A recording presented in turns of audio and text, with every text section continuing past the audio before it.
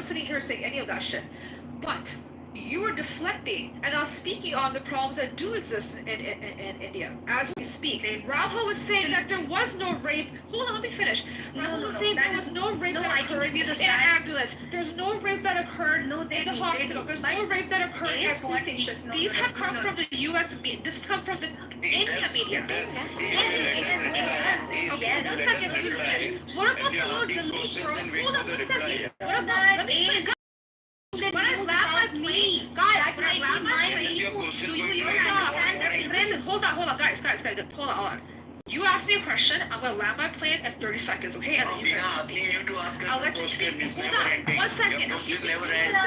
Guys, have some decorum for fuck's sake. You're talking about decorum. You are talking about decorum. How about the little girl that was sexually assaulted and the hospital did not want to operate on her because she was a yes, you're talking about you may be talking about me. And she died. The problem. You're just reaching the news about me. You're not even realizing. You're not. Yes. Thank you. You're not even realizing that you might be talking about me.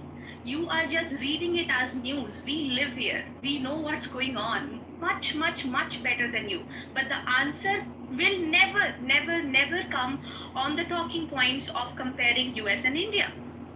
India has nothing. See, you kill 100 people a day and you're expecting me to tell you that, okay, we kill 40 people, we accept it, but you are great, I am seeking gratification or validation from you. No, sir, that's not happening. You need to understand the power play and the power dynamics of where USA places itself and where India places itself. Then, in the sense of comparative politics, whenever you're talking about India, it should be India alone. You cannot compare it with USA and say that, hey, things are very hunky-dory here. On the what? Oh my God, I heard it by my own. No, I heard it, and that's why I came up. And you cannot let me talk uninterrupted. Absolutely. Yes, you did. And all the wild men sitting on your panel who quote-unquote try to save women from India were doing the same thing. You guys don't even know who you're talking to. You guys don't even know the identity of those people. You guys think that you are talking about the subjects in India. We must be the subject that you're talking to. So let us talk. That this is exactly what happens when you try to, own the Rome more than the Romans. You're talking about India without acknowledging that the person that you're talking to might be the person who might be doing the same research in flesh and blood, might be the subject of that research. If you don't know. Right? So do not wait. No, wait. That means that, yes, absolutely. That means you need, whenever you're talking to someone from India who are absolutely anti-establishment, we're also anti-establishment, then you need to listen to them. Being an American or sitting in America, you cannot draw this power politics and say, okay, you have to talk to me in comparison with America. I am never, ever going to talk to you in comparison with America. Also, I'm not going to talk to you as per your talking points. Thank you. Okay, so let me just reply back to this. I had an issue when I brought something up in terms of what's happened in India. First of all, Rahul did acknowledge, and then I gave certain incidents, and he said they did not happen, when they clearly have happened, okay? Number two, I'm telling you over and over again, I'm not saying where I live is like better in terms of the atrocities committed, but when you talk about 100 people dying, I'm not even sure what those stats are. Look at the disaster of India. So when you look at the GDP per capita, it is horrific. I don't want to communicate with the racist. Wait, thank you, bye. Racist? What's racist about the facts? What's racist? Can you tell me? How can I be? So I'm self-racist. I'm Indian. What do you mean by that? She left. What is wrong with these people? Fuck's sake. Benny Adam, bro, you gotta chill out. Is he still here? Fuck. Amir started this. So you last Rosa, you bring me up finally, huh? I just saw your. Alright, Ace. Okay, hold on. Okay, I think I don't know why this whole rape conversation came first place. I have no idea. But you look at rape statistics by population per country, India is not on top of the list. So that's just like. Can't tell you why. It doesn't matter. No, okay. Can't tell you why. Yeah. You would probably can I assume what you would probably say before you say it? Tell me about it. People don't come and say, report it? Is that what you're going to say? Well, that's a fact. Is that you're talking about? Hold on. I'm India. How is that a fact? The person that's been sexually abused, she gets shamed. Okay, you know this whole idea about purity. They hide it. The families are not encouraged going and reporting it. Yes, there is underreporting. I gave you a fact. Statistics, population-wise, rape statistics that have been reported are more, and India is not even on the top of the list. It's like way below top 5. Rahul, do you know the stats came out for the most violent men in the world? Number 1 is India. Number 2 is That's conjecture. That's conjecture. No, I'm just telling you stats. That's not stats. It's conjecture and assumption. You're bringing up stats. And the next point. Okay. So the rape thing is done right now. I gave you statistics. One, you can Google it or what. What's the other thing? Point of conflict you had with the. Anyways, I apologize. I brought this up because I have this problem, right? I don't know where this nationalism is coming from, right? As a Muslim, let's ask Rahil. Rahil, do you uphold your Indian identity above Islam, or do you believe that you're Muslim first, then you're Indian?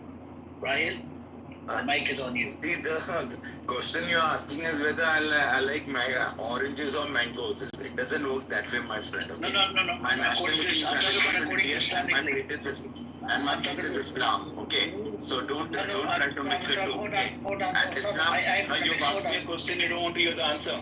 Yes. And my religion teaches me, my religion Islam teaches me that I have to be loyal to my motherland, and my motherland is India. Where does it teach you? Where does it teach you? Do you uphold your Muslim identity above your, this other identity that you have? They are two different things. They are two different things. No. I'm asking you. Hold on, you're interrupting me. Hold on. Because it's a conversation. It's not a monologue. So, Navin, that doesn't mean you're going to interrupt me every 10 seconds, man. That's a conversation. Go on. Yeah, you're asking me a question, I gave you an answer. My country is India, my nationality is Indian, and I'm very proud of it. It's a and my faith is Islam, and my country allows me to practice my faith very freely, and I'm very proud to be an Indian Muslim. I'm not a Muslim in any other country. Hang on. Naveen. Oh my God. Okay, I'm going to move it down. I'll happily sacrifice my life for this country. Hold on, right. Now my question again to you, do you uphold your Muslim identity above your Indian identity? If you do that, that's a kufri statement to say according to the religion. So if you do that, just like the Turks do that takes you out of full Islam. That's all I'm saying. And when we talk about you want the answer? No. Your answer is like you're upholding your Indian identity above the other identity, above being a Muslim. Go for the meeting now. So quickly I'll tell you my answer. As I told you 3 times earlier, but I'll add to that since you asked me earlier. That if I put my Indian identity over my Muslim identity, which are two different things, but if you still insist that as per Islam it is kufr and all, then probably you got your concept of Islam wrong. You don't know what Islam you're talking about. It's probably a homemade one, because my religion, my faith, what my parents and what my religious teachers have taught me is Islam goes hand in hand with the motherland, okay, with the country. And as I told earlier, I'm very proud to be Indian Muslim, and this country gives me all the right to get educated, to grow, prosper, make a decent living, look after my family, exercise all my rights which I need as a Muslim. And the people generally are very, very nice to us. There are a few right-wingers who support the Modi government, who don't like us, who hate us, who trouble us, no doubt. But the people of the number of people from other religions who like and support and treat us as human beings are far, far, far bigger. And that's why even if Modi and his people were 100 times worse than what they are now, still I would live in India, because there are a large number of people who show us a lot of love, respect, and make India a great place to be in. And I'm telling you guys, if you want to have a good life, come and live in India, and you'll realize what a beautiful country India is, and especially Mumbai is. Thank you. I've been to India. My problem is the nationalism. It's a fucking disease. I don't know where this is coming from, but anyways, yeah. I think you should ask your scholars, right, about this nationalism. No, we are having problems because you're supposed to, and we are fighting. You're We are supposed to fighting be. it out. No, I'm not talking about problems. I'm talking about holding a Muslim identity, right? You're Muslim first because you're part of the Ummah. You're not Indian first. You see what I'm saying? When it comes down to it, you're Muslim first. You're not Indian first.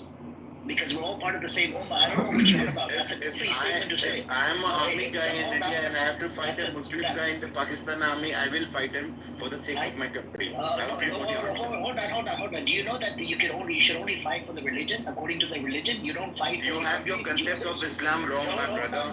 You're preaching radical Islam, which is not correct. Why don't you join the ISIS or Al-Qaeda? Provide me evidence from the Quran. Are you a member of ISIS? The way you're talking, you sound like ISIS. Oh my God. Seriously, man, this guy doesn't have any knowledge. What kind of rubbish are you talking? That we have to fight for religion? Some of the Muslims are the worst people on this planet Earth. You know that, my friend. I'm going to fight for those creeps. I'm going to fight against people who are going to spoil the name of my religion and are going to cause harm to innocent non-Muslims. I'm going to fight people like Muslims like you who are going to harm non-Muslims, okay? Because you're a black spot on Islam. You guys are a black spot on Islam, my fucking life. Rahil, what is the concept of Ummah according to Islam? Can you please tell me? My concept is that people like you are a black spot on Islam and you need to be fought everywhere. You're like the ISIS, okay? Bye-bye. Wow, that's a fucking free statement to say. Amir, oh my God. Amir, do you see how it would be problematic to say what you're saying if you replace the word Islam with Jew? Okay, you look, you're a Jew hater, you were a Jew hater, and you're still a fucking Jew hater, okay? That doesn't matter. That's in your blood. That's in your blood. You were born as a Jew hater, you just didn't know it. Until, somehow you became a Christian, that's when you found out, oh, I'm the biggest Jew hater on this fucking app. Yeah, that has no relevance to what I'm saying. No, the problem is, Amir, that Jews say the same exact thing to other Jews. They say that if you don't support us, the Jewish states, or the there's no state, there's no Islamic state, what the fuck is it? There traditionally has been, yes. Look at this guy, look at this. It is only very recently that the Khilafah was abolished and there is no Islamic state. Traditionally speaking, throughout the vast majority of the history of Islam, there was an Islamic state. Okay, but you weren't allowed to fight against it as a Muslim. Okay. Right? Okay. So the same exact thing applies. So replace the word Islam or Muslim with Jew or Jewish. Right? You see how that can be problematic? No, it's not problematic. That's your opinion. That's why you left Islam. I know you want to eat pork and drink the wine. Stop personalizing. That's why you left. Amir, I'm having a serious conversation. Stop personalizing. I'm not talking about you personally. Don't talk about me personally. I'm talking in terms of concepts and theories and ideologies. So, for Jews, a lot of them would say to other Jews that if you don't support Jewish people, or you are willing to fight against Jews, that would make you a heretic, that would make you a traitor. And that silences Jews when the Jewish state is perpetrating atrocities or making mistakes. What you're suggesting is the same thing. What they are telling Jews is you are Jew first and American last, or British last. That your Jewish identity supersedes any other national identity. And that puts Jews in peril if they actually adopt this ideology in those countries. When you have Jews living in America who prioritize their Jewish identity over their American identity, that makes them traitors against According to the belief system I have, according to Islam, if there was an oppressor, let's say if the table was turned, the state called Israel, let's call it a Muslim land. A Muslim land was oppressing non-Muslims. Do you know what I would do? I would stand with the non-Muslims. Because according to my religion, we cannot be oppressors. It goes against the belief system. You see the difference there? I know you're trying to come up with whatever you can. Try to, I'm gonna use this today. I'm gonna use this today. So if I was, if it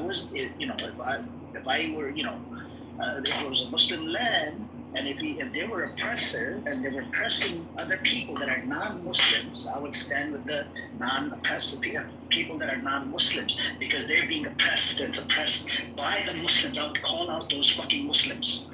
You see what I'm saying? So that's my position. You would fight with non-Muslims against Muslims. I would, first of all, okay, let's say if it was a Muslim land, how can I get there? Let's call this Israel, let's turn it into a Muslim land. How would I get there in the first place? Go and tell me. What does that have to do with it? No, it has to do with it. Because Amir, speak in the abstract, right? Okay. So what you're saying is, you are, in accordance with your belief system, you are willing to stand and fight with non-Muslims against Muslims. Yes, because if you're oppressor, which goes against the Islam, I would actually fight against one of those people. It doesn't matter your background, Muslim, non-Muslim. The reason why, according to the religion, you're violating the Sharia law. And you don't do that. If you do that, and this is the problem with the Jewish people, they see the fucking people are getting oppressed and suppressed. They're not standing up against it. They get shut down by being called self-hating Jew. You see what I'm saying? And this is my problem. You stand up against the fucking oppressor, regardless of who's on the other side. Okay, so your identity is not necessarily that of Muslim. Your priority, or you prioritize the identity of being against injustice. Okay, can he be a Muslim? Can he be a Muslim? Can he be a Muslim and be an oppressor? Yes. Well, bro. You can't be a Muslim and be an oppressive person. So if you become an oppressor, like what the Zionists are doing over there, right? And you're oppressing non-Muslims or whatever, right? Just like the way butchering, slaughtering, and this and that. Your actions, I can only judge based on what's apparent to me, and I would look at you as a kafir. I would be like, you're a fucking biggest kafir. Get lost. I would actually do a takfir on that person. I would be happy to do a takfir, because what's apparent to me, your actions are, that's how I get judged. So you're telling me no Muslims have been oppressors historically? No, I'm not talking about historical. I'm talking about right now. Let's say if I was in this situation right now. That are oppressive? Right now, I would have to look into it. So you're telling me there are no Muslims that are oppressive? I would have to look into it. Amir, so Benny's right on this. It could be a Muslim and be an oppressor. I mean, you're committing a sin as being an oppressor, right? So you can be Muslim and commit a number of sins. You're still a Muslim. It depends. I mean, like if you think it's completely, for example, somebody who's doing some sin and they think it's completely okay, and they say it's not a sin. I don't believe it. I think the Quran is wrong on this. I think you gotta. That person may not be a Muslim, because if they believe that what Allah's commanded, they believe they're exempt from it, or that they just completely disagree with it. They just believe in the Quran. They're rejecting the Quran, right? So that's one thing. Versus somebody who is committing sins and they are aware it's a sin, but they continue to do it, even if they just slightly have some type of awareness that it's a sin, but they don't completely reject the notion that it's a sin. You can still be a Muslim, but I would do it. I would happy to do a takfir. I don't care, because I can only judge what's apparent to me. And if you're going against the Sharia law, there are certain things that I don't tolerate it. I would be happy to fight from the other side, because I do not want any Muslims out there oppressing the other people, whether they're Muslim yeah, or I mean, not. I see your point from that standpoint. I did do, but it hasn't stayed. Because I believe in human rights and all of this. This is part of the deen. Of course it is. But there are Muslims who don't practice. They will violate the deen. They'll commit sins, essentially. Is what I'm trying to say, and that could be. They could be a boss who's abusive to their employees or steals from their wages. That person's committing sins, but they could still be a Muslim. So. I got you, dude. I got you. Yeah. And for example, this guy who's here, the reason we're here is that nationalism, especially defending a country like India, which has a terrible track record against Muslims and other religious minorities and their caste system and so forth. To say that he would fight a Muslim country. If India was fighting a Muslim country, he would fight with India against that Muslim country. I think that guy is quite naive, or has a blind eye, or is afraid to speak out against his own country, the BJP. He doesn't full equal rights. Just oh, come on, man. It's nationalism. See, so do you remember I told you about this nationalism? I don't know where it started from. We had somebody that used to come in here. His name was Abdullah from Turkey. Very nationalistic, right? And I came across a lot of people, even from Pakistan, nationalistic. I came across people that are from Bangladesh, nationalistic. I just don't get it. Like, where is this concept of nationalism coming from? Because as far as I know, these lands were drawn up by the kuffar, by the people that by the British or whatever, And if you look at the partition with the India and Pakistan, a whole bunch of people got genocided. That's how this was created, So I just don't get it, man. This concept of nationalism, I have a big problem with that. He's got a problem with nationalism, but he's the biggest nationalist on stage. Yeah, 100%. I wonder who Atman is. Atman, do you want to say something? Crystal, do you guys want to say something? Al?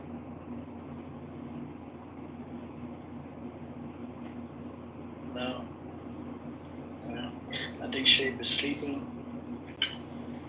By the way, did you did you see the clip, Dean, about they weren't allowed to record anything from up above when they were dropping the aid? They weren't allowed to. They were not allowed. They were told by Israel, if you're doing the airdrops, you can't record anything from the airplane. They were doing the airdrops. Oh, yeah. Jordan. So there's that, and then the countries are going to recognize Palestine as a state, but then Trump came out with a threat to Canada. He said, if you recognize Palestine, I'm going to apply tariffs. We're going to have tariff war. So I don't know what they have on Trump. You think they have some sort of dirt on him? Yeah. Why did this guy get into power? And this guy's one of the worst human beings in America. I mean, look, many of us know at least 5 people who are more intelligent, have better character than this man in our own social circles, our own families, perhaps a professor of ours. We know people who would be better capable of being a president than Trump. Right? I agree you should be be able to make tough decisions. You have to maybe have to strong arm, other countries at times. That's the nature of presidency. You got to be tough and you have to be decisive. So that's a good quality, right? But when somebody has such terrible character, who is hypocritical, who says one thing then does another, who's bigoted, who's supporting a genocide. Come on, man. This guy's, I don't respect him. I mean, it's sad. So I think that there are definitely Zionists who wanted him in power. His son-in-law and all his, cronies associated with him, Jared Kushner. They're talking. They have a plan. It's in the family. I mean, they got Jared Kushner has a beachfront properties. It doesn't show remorse. What's happening there? I think you just listed all the qualifications needed to be a president of America. Yeah. Well, yeah, that's pretty much the way it is now, right? It's sad, man. It's sad. It is sad. We each know, all of us probably in this room, 3, 4, 5 people who would be better presidents by far than Trump. You're repeating or yourself, Biden with senile dementia, who doesn't know what country he's in, doesn't know the capitals, forgets things. These old men, right, with difficulty walking, can't pull up their pants right. But come on, this is just, it's ridiculous. It's ridiculous. This is not the best the country has to offer. Not Trump, not Biden, not Kamala. But yeah, I think there probably some dirt on him. Do you think if Kamala would have been elected, she would have done a little bit better job than Trump? No, I mean, as far as what happened in Israel? Releasing Epstein files, and because they're both funding. His daughter actually, she's been raising funds for the Pro-Pally protest about that. Yeah, but no, I don't think so, because these guys they're bought out. They have pressures. They may have dirt that's been used against them as leverage to strong arm them, to bend them, to make them acquiesce to their demands, the Zionists. So, when people say, "Oh, well, I'm not voting for the Democrats," to send a message, they're the ones who are responsible for the genocide, and we're vote for Trump or some third party because we're not going to give our votes to the Democrats. Man, I knew that when Trump was going to be president, I'm pretty certain this is going to happen. Nothing's going to change. It's going to be, because it doesn't matter. Both sides of the fence, Democrat and Republicans, are far too many of them are bought out by Zionists. They will. When Netanyahu visited, remember Trump when Obama was president, and the proper thing would do when a foreign prime minister or president visits a country, they are invited by the president of that country. They notify the president. They get permission from that president. No, he didn't. They didn't even meet. He went straight to Congress. And in Congress, I think I counted 34 standing ovations. You would think this guy was the greatest president of America, Netanyahu, and they clapped for 2 minutes nonstop, standing and clapping, and people were screaming and shouting like they want to get his attention. Woo, woo, woo. You just look up Netanyahu speech for Congress, both the Obama speech and also when he came just a couple weeks ago. They're basically crawling over aisles to shake his hands, groveling. You'll just see it. It's so nauseating, it's so sickening. Like, why? Why are they jumping at the helm just to shake this man's hand? It's like posing with them, trying to get his attention. They're leaning over not their pews, but the benches. They're leaning over just to wave at him and get his attention. They want to be seen with him, by him. It is sickening. I've never seen that happen with any president. I've never seen 34 standing ovations for any president. Democrats or Republicans, even for their own party's president, they won't even stand that many times for their president. 34 times it was, something like that. Why? This war criminal coming to our, how? Why does he have so much influence in the U.S.? Why do these politicians, why do they, Israel? Man, it is just so, thank God Americans are waking up. We're waking up, a lot of us, and seeing the reality of the Zionist influenced this foreign lobby group, AIPAC, and a number of other foreign lobby groups that serve Israel. Their influence on American politicians. Yeah. How do you think we should solve this problem? I mean, first we need to clean up the house, right? The house needs to be cleaned up like Congress. Do you think that's even possible? So, I was thinking, Crystal, if, I don't know, if Iran or somebody was able to, I don't know, get hold of the documentation related to Epstein files. Because Alan Dershowitz, he said he knows, or he has, but he's not allowed to release it. Right? Say it again? Alan Dershowitz, you know the guy. He said he has the list, but he's not allowed to release it. And then they said there's no list after that. Yeah. And DOJ came out and they said his name is on it like 41 times or 71 times or something. Crazy. Trump's name on it. And then he was kept on challenging DOJ. Oh no, that's not true. DOJ just makes up whatever. So I'm just thinking if anybody can get hold of that list, then we could find out who's involved with Epstein, and I think that's how we can clean the house. I mean, anybody that was involved with Epstein, for sure, they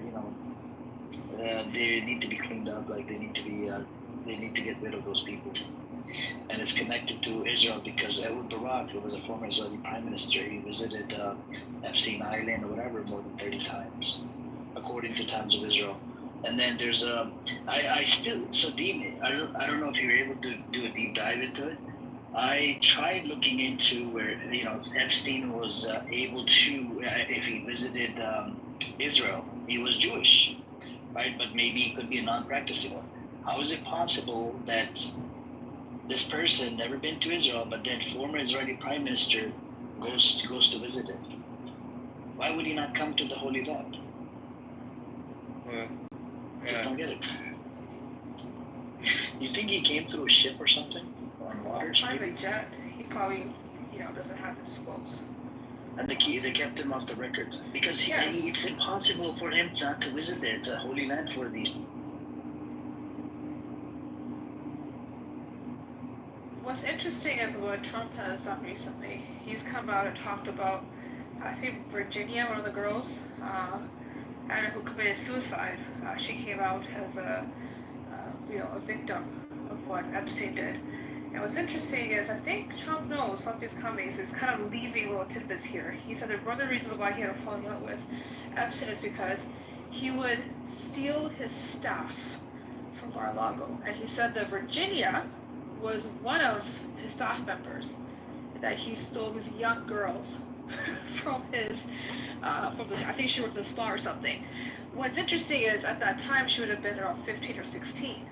So Trump saying this and bringing this out and even making any connection of any sort, and Virginia was very well known as one of the victims that came out and eventually committed suicide, unfortunately. So there is something coming, and he's trying to already build a narrative before them.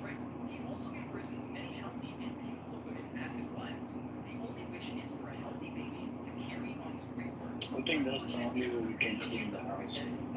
We need Epstein files released. Otherwise, they're going to release it maybe 50 years from now. I'm just telling everybody's dead. Epstein, but even more important is 9/11 and JFK. 9/11. Why there are the Israeli spies who were captured in 9/11? Why were their answers to questions redacted? Particularly, I think the question was, do you have foreknowledge or involved in the 9/11 attacks? The answer to that question is redacted, blacked out, not accessible to us.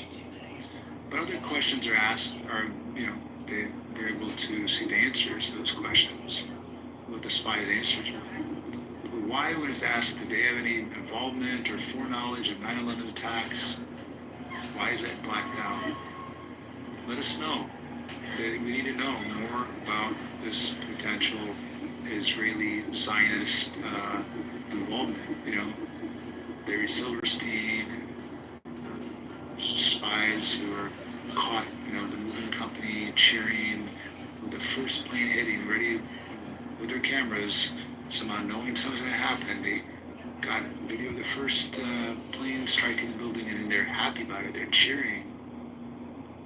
Like they shot a child, a Palestinian Christian or Jewish Christian or Muslim child. But Dean, remember he had his documentary? Yeah, sorry, 9/11. Yeah, well, with my problem is, that's all fine and dandy, but is it going to really move the dial and enrage enough Americans on both sides of the aisle? I think Epstein thing will, because there's a big moral conundrum. No, this is even, okay. If it comes out that Israel, their spies or Mossad or whoever was, orchestrated 9/11 attack. Trump from office. That will upset America. All of America will be upset about that. They're going to be Yeah, pissed but off is at it gonna Israel. remove Trump? It doesn't Oh, will do it anything with remove Trump? That I don't know. I don't think that I still don't think would remove Trump.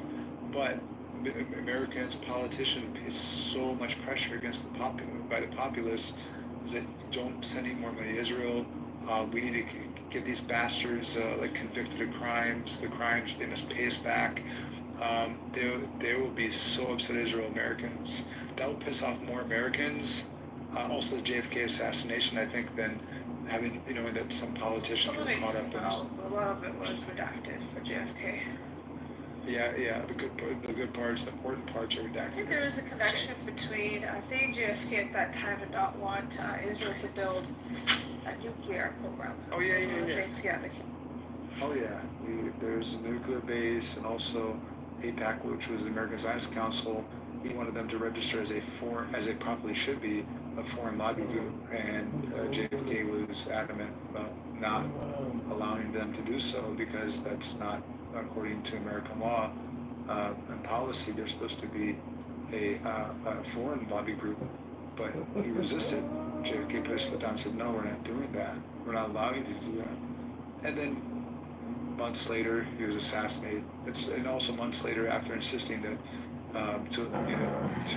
Israel must allow U.S. inspectors to inspect their military or their nuclear program to make sure they're not building weapons.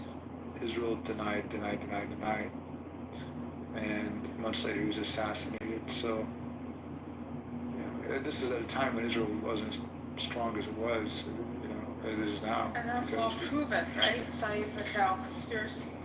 Oh, that's proven, yeah. The fact that JFK, are you talking about JFK insisting on, inspecting U.S. inspectors to register. Oh yeah. Yeah. Those are fact.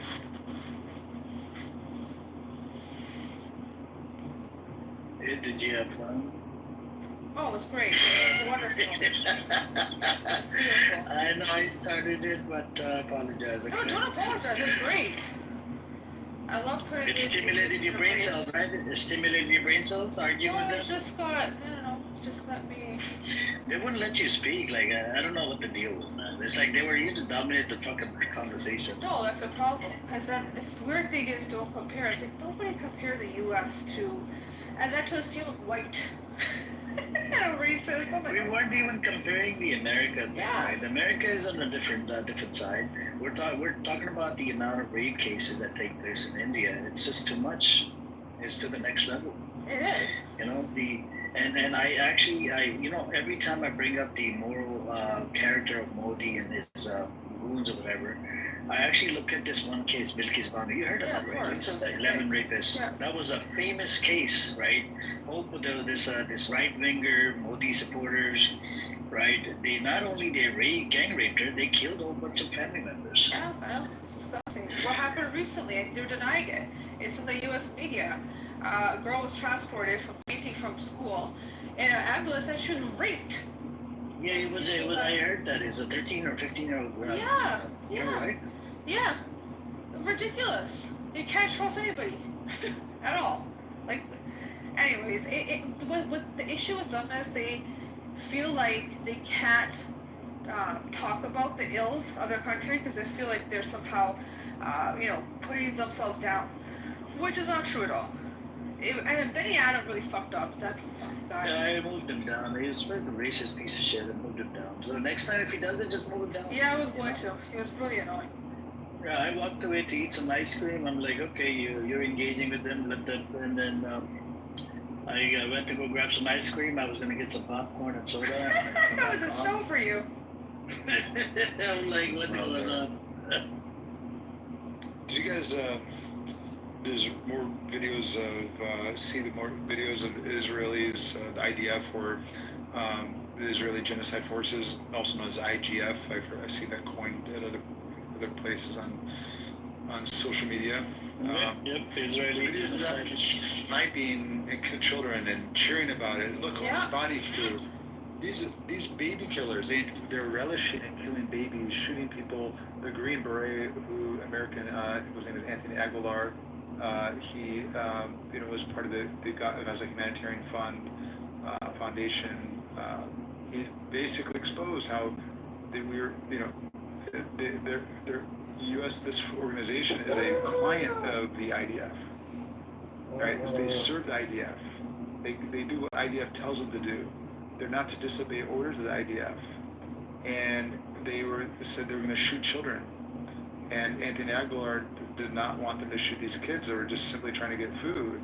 And they're on top of, I think, a small little hill, and people are starving. And they had a command to shoot these kids if they don't get down. 91 just yesterday, by the way, were killed trying to get aid. Yeah, it's a slaughterhouse. So the Holocaust is happening again. The same people who survived the Holocaust, the children who survived the Holocaust. They don't even connect to the Holocaust. Most of these people, anyway. Yeah. Well, a lot of them are survivors. The premise is they say this is a Holocaust. These people are committing the most atrocious of crimes: concentration camps, starving people to death. The skin and bones that we saw of the Jews back in the Holocaust years. We're seeing those images now. We're seeing that the kids, Israel's intentionally starving. It's not as a lie. They do on purpose. Yeah, they're doing it on purpose. Yeah, it's part of the strategy. And the women don't have the nutrients to produce milk. So what's that? Yeah. They're shooting children for sport. They're posting on social media. They're laughing about it. They're cheering it. They're having a great time shooting children. They're laughing, and it's a sport to them. And people. Do you have links? Sorry. Do you have links for that? The video you're just talking about? Yeah, so I could point the video. Yeah, sure. There's a video. It came out. No, this person had us in Hamas propaganda. No, everybody in the world now is Hamas propaganda to them. And US international. mercenaries too? Interesting.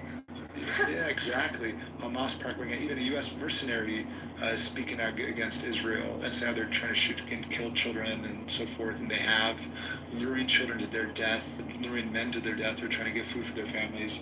Everybody's Hamas propaganda. They won't let them fish. Did you hear that? They said if you go into the waters to fish, you'll be shot on sight. Yep. Yeah. They won't let them go. See, nobody's falling for this Hamas propaganda.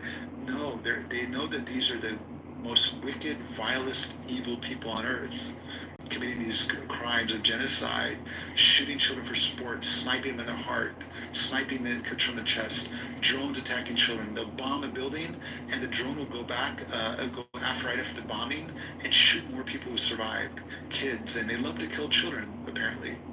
All right, we see the Israelis on social media bragging about how many they killed and mocking the Palestinians and suffering and the women getting killed.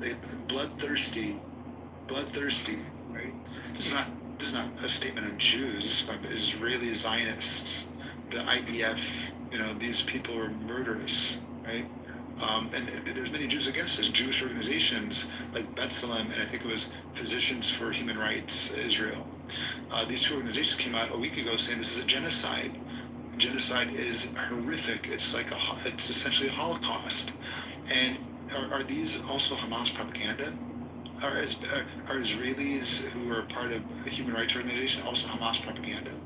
Nobody's falling for this crap. I was reading the report. How they came up with the whole thing about the sexual violence or whatever thing? I came across this article. Hey, what's up? I think anybody want to come on up? Just unmute, come on up. I have the hand raising thing off. I was going over, I was reading up the thing, and it was two volunteers, right? It talks about the Zaka, the 7th of October, those claims. There was two Zaka volunteer reports were debunked. One of their name was Chaim Otzmaskin, a Zaka commander believed he found a teenage girl who had been raped because her pants were pulled down. He shared the account widely, but months later, Zaka learned soldiers had dragged the body during booby trap checks, causing the pants to fall while the teen had not been sexually assaulted. It was reported in AP News, and then another one, another volunteer, Yoshi Lando, claimed to find a pregnant woman with her fetus removed from her body. That claim was also disproven, and the United Nations deemed it false. Right? And and operating amidst mass casualties, chaotic scenes, some Zaka volunteers drew rushed conclusions. Their mistaken assumptions spread quickly and fueled heated international debate. Though not forensic investigators, the Zaka's preliminary testimonies became central in early reporting and political discourse. And Israel emphasized Hamas' use of sexual violence to underline the brutality of the October 7 attack, justify its military. Critiques pointed to these false reports as evidence of propaganda and used them to question the credibility of broader atrocities claims. So a lot of this crap was like debunked, right? And I just don't get it, man. These people are still living up this claim that, there was rape and this and that. Maybe it did happen. Maybe there was some sexual violence. I mean, what do you expect? It was a rape party. The people are high of drugs. They took some pills, But, according to the Zaka report, the volunteers, they made a mistake, and that actually spread it all over the world with the bullshit, what is it called? Bullshit statement where people just took it, especially the Zionists, and they went with it. They started spreading like, what is it called? Like all over mainstream media and whatnot. It's crazy.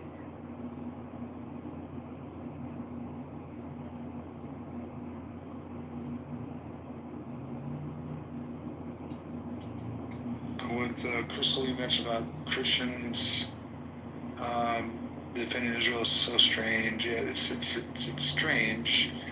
It's not, these evangelical Christians, many of them who hate Jews, they'll even openly say it that they hate Jews, but they want Jews to construct their temples so that Jesus can come, and that's their belief. That's their motivation for supporting Palestine, for supporting Israel, and the genocide, and their denial of it, just convenient denial, right from their eyes. But do these Christians matter less to you because they're brown? They're not white Christians. They speak the Arabic language. Is that why you don't see them as equally Christian? Do their words not matter to you when they're saying, they're killing us, they're out to kill us, they're committing genocide, that we stand with our Muslim brothers and sisters as Christians against the shared enemy, Israel? Does that matter to Christians? Come on.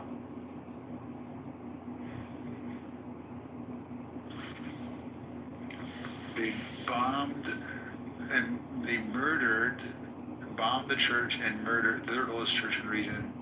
It was actually third oldest church in history, I believe, in Gaza, and murdered the Christian families who live next to the church. Way back, I think the third month into the genocide. Did they get recently? And they did recently, yeah, of course. Well, what happened back then? I mean, was that enough back then to galvanize Christians and unite against Israel? But apparently not, because they were brown Christians. And the ministers in Palestine, the priests who spoke, they were not white enough to. Is that why? It has to do with white supremacy as well. Just keep that in mind. They feel like Israel aligns with Western values. A lot of Christians are, of course, in the West. They tend to side with them. And also the propaganda within the countries. And of course, when they look at Palestine, like I said, what you're saying, they see them as brown, Arab, Muslim, before anything else. They just completely ignore the other population that's also should be very important to them. So it is odd. Even when both the popes, have said what's happening is egregious, right? They've come out and said it over and over again, and still the Christian population seems to not shift. Yeah.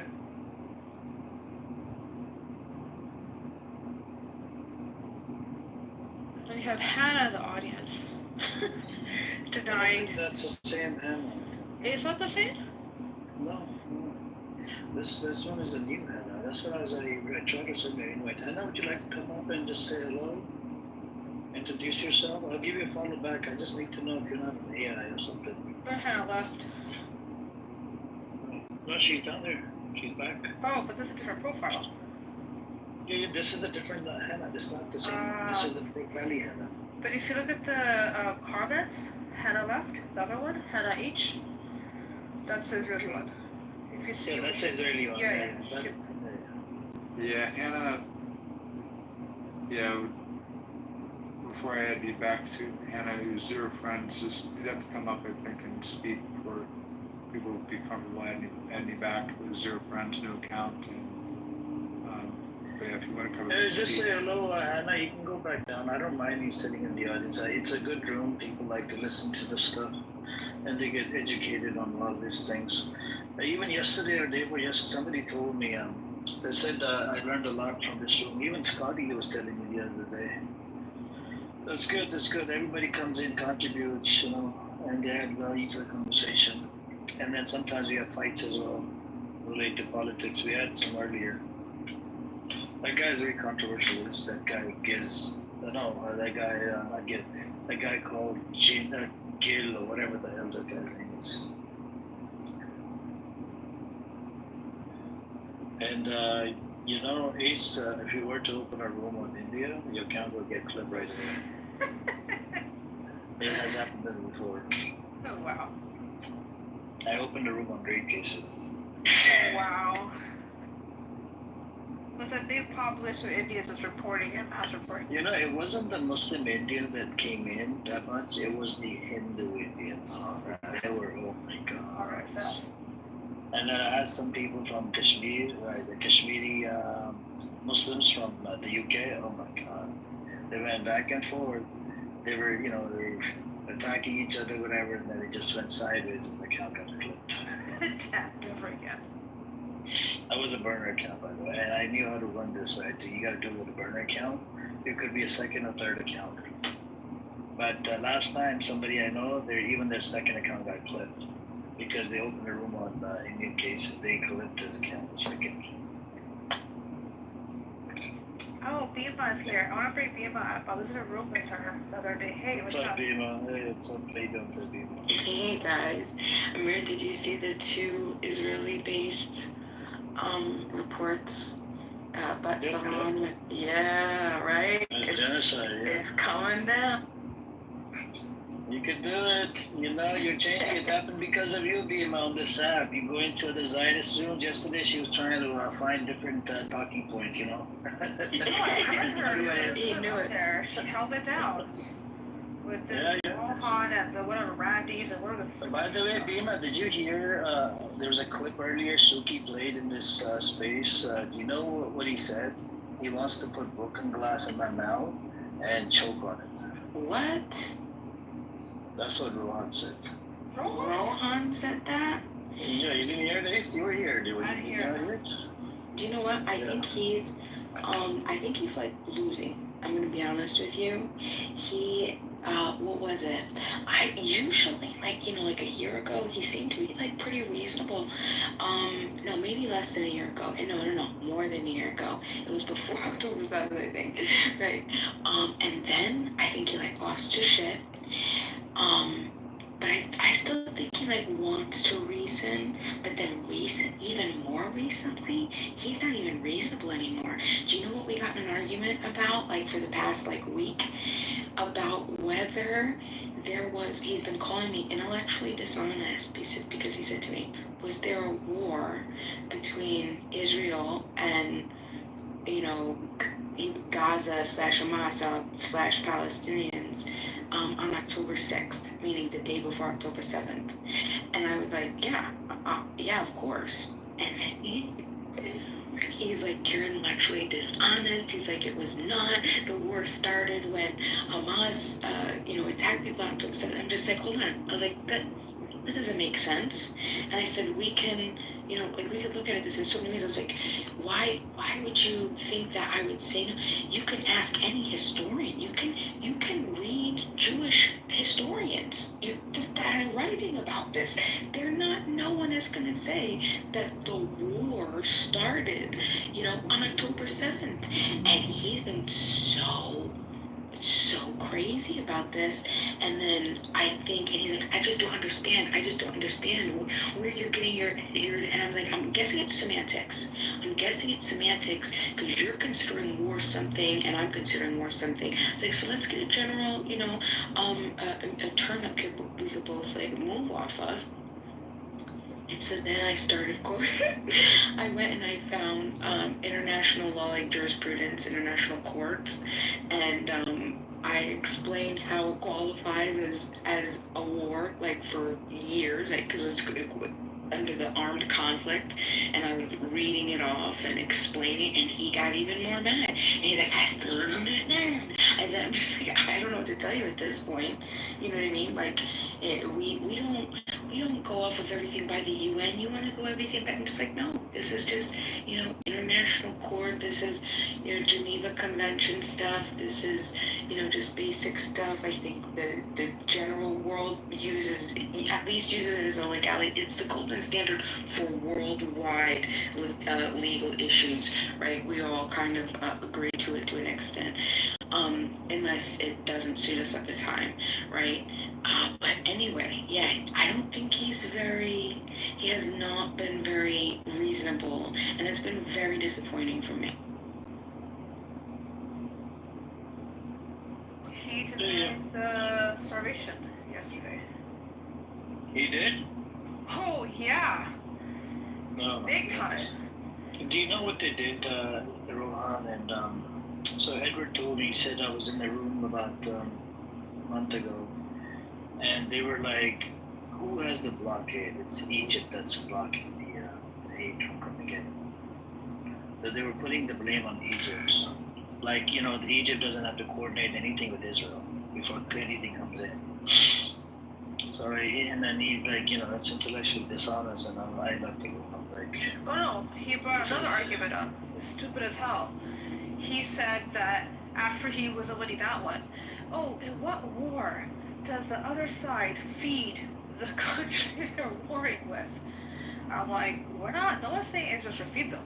It's international aid that's sitting there. No one's saying Israel has to do anything. I mean, they haven't done shit all, but they're blocking it in every which way.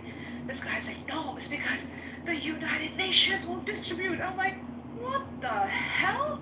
I'm like, these international organizations are literally waiting and pushing for it. Then I brought up Trump. I'm like, shit, even Trump is saying there's full-on starvation and Israel should do more. He's like, no, I don't understand. Well, why is it that there's like fat people there? I'm like, what are you talking about? This is how Rohan's gone crazy. Yeah, that's another talking point that they've been using. And who was it? There was some girl, I was arguing with a girl named Enigma, today. And she was using that same talking point. She's like, why does Israel have to feed? The literal title of the room was, why do you accuse Israel of starving Gaza? So of course I'm not gonna just jump on stage and say a bunch of shit because most people, whatever. So I just get a bunch of great articles, just a bunch, and I'm just like shoving them in the chat, talking about, the own politicians of Israel talking about the mathematical equations on starving Gaza. I mean, like, and the greatest part about it was this isn't even just after. This isn't after. This is October 7th. This is like circa 2006 when it started. And so our argument, Ace, was similar to it because she's just like, because I was just like, listen, I got all of this information in the chat, check it out, and that's why. And I think if you deny this at this point, I can't even consider you like a reasonable or rational person, because it doesn't even make sense to me that there's overwhelming evidence coming from the mouths of the politicians of Israel, part of the Knesset, and you're telling me that it's not true. Like, come on, like, is there any credible source that if it comes from them, And she's just like, all she would do was deflect, and she kept using that same argument. She's just like, well, let me ask you this. If she has like this accent, she's just like, I don't want to mock her, because I think a lot of people get, sidetracked by the illogical arguments and the deflections. But she says, why is it that the UN isn't providing the food? Or why isn't that Egypt is providing? Why is Israel responsible for providing the food if they're enemy? And I'm just like, listen, I was like, logically, okay, first of all, they don't have to provide it, but they can't prevent it. And that's exactly what they're doing. They're preventing aid from it. And she said, oh, well, you could get into the side of Egypt. And like, no. All that is a deflection. You could, and we could talk about that, and it's a separate topic. The title of the room is why we're accusing Israel. We're not talking about what Egypt could have done. Now, in logic, most people would think like that's irrelevant, but it's not. It's a red herring. It's a distraction. It gets better. I'm going to tell you quickly. I'll give you the article. I'm like, then why? This happened recently. I was like, why is the IDF saying if you go into your waters to get fish, we're going to shoot you on sight? This is recent. I'm like, fine. You close the borders. You don't have anything in. People can't even access their water. Can't even access their ports where they can cook fish. They've said if you go, we'll shoot you on sight. I gave him the article. He would acknowledge it. They go back to the whole internationally dishonest shit. So the conversation was shifted right away, because it's true. What you're saying is 100% true. And then the other part that's true is, okay, fine, all of these provisions you don't want, then what about this factor? They can't even go use natural resources to fish. You will be shot on sight. And I put the article in the chat. And what's crazy though is I don't know how they're still arguing this when we have massive reports before October 7th that are all saying and give you all of this information. I compiled just between 2021 from a Threshold Crossed report by the Human Rights Watch accusing Israel of genocide in 2021, okay? From 2021 to September of 2023, right before October 7th, there was about a dozen reports from UN, UNICEF, OSHA, who else? UN, UNICEF, OSHA. There's a whole list, and they're all saying the same thing. Like, what? I don't know. I worry. The next one, how do you guys call an open air prison when there's a luxury car dealership in Malta? Do you know how stupid that argument is? That was opened by a Palestinian. That doesn't mean shit, because 2007, I believe, is when the blockades were put upon Gaza. I mean, their airport was fucking bombed by Israel. So you can't leave, you can't come. You're in this corner isolated. You're at the mercy of Israel. You can't do any trade. Your movement is restricted. You have to get so many permissions just to try to get to the West Bank. So now you're isolated completely. An open air prison is you're living in this space, but you have absolutely no autonomy. You can't do anything. You can't even they even restricted the bit of money people make through fishing, etc. They restricted so much, and to the point of where when stuff is coming in through truckloads, you're then letting in simple things like chocolate or ingredients that are necessary to make Palestinian dishes. That's fancy actually, or pencils. It's just simple things. This idiot will say, well, how is Hamas still able to get weapons in? I'm like, that's not the argument. Open air prison, there's one, dealership, luxury dealership, that they're free. That argument they keep using over and over and over again. It's, I just I wanted don't get to- how. Go ahead. I just want to add something. So if you guys check the link in the chat, it's from Twitter. This is Mandani, and he tweeted about the video of the amount of rockets that Trump has shipped just for to kill more people in Gaza. We should check it out and retweet the video. That way we can get to like a bigger number. He's got about 107,000 followers. And I think this is the same Mamdani, isn't it, running for the mayor? I think so. Let me take a look.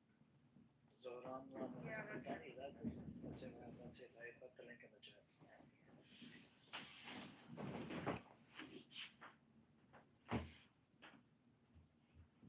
Anybody else want to come up? Come on up, guys. Let's engage. We have Bima here. Crystal's here. All is on silent. All, are you eating, sleeping? No, he hasn't said a word. No. Shape is probably sleeping. Shape spent 4 hours with him, or with Rohan, or 3 hours with him. I think you and Shape went in there together, right? No, I was there before, and then Sheep came in, and Bima was there. Yep. I mean, so you guys gave a lot of time to Rohan. And then after he was done with his room, he came into this room and started attacking me in the chat. No one, who attacked you? Rohan. I would have there. He said, I'm a Jew hater, I'm the biggest Jew hater. I was speaking with facts. I even mentioned his daughter. I'm like, your daughter's pro-Pali. What the fuck are you doing? You're on the Israeli side. You're not even an Israeli citizen. Like, how do you make a decision for the Israelis? Like, these people I don't get. Like, these are American people, Australian, whatever. How the hell do you make a decision on behalf of Israelis? I just don't get it. Like, who the hell are you?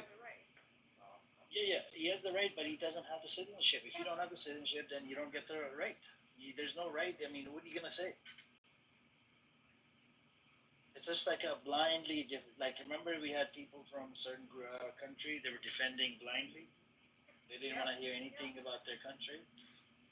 It just makes you want to be like, okay, this is how it is, man. How has dependency said you'll never eat? There's no Jews blowing shit up. I'm like, yeah, start talking about the Zionist terrorist groups. I think You should bring up Black Sunday. And we brought that up. We Black brought up Sunday. a lot of shit. Yeah, we brought that up. There's a bunch Shape of Shape is the one that gave me Black Sunday, and that was and good. the market, special market. Booby trapping since 1930s. Like, this pager attack, that's not new. Yeah, they don't like to admit it. They like to derail and turn to, well, 90% of all terrorist groups are Muslim. He asked me, do you think the West? I'm like, no. Listen, it's perception. Okay, it's who's in power giving these types of labels. Because if you think about the militaries of these countries, they do heinous terrorist attacks, but they don't get that label. He said, do you think the West is like anti-Muslim? Not particularly. And then surprisingly, somebody on his camp came in and said, well, that is true. It depends on who's looking at it. They derail. It is so disgusting that these people today are still saying that there's no genocide, that there's no starvation. It's fake. You know how disgusting that is?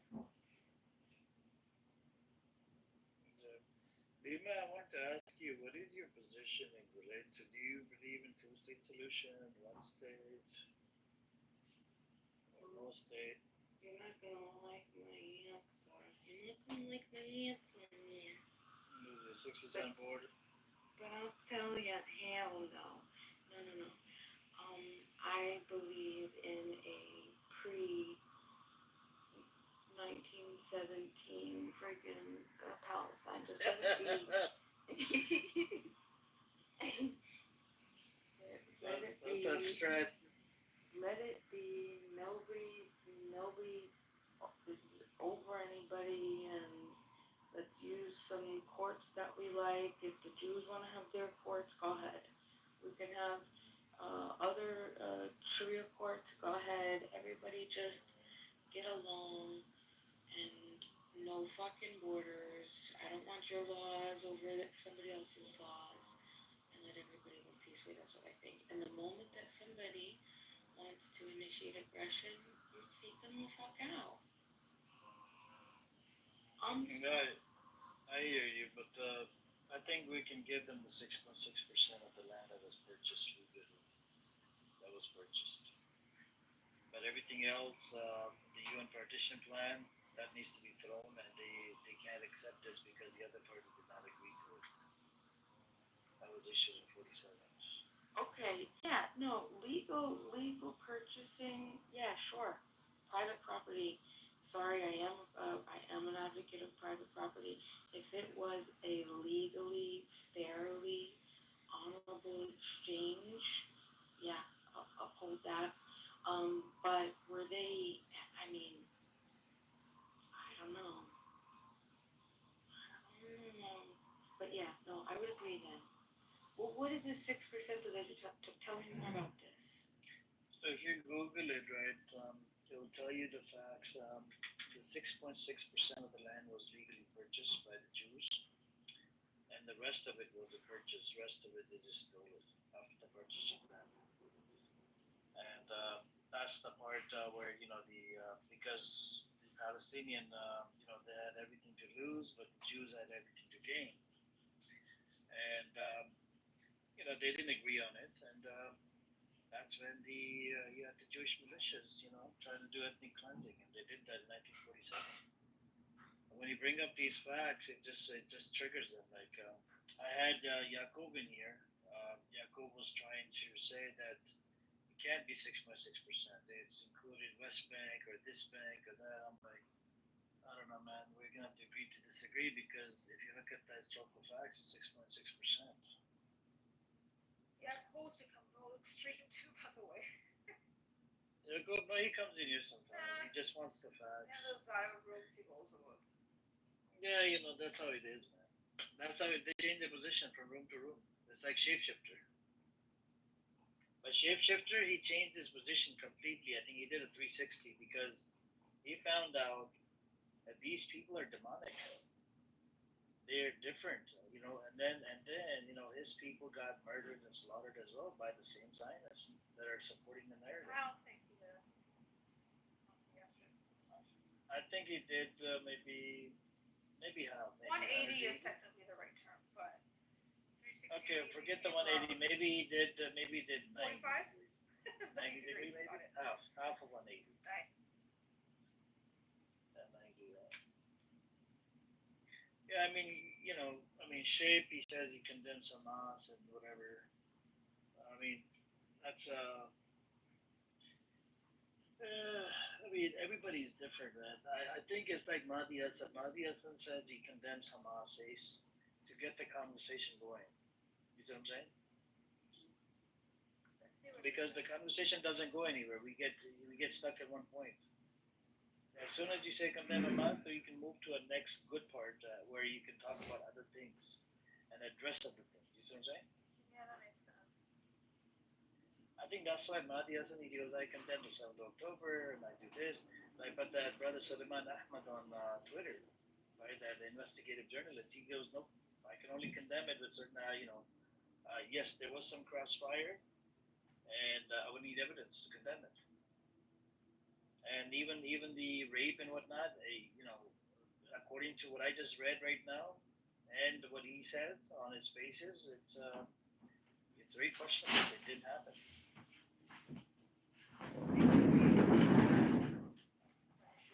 UN came out with it, and UN said it didn't happen at that whatever they're claiming. Look, it might have happened at the rape party because they were all high, not with Hamas. You see what I'm saying? They're trying to point the fingers at Hamas that Hamas did that.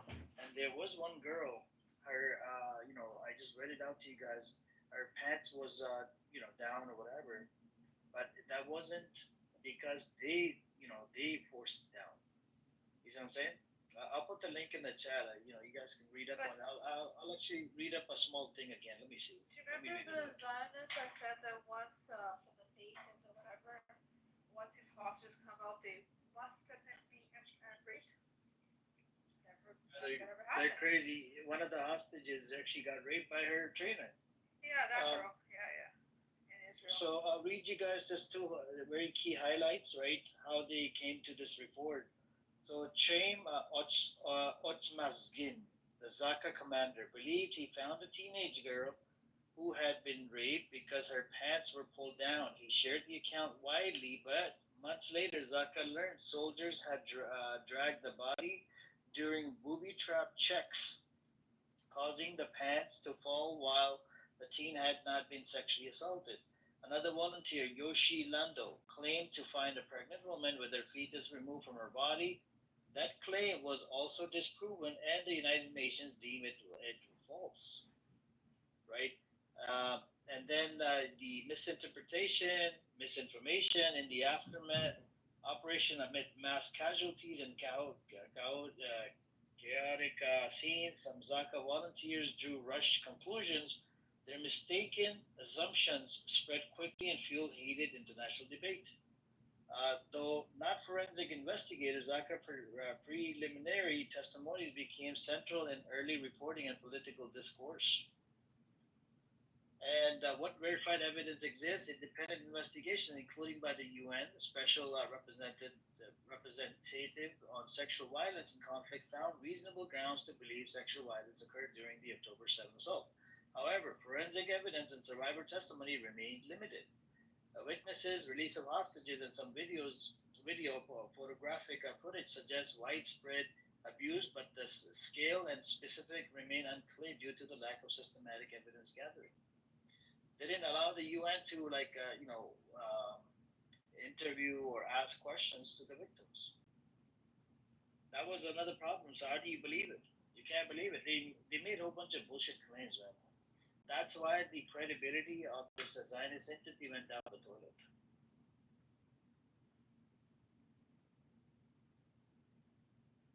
Did you see that Border Patrol lad to give testimony that during October 7th he got a message between a certain time to leave his post? Let me put the link in the chat for you.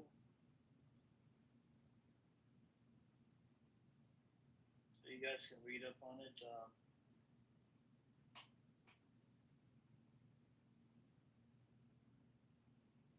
And it's a PBS link, by the way. PBS is American TV channel.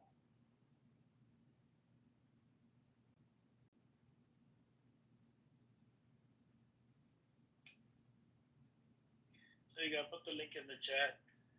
You guys can read up on it. Ask ChatGPT to read up on it, summarize it for you, and you guys can read up on it. It's pretty interesting, and I'm finding new stuff in relate to 7th October, which is good, and a lot of this shit is getting debunked.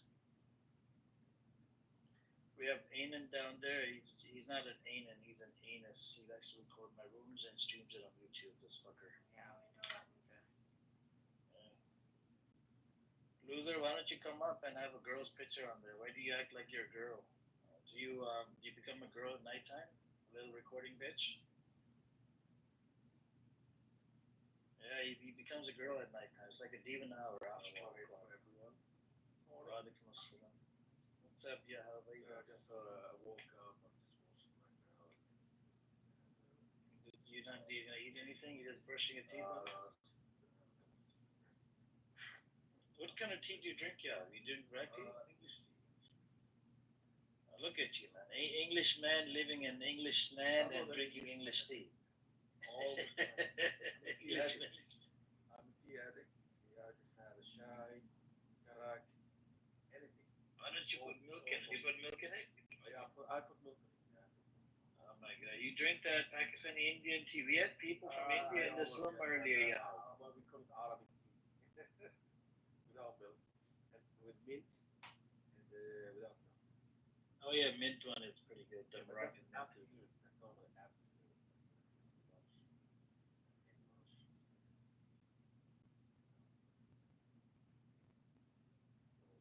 Water pasta in Maramia. It's nice.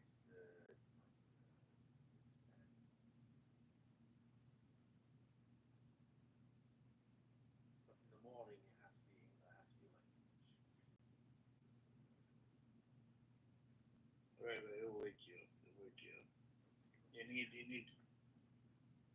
sorry. In the morning, I don't know if you're immune to tea. I'm actually immune to tea. Even if I drink coffee or tea at nighttime, I can still go to sleep. I have this immunity. Yeah, me too. It's just like give me some energy. Ocean, she's immune to it as well. Wow. The coffee is stronger. If you're immune to Sister, you drink a lot of coffee, sister. You need to drop it. Hey, Ocean, drop it. Drop it. Don't drink coffee. I don't drink too much Okay. coffee. Yeah, you're the tea man, you know. So tea actually came in, I think it was from China or something.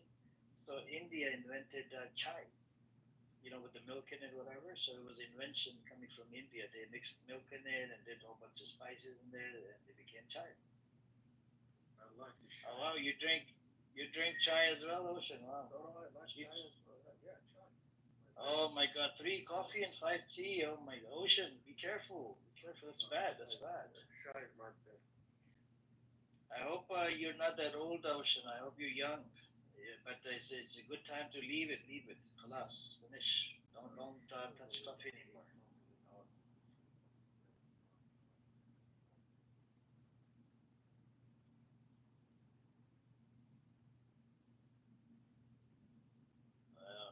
Bima, I think he agrees with you. We have the free down in the audience. He's a Palestinian brother. He agrees with you. Yeah, Going back to the 1970s. Right now, I have a Maramiya with me. I put the shot on the shot Maramiya. Oh, bro, it's really good. Just go to the shop, ask them about the Maramiya. Any Palestinian shop, ask them if you have a Maramiya. Really good. I mix them with Yeah, no. Bima, by the way, free. Bima said she agrees to the 1917. You know, like they live together. She's not. She doesn't even want the 48. He said, "Oh, that she want to go back to the 1917. That's like more than 100 years." Exactly. Beat them the fuck up. You know, and I don't understand that arbitrary. Oh, it's cool that 1948, 1948, what 80? What about 1917? Oh, well, we don't want to go back 100 years, 80 years. I mean, like, come on, fucking retarded. How about we just go back when people were peaceful and there were Christians and there were Jews and there were Arabs and they were just living peacefully. Just how about that? Let's do that. Obviously, this is a very contentious piece of area, piece of land, biblical. All of the religions share a common. It shouldn't be owned. It shouldn't be owned by any particular religion. That is only He's asking for. asking you, Bima. One question he's asking you. He said, "Why do you have Israeli and Palestinian flag?" That's to show the peaceful unity. You're not going to get. And this is probably where like I'll lose you. No problem. Listen, I don't hate Jews. I don't hate Jews. I only hate aggressors that are Jews.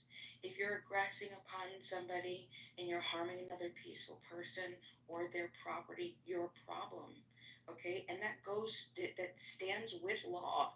Like you're not going to use the state because that's just gang violence, right? A bunch of people get together, they call it law, and then they initiate their or they execute their authority through that. That's bullshit too. I'm saying allow peaceful people to just live in a land, operate consensually, operate voluntarily, and it's very easy to identify who's the aggressor. All you gotta do, are you harming someone? You only have one fucking job, and that's to just not harm another peaceful person. You know what I mean? Like, that's it. And once somebody else gets up, but you can't collectivize. You can't say that it's all the Jews' problem, or it's all the Jews' fault, or it's all the Palestinians' fault, or it's all the Gazans' fault. No, listen, if there's going to be one person who's going to initiate violence, you attack them. See, and this is the issue too. So, like, yeah, go ahead. if you live in Palestine. But I heard that 80% of the Jews in Palestine are racist. Talking about people really hate the Arab. That's like crimes. Even the liberals. True or not? So this is the thing.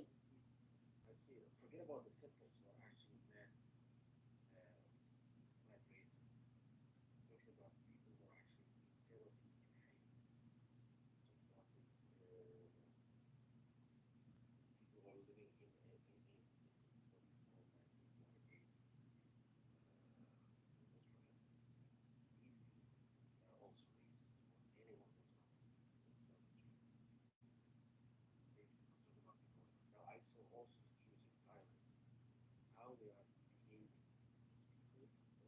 mistake the 19th Washington in a shop in 7-Eleven. That Jewish lady came in and started shouting at the fireman. It was like, I don't know what, but there's something wrong with this man.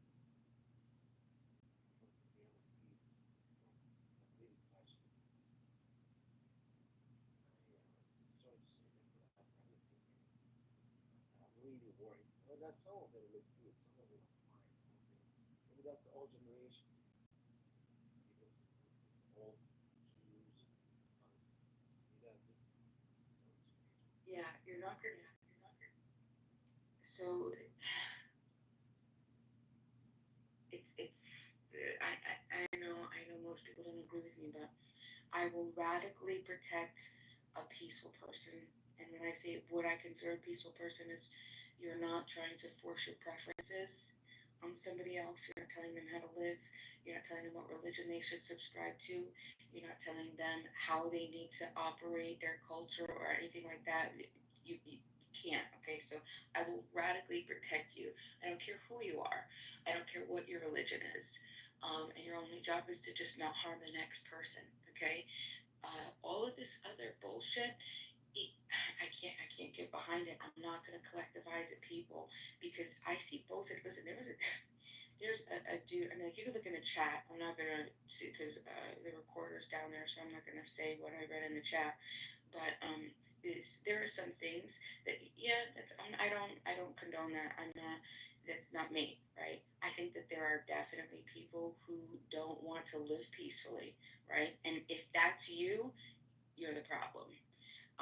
But the thing is you can't be a baby. You can't be a baby. You can't be a whiny baby and think that you're entitled to control what other human beings are going to think in their brains. Okay, that's irrational. It's not logical, and it's immature. Okay, so you have to grow up. You have to accept that your neighbor is going to believe whatever they're going to believe, and the only control that you have as a human being on this planet is what you control, and that is your private property. It begins with you, and whatever extension of your private property is. If you want to slowly, you know, buy up the land, then you know what? Then you can do whatever the hell you want with it. But you have to get it rightfully. You have to get it peacefully, right? You can't. It can't be awarded to you through some superstitious myth of authority from some foreign land and foreign people. That's just crazy shit. These are all just bullshit ideas that we use to control each other. You know what I mean? So live peacefully, don't bother anybody, and that's it. So, and the moment, and the great thing about it is, the moment that someone begins to tell somebody how to live, they would have to initiate aggression. They're going to have to use force in some way. And it's a very objective thing. It's non-arbitrary, which means you can pinpoint it, right? It's not an idea. It's not a concept. It's something that you can actually visually look at and say, okay, this person has physically harmed me, has physically stopped me from moving freely on the planet, has violated myself or my property, right? And in those moments, those are violators. And like I said, I radically defend you. And so then, defender's choice, take them the fuck out. I don't care how you do it. I don't care. At that point, defender's choice. Yeah, but I said maybe you don't get me what I'm saying. Like the all Jewish people in Palestine are like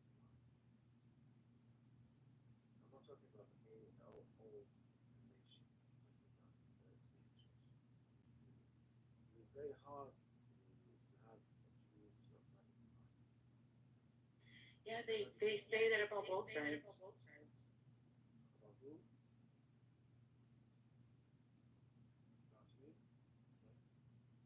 So they say that about Palestinians too. So the same I thing. can't justify the Palestinians they are radicalized because they are oppressed. If you are an oppressed, you can easily be radicalized. But if you are the oppressor, okay, how the oppressors from your side and why you're siding with the oppressor. You can have information. And I see there's no reason people siding with Nazis.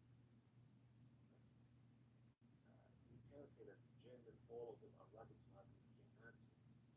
I condemn those Nazis and all the Germans because the entire population became Nazis. I want to ask why. It's the same thing for the science. Why the Jews, all of them are radicalized and became their secularists. The secularists are really want the SAS doing to Jews when they go and snatch from their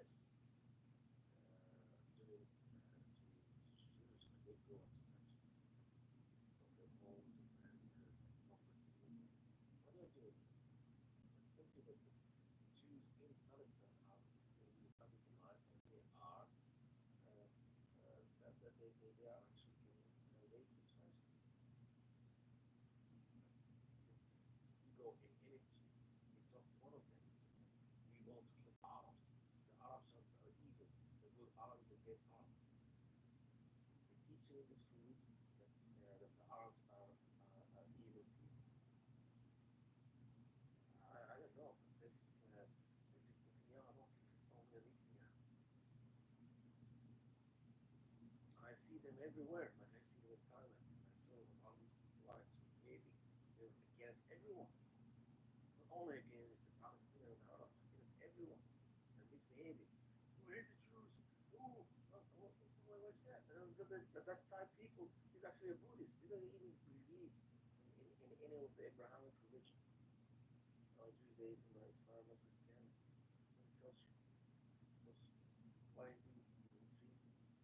Why, for example, a Thai person or a Thai woman hate a Jew? It's because of the mistreatment that they get.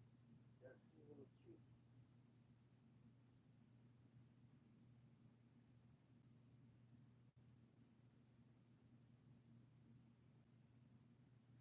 So just to address some comments, the reason that I have the flags, because it's visual and I wanted to represent the two people, that's why I just used the two flags. All right, that's it. I mean, there's nothing else to that. But there is I don't agree in the state aspect of it, but if I remove the two flags, do you think anybody would know what the visual is? No, I'm trying. So, so you're representing Zionists with Palestinians. No, I'm trying to represent people of Jewish descent or Jewish people with Palestinian people. That's it. Just the two religions. Maybe I should have done. I could change it to a Jewish star, or I don't know. Maybe I'll use the religious symbols. Would that be better instead of the flags? That might be better. Yeah, I could do that. That's a good point. Yeah, AI did it. I didn't tell it to do the flags. I just I don't remember the prompt I did, but yeah. No, that's a good point. I could change that. What's up, Leila? Welcome. Assalamu alaikum. Are you driving, Leila? No, I'm not driving. Are you at the house? Or did you make it home safely? I did, yeah, I'm in my house. Okay. I'm still thinking about a few days ago when you were driving. That was yesterday. Oh, okay, it was yesterday. Okay. Yeah, you made it home safely, right? Yep, alhamdulillah. Okay, good. Yep. I was just saying, we were just talking about, Bima was in the other room, giving them the new points or whatnot, and sort of like debating with them and whatnot. So, and then I think it just went sideways. I think I asked her a question about the idea of Israeli flag, but Bima is representing the Jewish people and the Palestinians. So, Oh, is that Bima's profile picture? Is that what we're talking about? yeah, that's what Free is addressing in the chat. I think it's they're going back and forth. There's animosity here between the two. I think we need to coexist. You want to come up, Free? Come up and let's coexist. This is the longest time I've heard Free not speak. He's been quiet for so Do you long. miss him, Layla? No, I'm just saying, like, just really shocking that he goes Seems along like without you miss speaking. him. Free, do you want to come up for later? No, I don't. Stop it. Sounds like she misses your voice. Can you stop him here? Sounds like You're Black not Rabbi. funny. Sounds like Black Rabbi misses my voice. Fuck it. I think Black Rabbi just has a huge crush on you. And his religion doesn't allow He him wants to to admit it. kill me, and he wants to pull up in content. He wants to. He said he wants to kill me and whatnot. So, what's a better terrorist? Somebody that moves from Los Angeles. Black Rabbi? Yeah, he did. And he says everybody, including animals, are terrorists inside Gaza. And he says West Bank is not part of Palestine. West Bank is Judea and Samaria. That's what they say. Yeah, Black Rabbi is, I don't know, but I think he's not very significant. He's American. He's not even a Jew. He's not even a slave. So, I think what he said, he has said is true, but if he's new with free, that's something he did. Free. That's a good one, Free. Wow, Layla. Are you going to do it? I hate everyone. I hate everything. I hate this room. I hate this app. I hate Amir. I hate Free. I hate everything. Look, I respect you, right? Why are you hating on me? What did I do? I'm just here, just an innocent soul. I don't know nothing. Me no habla español, please. No, I do. You two, generally, you're like on top of the list. Anyways, guys, can we not talk about my love life? Let's talk about Palestine. Here's the thing, right? Here's the hypocrisy. Free said, go on his profile, talk live. He'll pick up the live thing, but he does not want to come up and engage. You see the hypocrisy there? So he's giving more importance to somebody in this space. I'm not going to name any names. Everybody can read up in the chat. But that's a crazy part. Ace, are you seeing this? I'm seeing it. Free. Everybody's seeing this. Everybody.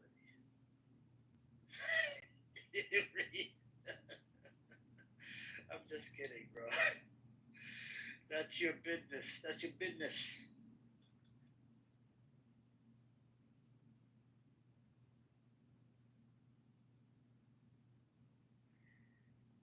Anyways, Black Rabbi, should we bring you up? You're gonna give me a headache. You wanna engage with him later? Do you wanna engage with Black Rabbi? Sure, why not? Okay, come up, Black Rabbi. Just you and Layla, and come up, man. This idiot, terrorist, Nazi. Enough. I love you guys. I come in love. I come in peace. Shalom. Shalom. Who am I speaking to? You're speaking to me. I want to talk Wednesday, to you please about... refrain from engaging with Black Rabbi. It's between Layla and Black Rabbi. That's it. I want to talk to you about the Brahimi Mosque being run by a Jewish settler colony. A few weeks ago, my family received word that the Brahimi Mosque, which is near Khalil, or as you guys renamed it, Hebron, there's a mosque there that is very sacred to Muslims. It's a mosque. It's perceived where Ibrahim alayhi salam, Abraham and Sarah alayhi salam were buried. And a few weeks ago, the mosque was overtaken by the Israeli occupation and is now being run by a Jewish settler colony.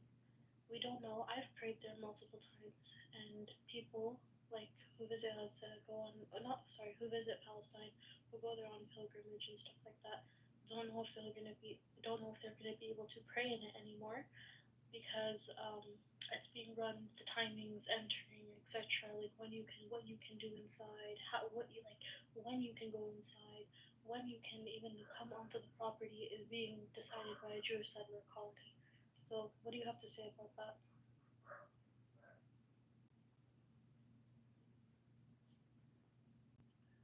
Yeah. Um, so on that point, it's interesting. Hold on, let me go to a better area. You can hear me better. So anyway, so yeah, so it's interesting. So that place in Hebron, we call it Marat Metpelach, right? Marat Metpelach. And it's probably, for me, it's one of my favorite places in all of Israel. And I can't even say how many times I've been there. Like, I don't know, maybe 100. I don't know. Like, it's my favorite place. But I think what you're bringing out is probably the most important point. Is what does it look like when Jews have control over the Middle East or in particular areas, right? When Jews have control over areas, religious areas, spiritual areas, everyone has access, right? So the Muslims are not going to not have access. They're going to be able to do exactly, there's certain days of the times of the year where Jews are not allowed there and only Muslims, like Eid, certain times in Ramadan. So those things are going to happen, and that's the benefit of Jewish leadership is because they don't have this impetus of like converting people or you have to be like us to be here. You know what I'm saying? Because Judaism is a very like it's a very introvert. You know what I mean? Community. They're not looking to convert people. So when it comes to fair distribution, even when the Jews took over in 1967, just hear me out. When they took over, they had the Temple Mount. They seized the Temple Mount, but they gave the keys to the Jordanians because they don't want to cause problems in that way with religion. You know what I'm saying? So, I don't. So, this is. Maybe you weren't listening, but this is completely counterintuitive to what I just mentioned. The Israeli settler colony, one of the reasons why they took it over, number one, was because they believed that it's a mosque, so it's suspicious for terrorist activity, and they need to investigate it, blah blah blah. Okay, and so they took over the mosque to investigate it and research it. And now the mosque is not open to the public, and we don't know when it's going to be open to the public. There are people, hundreds and hundreds of people, who go to Palestine every single year, every single month. They're entering Palestine in and out. People, Muslims from all over the country, who go to see Al-Quds, who go to see Mashhad al-Aqsa, and on the way they visit important places like Nazareth, Bethlehem, so that they can see, these important monuments. And one of the most important places that they stop is Al-Khalil, and they go to this mosque to pray there, and they don't know. Number one, they go there to pray on the Safar, like when they're doing tasleeh. And they also go there to pray, as a religious monument. Like it's a historical piece. It's a historical monument, not only for Muslims but also for Christians, but also for Jews. And so, but this mosque, this being a mosque, is not is shut down, and we don't know when it's going to be opened again. And again, this is far from Gaza. This is far from the West Bank. This It's is in the West Bank. sorry. This is far from Gaza. This is in a place where like there's like it's a place, a tourist attraction. People, Americans, people, Muslims from all over the world come there. In fact, the area that it is actually like there's marketplaces and stuff like that. Like people know that tourists come there, so it's not like a space where there's necessarily going to be tourist activity. No, no. Let me finish. Like it's like what I'm trying to say. It's a very touristy area, So it's not the most ideal place where quote unquote terrorist activity would happen. Okay, historically, if you look at terrorist, let me finish. Terrorist activity doesn't historically happen in these touristy areas. If you look at even like even if you look at like terrorist attacks throughout history, it doesn't happen in these places. So what I'm trying to say basically is that there is no reason for the Israeli occupation to take over the Ibrahimi Mosque, unless and until it is only to subjugate Muslims and to oppress them and to take over their places of worship. No, it's a really good point you bring it up because it's like Hebron, and I feel like you should educate yourself more on the history of that area, right? Because there's been violence, uprisings, all the way from the 1920s with the Hebron massacre, right, where Arabs came in and murdered Jews on Shabbat, inside of the same synagogue. I'm just saying, just the point is the same thing. Actually made the murder is the Jews went there and killed the Arabs. Okay. Either way, I'm not debating. Yeah. Please, it's between Layla and Black Rabbi. But really, Layla, can you ask him what was the reason of the massacre that happened? What was the reason behind the massacre that took place in Hebron? Or I'm gonna say Khalil because I don't go by colonizing names. That's what it's called in the Torah. You're a colonizer. You created a new name for it. It's in the Torah. Hebron. That's what it is. Abraham. Can you give us the reason? Can we move away from that point? Can you give us? I just want to be clear. We're not here to debate religion. I'm just here to ask you. I'm not debating religion. I'm just saying you said a term. You said we have a colonizing term, and I'm saying that's the term that is in the Torah. You created. You guys came in centuries. You guys came in millenniums later. Jahash, but your Torah doesn't reference. I thought it was just 101. Doesn't. Yeah, but that's not the biblical land in the Torah. Hang on. Forget about the term. I want to know what actually happened in Hebron. Go and tell us. Educate us. We don't know. We're just idiots. We're dumbasses. Can you tell me what happened in Hebron? I think it was 19 to 19. 19th, yeah. Yeah. So the Jews were having a Shabbat, and out of nowhere, we were stormed by thousands. What was the main reason? Why did they do the attack? And they murdered all the Jews inside of the synagogue. Why did they do the attack? Can you Why? answer that? He's gonna look it up. He's gonna ask. The point is just saying. No, but the point. No. My point is, why did it happen in the first place? I don't know. We're talking about your point. I need to know the answer. Can you give me the answer? Why did the Hebron massacre happen?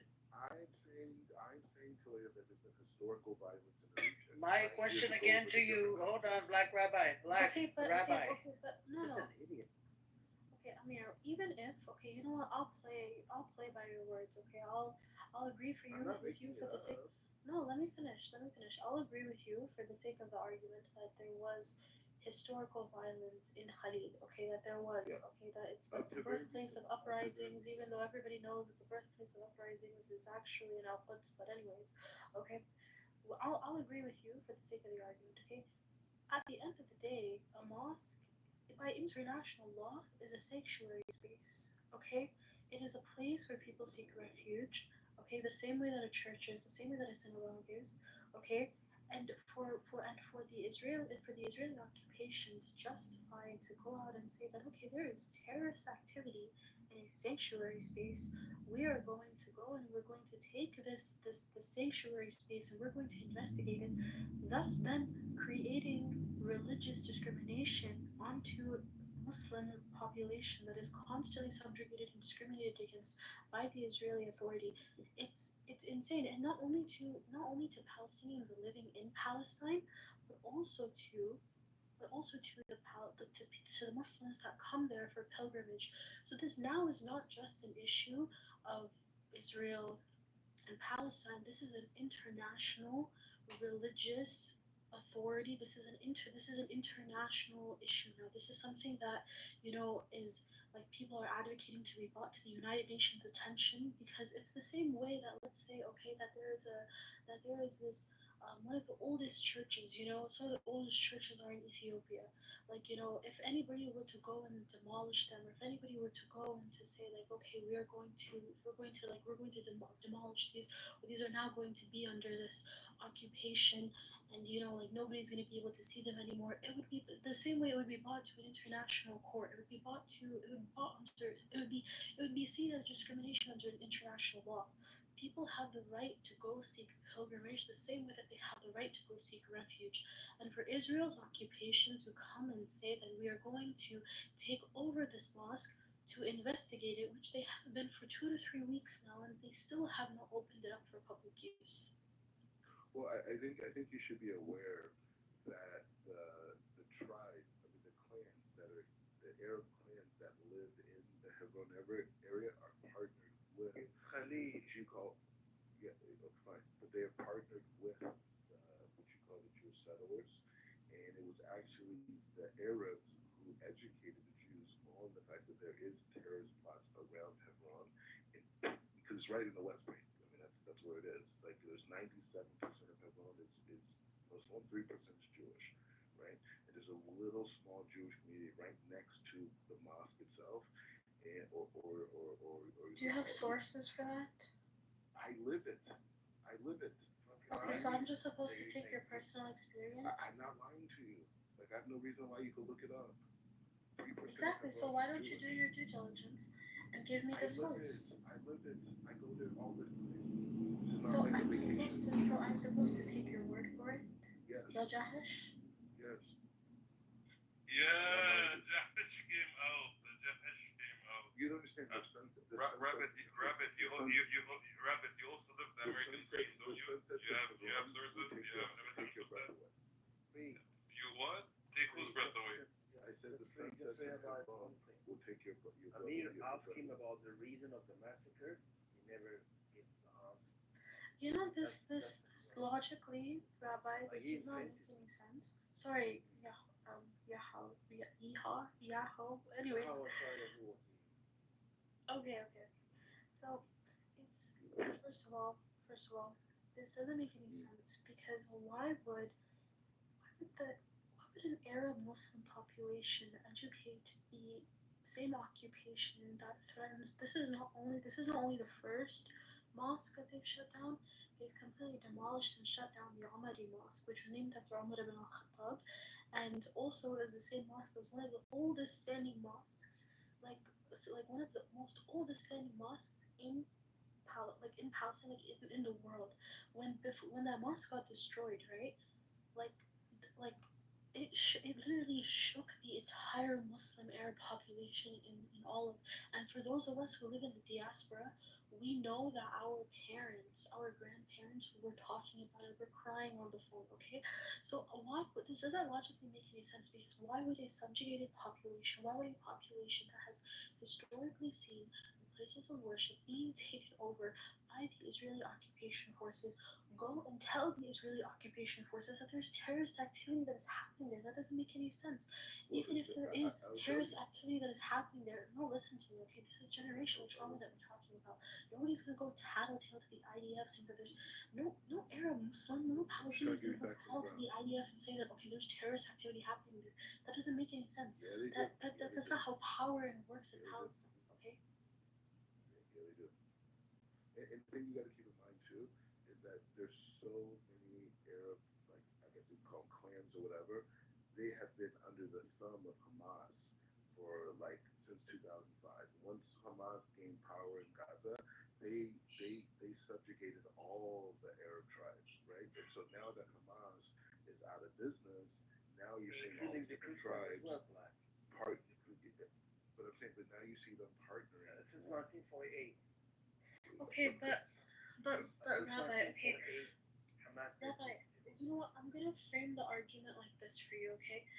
You cannot use international law. If international law, like I feel like it's a joke at this point when it comes to Palestine and Israel, honestly, because if international law has any precedent, it is that you cannot bar a people, especially people who go there for pilgrimage, from seeing a place of worship. You cannot do that by international law. If you want, I can pull articles for you. If you want, I can pull articles of international. Let me finish. Don't interrupt me. Do not interrupt me. I'm speaking very calmly, very eloquently. Don't interrupt me, okay? I'm being very respectful to you. I'm probably going to be the most respectful person to you on this whole panel, so please treat me as such, okay? As I was saying, okay, if international law has any precedent, it is going to be that you cannot bar a people from entering their religious places of worship. I was actually cannot even pronounce the word ha. You call it here. Actually, if you look at it carefully, it's Hebron. That's not even Sharif. Anyway, but you are not Semitic. I mean, you are a fix. Oh my God. Okay. Anyway, I just want to you can't even pronounce the word ha. Don't censor yourself. Okay, you cannot bar a people from entering a place of worship. You just cannot do that. Okay, you're making it. Bro, can I talk to you? I'm not talking to you. I'm talking to you. I'm not. Okay. Amir asked you a question. I'm not. What was the cause? I'm not talking to you. Of that massacre? I'm not talking to you. Why are you mentioning it? Let the sisters talk. Respect her femininity. Give her her space. Respect yourself. Answer the question that Amir I'm asked. talking to the sister. I want to learn from her. Doesn't matter, but where's Amir's question? She does matter. You don't matter. I don't want to say. You not answer So, back Amir's question. Yeah, brother, there's no point of getting answered. This idiot doesn't even know what happened at Hebron massacre. They wanted to take down the Masjid al-Aqsa. That's what happened. And by the time the massacres happened on both sides, it wasn't just the Jewish side. On the Arab side, they got killed as well, and some of the Arabs even saved the Jews.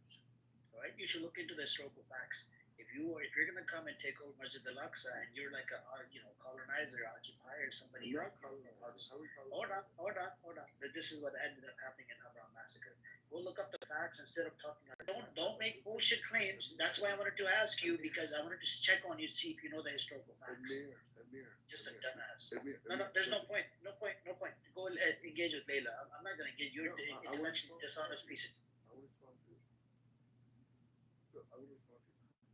Amir, so the point is, the beautiful point that Amir is bringing up, you guys, the point, there was a rumor, right, that there was a Rabbi Cook, who was a big rabbi here. It wasn't just a rumor. They weren't going to do it. No, they weren't. And there was a rumor because of certain things that he said in his speech, that the Arabs took that as the Jews are going to try to take the temple down, right? So it was a rumor, right? But that's not the main point. The main point, whether maybe it wasn't a rumor, I wasn't there, right? I wasn't even alive at that time, right? So I'm not here to argue that point. But what I can show you, when you see 700 checkpoints in the West Bank, what you have to understand is that it's 920 checkpoints, not 700. Total. Yeah, total. 920 I said in the West checkpoints. Bank. Yeah, in the West Bank. I'm talking about West Bank. 920, not 700. You know what's crazy? When in the West Bank, right? In order to get from one of my family friends' house to the house where they live, it's only a few kilometers. It should only take 15-20 minutes.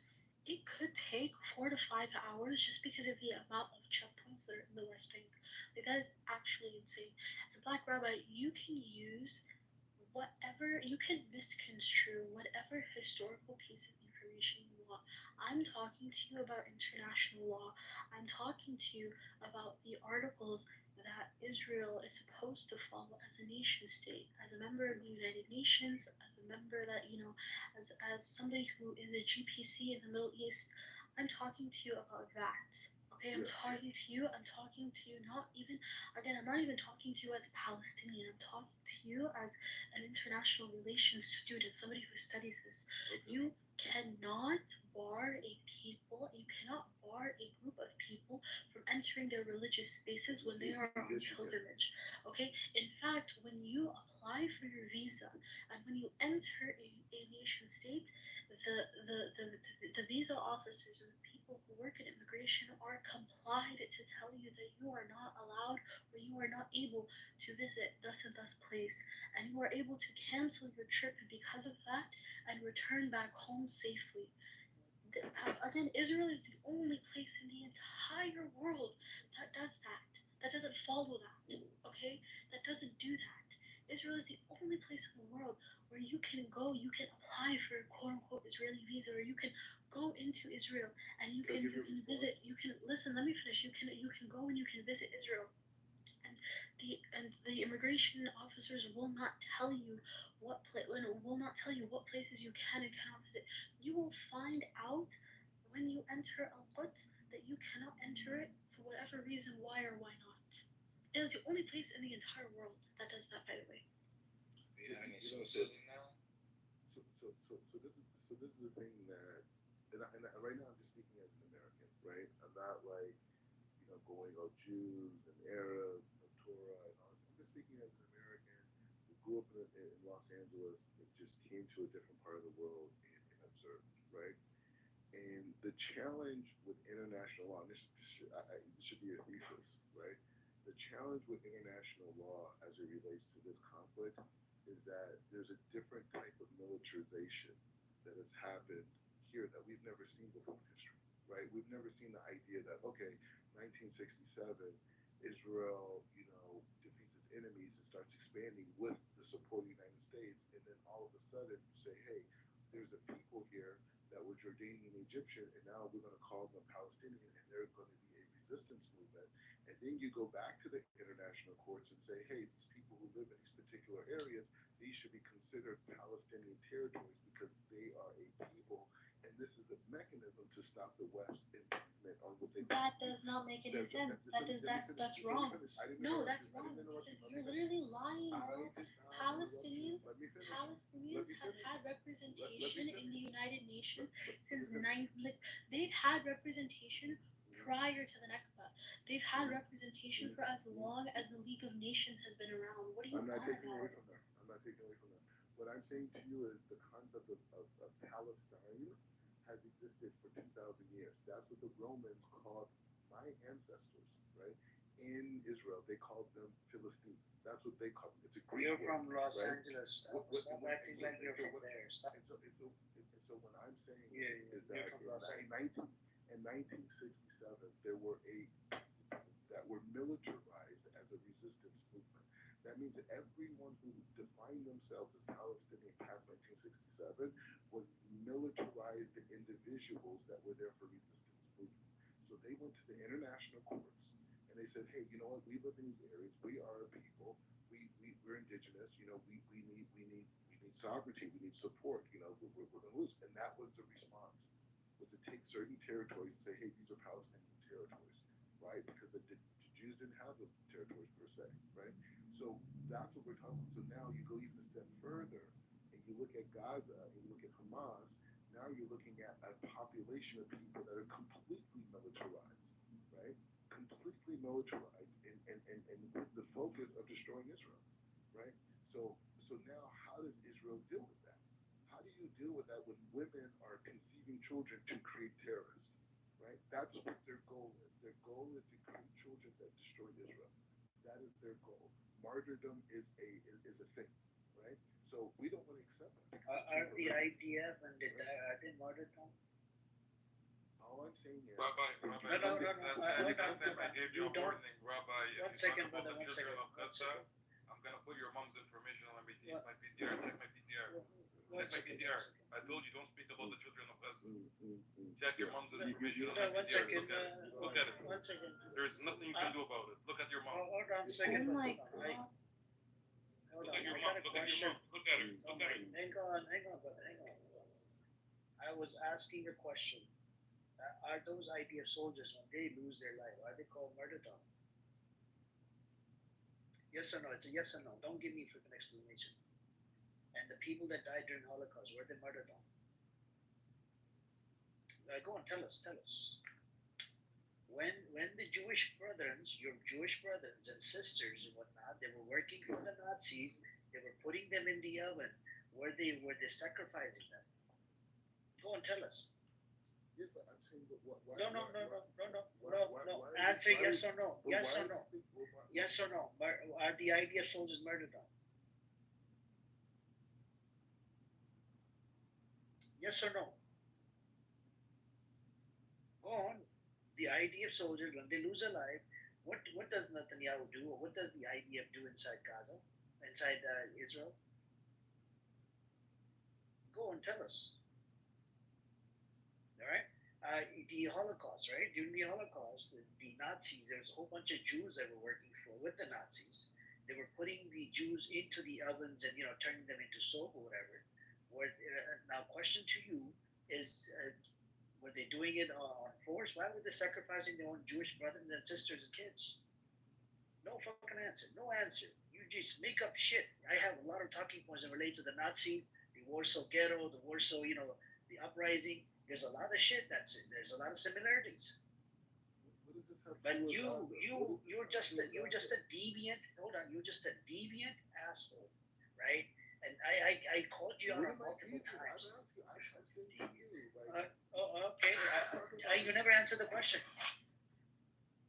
I made a simple. She said she studies international law, and I'm saying what we see in Gaza, there's no international. We've never seen people take a population of children and use their deaths as a form of political activism. Right? We've never seen. No, that's not true. That's not true. Look, Black Rabbi, okay?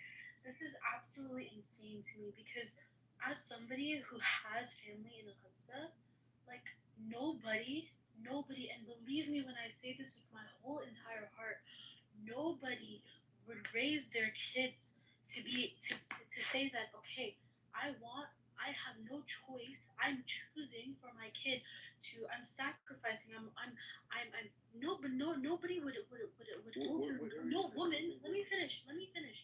No woman would carry a child for 9 months in her stomach. No woman would feed her kids every single day. No woman would want to send her kids. No woman would want to send her kids to a rebellious camp rather than sending them to school. No woman would want to do that. That's not even my opinion. That's not even my opinion. That's not even my opinion. Wait, Rabbi, you want more? You want more, buddy? You want more, or you want me to stop, or you're gonna stop? Do you want more? It's not true. No, but You no, want more, no. you fucking That's rabbit. not even You want more? Black Rabbi. That's not even my opinion. That's just a fitra. That's just your nature as a human being. It's not true. It's not true. It is true. It is true. That's not Islam either. It's not. Nobody wants to raise their kids. I have family in Gaza. Not once did my aunts and uncles. Let me finish. Not once did my aunts and uncles. Not once did they ever say, "Okay, we want our kids to be members of the resistance." Not once did my family ever come into my What does dad that matter? and say, I live "Oh, here. Who cares about what your family did? I live here with you. what do you mean? Who cares about what my family did? How can you sit there and say that in your privileged ass space? You are not from there. You live in your own bubble. You live in an occupied land. You live in your own little bubble. You live in your own little colonized world. You don't look. You don't open the curtains. You don't lift the shades. You don't look out and see the people that you're actually speaking about. I have experienced it. My family has experienced it. I've seen it with my own eyes. What you are saying is complete BS. You grew up in SoCal, bro. You grew up in Southern California. You're out here talking mad shit. You're out here talking this and this and this about the Israeli occupation, but you don't know the first thing. You don't know the first thing about what it means to be a Jew. You don't know the first thing. I would recommend you. Really, you know, Wednesday, the other day, she said something beautiful. She says of the fact that right now, this month is supposed to be commemorating the fact that you guys endured so much starvation during the Holocaust, and you have the audacity to sit here and tell me that what my family is experiencing doesn't mean anything, and that there's a mass starvation that's being executed on Palestinians right now. That is absolutely insane for you to come on here in your privileged little bubble and to come speak to me about my family that way. It's so you come from your privileged ass has the audacity to come on this app to hide behind the screen and quote unquote try your best to educate and convince and convert people, and instead of talking about the actual truth that you are a traitor to your own race, you're a traitor to your own people. You're coming out here condemning Palestinian resistance when you know damn fact that some of the biggest leaders of black resistance in America actually stood by the Palestinian liberation movement. Even Angela disowned you, the one on my PTR, Black Rabbit. You know who Angela is? She disowned you. Look at her. You are a disgrace to your own ethnicity. Do you understand that? Do you understand that? There are so many black. I know you haven't spoken to her in a very long time. Yeah, Rabbit. Is anybody even listening to me? Yes, we're listening to you, but you're wasting your time with Please listening to you, Layla. Please listen. I'm listening to you. I'm listening, Habibti. I'm listening. It's okay. Don't call me Habibti. Like, I'm talking about something very serious right now. Like, how can he sit here and in your privileged little bubble, and how can you talk about my family that way? You have no shame. I didn't say that. I asked you what were your experiences. He is so You told me nobody cares about what my family is experiencing. How can you say that you are literally sitting in such a privileged space? You're in America. He's someone that got chained up and whipped. He got chained up and whipped in Israel. In a shiny building. In somebody's home. He doesn't. He's lying. He doesn't live in a shiny building. This guy. He lives in a 3-bedroom apartment with 3 other roommates. He's lying. This filthy pig. They literally put him on chains and they whipped him. If Amir wants to put the video in the chat, that would be wonderful. You're a filthy pig, buddy. You're a filthy pig. You're pathetic, man. Look at your mom. I know you haven't talked to her or seen her in a very long time, but this is just a reminder. She still exists. Look at her.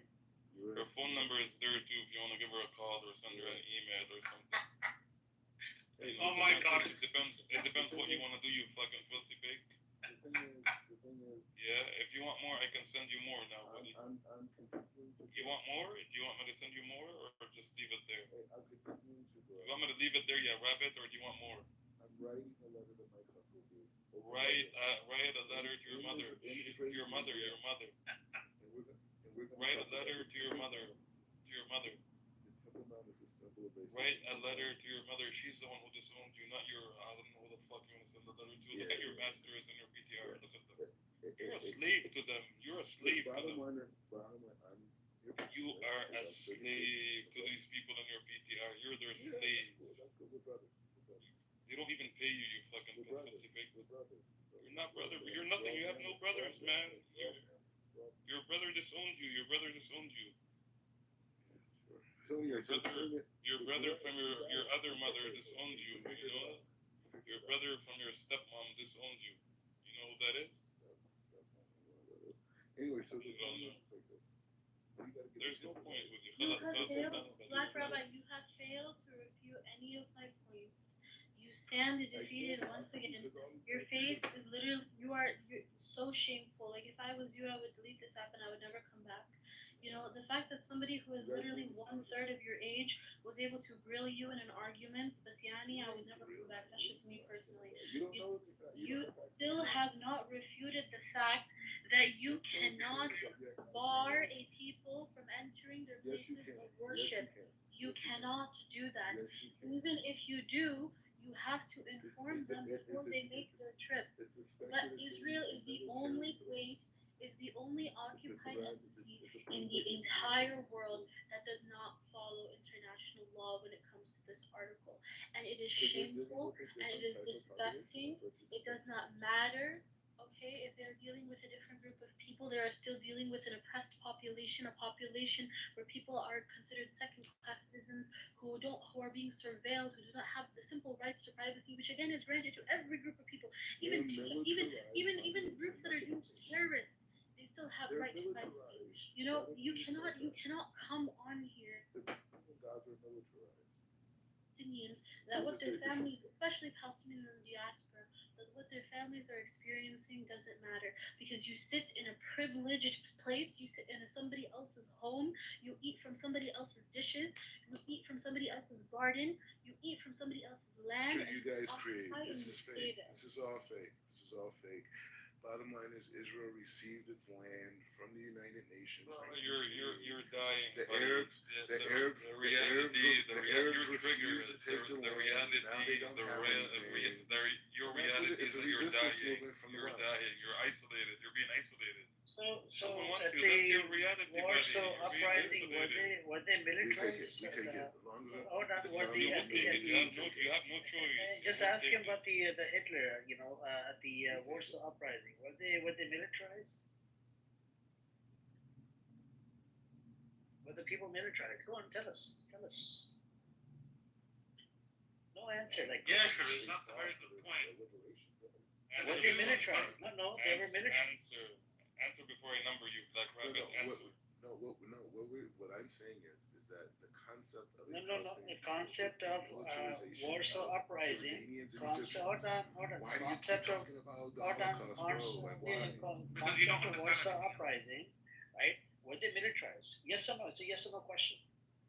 Were they militarized? No, the Jews in Germany were not militarized. No.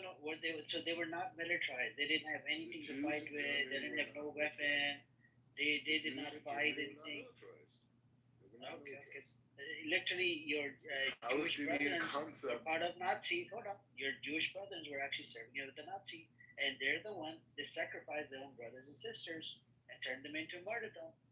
Did you not know this? You know, the concept of Israeli didn't even exist until that's what they did years ago. What's going on in Gaza? That's what they're doing right now. Be a man. You're not even a Jew, you Black Rabbit. No, but hang on. I'll draw a comparison. This is what they're doing right now. A lot of the Palestinians come from a Jewish lineage, and what the Israelis are doing, the Israeli Jews, they think that they have the upper part or whatever, and they're sacrificing their own brothers on purpose. They're killing their own brothers, sisters, and kids. So what do you have to say to that? There's a lot of similarities when it comes down to Hitler. The difference is that you say you love Palestinians. You're a Nazi. You're not. And I fight for the Palestinians to be liberated. We don't fight for the Palestinians when it comes to that you guys support. You fight for the Palestinians. You don't fight for Palestinians. Yeah. You fight for yourself first. You fucking slave for them. Fight for yourself, bro. They chain you up. They whip you. You fucking faggot. What are you talking about? Fighting for the Palestinians. The key thing is like this. Fight for yourself, buddy. They took your soul away from you. Fight for yourself first, buddy. We don't want you to fight for us. Don't fight for us. You're not a part of this. You're not a part of it. You just have relatives. You will never be. You're not picking up a gun. You're not fighting. You're a little bitch. I might be. Little bitch talking about my mom. I might be You're a your little next. Yeah, your mom is on my PTR. You're a little bitch. You're not a man. If you were a man, if my cousins were dying, I would be on Clubhouse. Nothing you can do If about it. my cousins were dying, I would be on Clubhouse. But you're a bitch. Nothing you can do about it. My cousins were dying, I'll be picking up a gun. I might be your next door neighbor, don't care. Rabbit. You never know. So you admit, care. hold on guys, hold on. So you admit Rabbit is there are triggered, Palestinians and that are there's dying. nothing you You can do admit about then it. that Israel is carrying these atrocities to the Palestinians. Thank Who you for said admitting that. atrocities? They're at war with the people in Gaza. No, you Rabbit, just I'm admitted it. I'm gonna flex with this PTR for a month, Rabbit. I'm gonna make you famous. Who cares? She's already I'm gonna put it on my stream too. You faggot. Great. Yeah. The sons are famous. The sons are famous, bro. See how that goes. See how it goes. I'm gonna teach you a lesson about the online world. You fucking piece of shit. Yeah, that's ridiculous. Just watch, Grow up, buddy. Just Free. watch. Free, grow Just up. watch, you rabbit. Grow up. Rabbit. You're free. You're ruining this app. Stop. Rabbit. Nothing you can do about it. It's You free rabbit. idea. Stop. Grow up. Someone give this free a baby bottle. Listen, we're having a discussion as adults. Put your nipples. That would be a We're having a discussion as adults. Put your nipples You up can't first. act as an adult. I suggest. Shut the fuck up, you fucking piece of shit. Shut the fuck up. Hang on, guys, please. Let's not do this. So, by the way, Dima, what would you do to a person that says 1-year-old Gaza, newborn, and animals, everybody in Gaza is a terrorist? I'll put the link in the chat. Just listen to his testimony. He comes in here, says the same thing over and over again. He's a black American. He moved from Los Angeles to Jerusalem, living on a stolen land, right? And then he claimed that God has promised him this land. So that's where Free's coming from. Free's Palestinian from Gaza. Who stole what? So, there's nothing stolen. Yeah, I'll put the link in the chat. You're I just like making a lie up. You're just lying. Hold on, Black. Let me Nothing was ask you. stolen. You said the UN gave the Jews the area of Palestine, right? It was they gave there was a partition plan and some. Okay, so pause right there. Okay, where did they get the authority to do that? International governance. Oh And where my did god. they? Hold on, Leila. Shit. Hold on. Where did they get the authority to do that? America.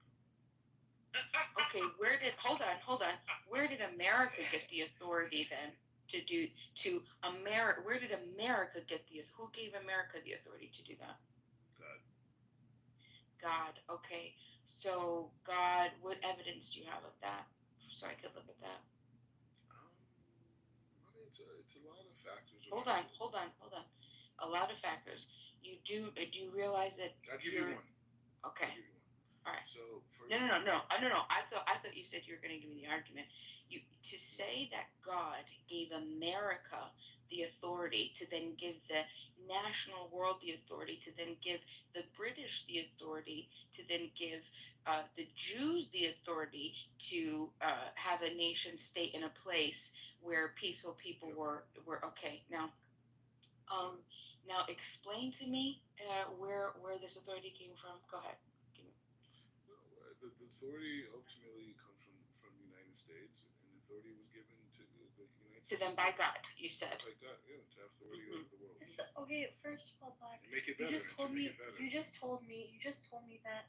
Judaism, Jews are a type of people who never want to push their religious beliefs. Like, you guys are not universalizing religion. You're not trying to put your beliefs onto any people. So why would you use that as for sake of argument to justify colonizing Palestine?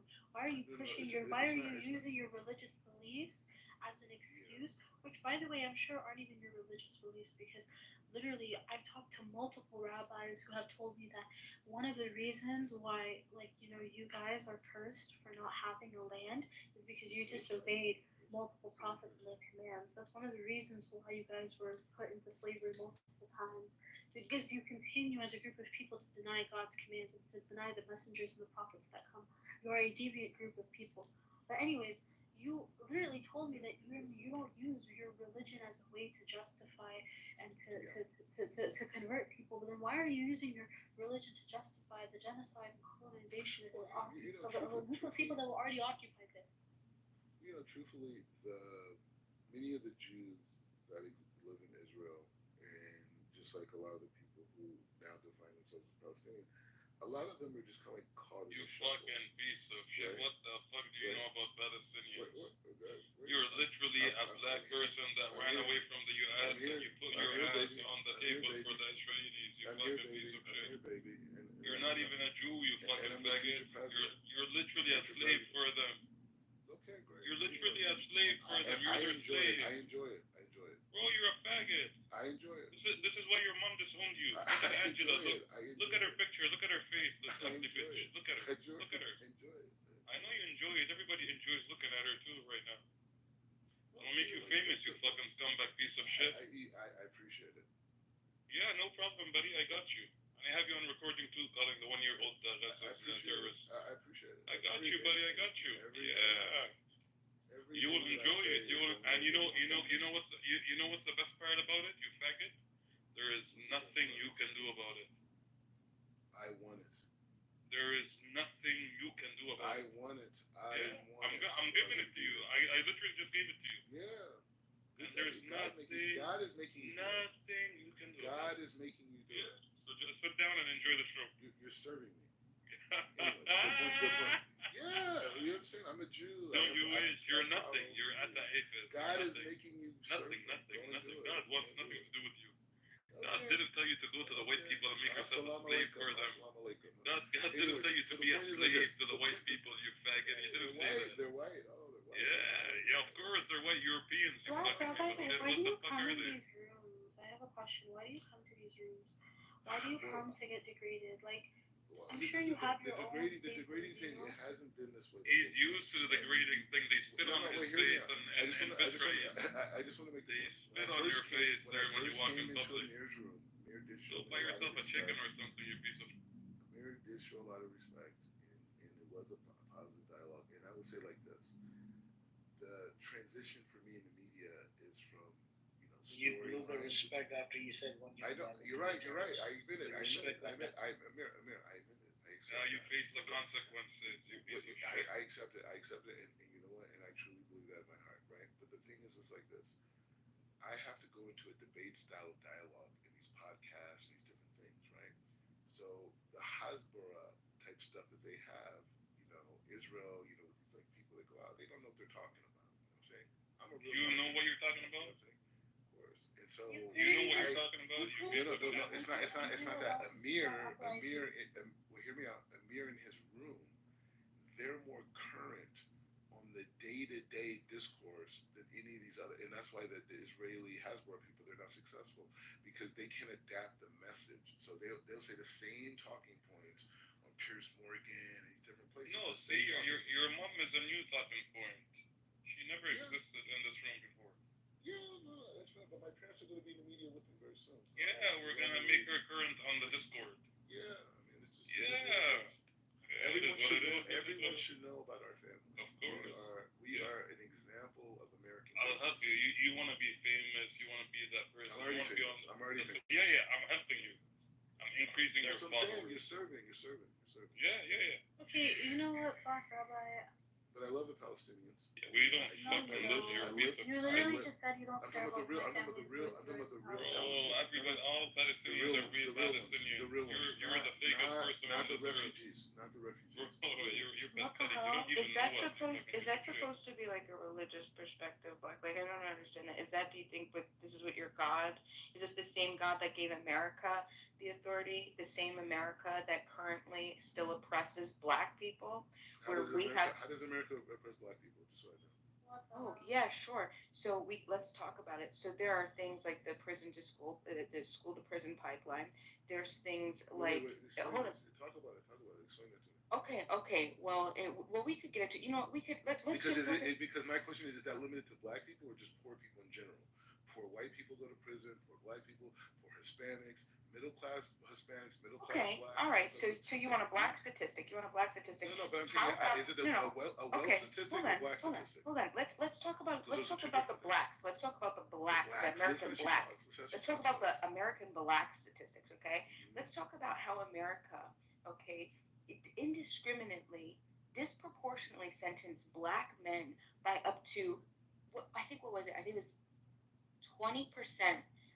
You have for the same exact background, the same exact criminal background or non-background, Black men get sentenced up to 20% greater, with greater sentences with the same exact background. How about 50 to 80% of Black Americans are removed from juries? Just because they're hold on, hold on, right? And these are facts that you're not going to be able to dispute. So what do you think happened, Blacks? Hold on, Black. What do you think happens when 50 to 8? You could go depending on the region, where 50 to 80% of Black Americans are removed from what is supposed to be an unbiased jury of your peers, to then what do you think happens? What do you think happens when that happens? Because I could provide you plenty of evidence. So the key point is, right now I'm going to respond to you talking about Black people serving on juries in local courts. What I'm saying, you said to me that America oppresses Black people. I want to understand how we're oppressed, because I don't see that anywhere. I've never seen it my entire life. Now I know there's segregation existed, and I know Jim Crow existed, but that was like almost like 100 years ago. Saying? Like, it has nothing to do with my reality today as a person of melanation. Yeah, it sounds like your mind's been colonized. Do you understand the difference? Hold on. Do you understand the difference between de jure and de facto? No, you educate. Okay. So de jure is like legislatively, like Jim Crow, redlining, all of these things. These were legislative practices where you could pick up a piece of paper, a document, and you could see it. But what happens is the whites in America got sophisticated with their racism. So then they removed, but they still use the direct targeting to suppress Black Americans through what would be now de facto, just by the system, because they understand where the weaknesses, and just understand exactly how the system works, okay? So that's what we have right now. We have implicit racism, we have systemic oppression, we have people that are largely victimized on a daily basis, thrown in a cage at gunpoint for victimless crimes, peaceful people that are walking around harming nobody, profiled, killed, murdered indiscriminately, abused psychologically, physically by police. Okay, this isn't, and wait, this is the best part. When do you think Black Americans, men and women, have the same rights as let's say the white man in America? Mm-hmm. Okay, so this is all really. How many years? No, I'm just asking you what year. I just want to know what year. What year? I just want to respond because I don't want to feel controlled by a white woman. You know what I'm saying? I want to feel like a free Black man to speak. So what? I reject that title. She's not white. Black or you will always be controlled by white people. Just let me finish. Look at your PTR. Look at who's controlling you. Look at your PTR. Look at it. Look at it, you filthy pig. Actually, you know what? I forgot to tell you guys. He tweeted that he's no longer Black. Bima, did you hear about his tweet? I'll put the screenshot in there. That says what he tweeted on his Twitter account.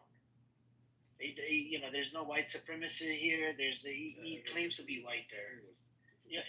Okay. Why would it be the benefit of being white? Buddy, you can't. If lie. God controls everything that I experience in my reality, on you. why would white Yeah, help Chucky. me? How would white help me? I think I'd rather listen to Chucky than Black, Black Robert. Go on, Chucky. I still like a year when you think Black Americans, men and women, Black men and women have the same rights as the Black man in America. What year do you think that happened? I don't believe it ever existed now or then or later. Nothing. No one can give you rights. It's only God. It's all an illusion. It's a game. It's a mind game. I gave you rights. I gave you freedom. No, you didn't. Only God. Well, hold on. So let's talk about that. That's excellent. So let's talk about that. So God gave rights. Okay, now that's interesting. Is God giving? Do people in North Korea have these rights? It's just a question, right? It's just a question. Hold on. Are you telling me that God is discriminating? I'm assuming God treats. Do you believe that every human being has the same God-given rights, or do we only some of these humans have God-given rights? Does every human being born to the planet have the same God-given rights? If they live in the way that God is. No. I'm talking as a baby. When you're born, before you get the first stimuli. Oh, certain rights. Okay, so every human being has but do some babies have more rights than other babies born on the planet? I don't know what you mean rights. Well, you just said that God gives the rights. So I'm asking you. Yeah, so what I'm saying is rights meaning that if I evolve as a human being or my family evolves, it's not because some white people or some American government did that. It's because we're blessed, because we follow in the ways of God, the ways of Hashem. Because of that, we will continue to elevate, right? Okay, so what are the rights?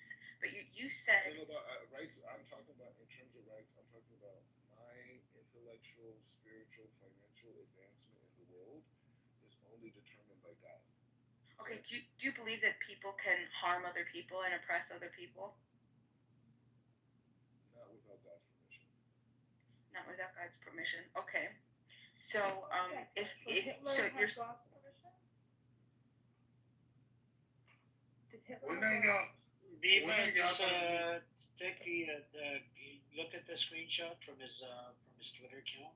Sorry, Ace, Chucky, do you want to go really quick? Just say it really quick, bro. What you want to say? Yeah, when are you guys gonna understand that Mordecai, aka the Black Rabbi, is a proud Caucasian man? Like, when are you guys gonna realize that? Yep. So Bima, check out the this is a screenshot from his Twitter account. I've uploaded. Anybody can watch it. Please share it on this app. And he doesn't think he's black. So Black Rabbi, did God allow Hitler? Yeah. Oh, so God did what he did to the Jews of the other side. Always. Wow. So why do you mourn it? Celebrate it if God did it. Yeah, I mean, but it's not about celebrating or not celebrating. It's about knowing that there's a connection, right? So we connected to God. Like we're the only nation that has this relationship with the Creator, right? What do you mean? So the black slavery was also God's? Everything that exists in the world, the fact that you can. But then why do you have that special connection? Because God put you through the Holocaust? This special connection happened on Mount Sinai when we presented the laws of the universe to humanity. Oh, so you told God. The universe. No, he Are you told sure it was God then the the laws connection of the happened, or universe. when you were wrestling with God and one? Let me give you one of these laws, guys. The things about how you take the woman's virginity, as in Deuteronomy chapter 22, bring the talking sheep, so she's not going to be stoned. Oh, let's leave the religious stuff out. Leave the religious stuff. We're just talking about the God. We're focusing on God. Yeah, just God. I don't know, particularly with the points you're saying. So that's how we understand it. So the fact that when I'm born in North America and they say, hey, you are this and you are that and this is who you are, and they tell me all these things about myself, and then they create these stories in association with these categories.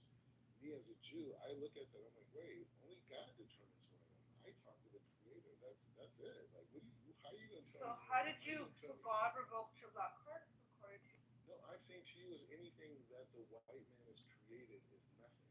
Okay, and isn't Israel created by the white man, Ashkenazis? No, it's created by Jews. But the point is just saying. Hold on, so Jews can't be Some white, Jews are black. like Hold on, so that. Jews can't be black or white or brown? I Actually, Jews are by your black, non-Jewish terms. No, can Jews be white and black and brown? Only using your non-Jewish terms. I'm asking you a question. No. Can they be? No. Oh, so they can only be Jewish. So I guess their skin tone makes a difference. I It guess doesn't what you're mean, asking it only means something to the non-Jews. You guys are obsessed with skin tone. Okay, Yeah. so when it comes to Israel and No, I'm Ashkenazi saying like Jews, Jews, like not it doesn't Europeans. count. We're not talking about Yemeni Jew, for example. There's all types of Indian Jews, African Jews. What are you talking about? Which Jews actually came to Israel? People in diaspora, the native people. No, diaspora where? From Yemen? Diaspora from Ethiopia? The one saying we're on top and we love you guys and the power of Jews controlling the Middle East. Black Rabbi, you just insulted children. We're good. Okay, you just said that every child born is born. The woman, the people in Palestine have children No, not to Palestine, sacrifice their Gaza. whatever Gaza to sacrifice their lives. Do you know how barbaric that is? Do you know how sick that statement is? No, that's not the truth. You psychopath. You're psychotic. You don't know anything about I do. Nobody does that. You're psychotic. And you couldn't answer Amir's question about martyrs. You could not answer our idea of soldiers who died martyrs. You couldn't answer the question. They are martyrs, right? So why you can't even imagine. That's why you have to say I'm lying to you. Why you are saying if there's a category called the Jews, so why you call yourself black rabbi? Why is the black getting pregnant to have a child that she knows is going to die? You can't confusing. imagine. I mean, or you contradict So yourself. therefore, you think we're lying to you. It's not me, it's you. I don't understand someone You who's say just that saying shit. The something Nazis called, say that shit. black Jew or white Jews, and you said yourself that there's some category called Jews. Right now, you say white. This is where they're at, Gaza. You Since lied to October yourself, 7th, Rabbi. They've had 150,000 children since October 7th. So we can't. What about the 157,000 Palestinians? How can you even get erections? We're talking about occupation. Why don't we talk about the famine right now? I think by you Palestinian people dying of famine that you're causing. Okay? We're talking about the genocide right now. Hey, listen, black. Are you a black or are you a rabbi? Are you a black or rabbi? Because you say that there's nothing called there's a category. There's no called family in Jews. Gaza. There's no family in Gaza. No, there's no family in Gaza. There's nothing called black.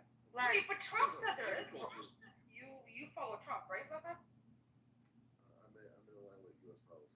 And U.S. policy has said there's famine. Okay, I mean, there is nothing called black Jews. He is either a Jew or not. I don't care, man. Why you keep making a big deal about stuff that Well, there's nothing called black rabbis. You're just saying you're trust. Black, I have a question about your God. You said that I asked you about oppression, and I said, what was my question? Oh, do you think that people could be oppressed on the planet? And you said only if God, you said allows. God allows it. Can you, because allow is, that's, that could mean a lot of things. Do you mean that like permissively, like God doesn't intervene, or prescriptively, like God actually wills it, or observationally? You think that, so God willed slavery? Everything that exists in the world, from its creation to now, God has willed it. Everything. That's why we surrender ourselves to him. That's why we serve him. So raping people, so the idea of soldiers or sodomizing Palestinian prisoners, is that allowed by God? I'm asking a question. Everything. God allows that? Everything that exists in the world exists. It's allowed because of the Creator, and the universe says so. If it's not for that, it doesn't exist. So the fact that Israel is rising to the top, or Israel's rebuilding Jerusalem, rebuilding that this is God's It's rising will. up. I think And if you guys believe in God, you're going to sit back and look at that and say, hey, maybe I should humble myself. And the Jewish race is in demise. And actually, the same thing as your God is in demise, your ideology is in demise. Okay, you're going down, bro. Your religion, philosophy, and you so Jewish from people as well. Yeah, I think he took off in the right time. Is he still here? Because shit was gonna get pretty crazy. I think you shouldn't challenge him. I don't think it's worth challenging him on his delusional views. Let him think he's rising. Well, Let him think. He's he can't even, wait. He just said that he thinks that God wills oppression. So he's saying that his God, if he actually stayed a minute longer, and see how that all it completely dissolves on it's an absurd moral conclusion. Yeah, but So what he's saying, sister, suits his narrative for this moment, because he's trying to justify what is going on. It suits his narrative.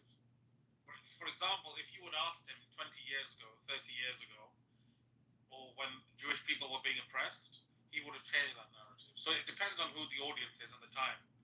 These people will change depending on who's listening and the time of day. So there's no point. I mean, we've had these discussions with him. He changes I was going to say something really bad. Anyway, you get my point. Yeah, I wish though he could have. He's basically saying that evil is good if God wills it. Yeah, but So only if there's two options. Okay, we have then God does not will evil, or evil ceases to have any meaning, and thus so does good. Bima, you're trying to have this philosophical conversation with a man who literally said that every Gaza child born is a terrorist, and the mothers have these children so they can go martyr them. This is the nonsense he said here. He's also said there's no famine, there's no starvation. This asshole also said the other day that, oh no, these Palestinian mothers are on purpose starving their kids for a while. This is nonsensical shit he says. You can't So this is why, Bima, so you have to understand, when Free came up, he was cursing for a reason. Yeah. Because I used to be nice to him. I tried for about 6 months. Okay? I've been running these spaces for the past 10 months. I know every single one of their positions, right? And I know where he comes from, what his background is. I know pretty much every Zionist on this app, right? I've debated them too much, right? But the issue is, when Free came up, he's from Gaza, right? Somebody from Gaza listening to his bullshit saying 1-year-old Gazan to be a terrorist and all of that other shit. So, and this guy gave me death threats. He wants to kill me and blah, blah, blah. And, what else did he say? He said a whole bunch of crazy shit. Yeah, that's where I draw the line. So all I'm saying is, so with him, there's no respect. I don't allow the racial slurs. That goes against my rule policies.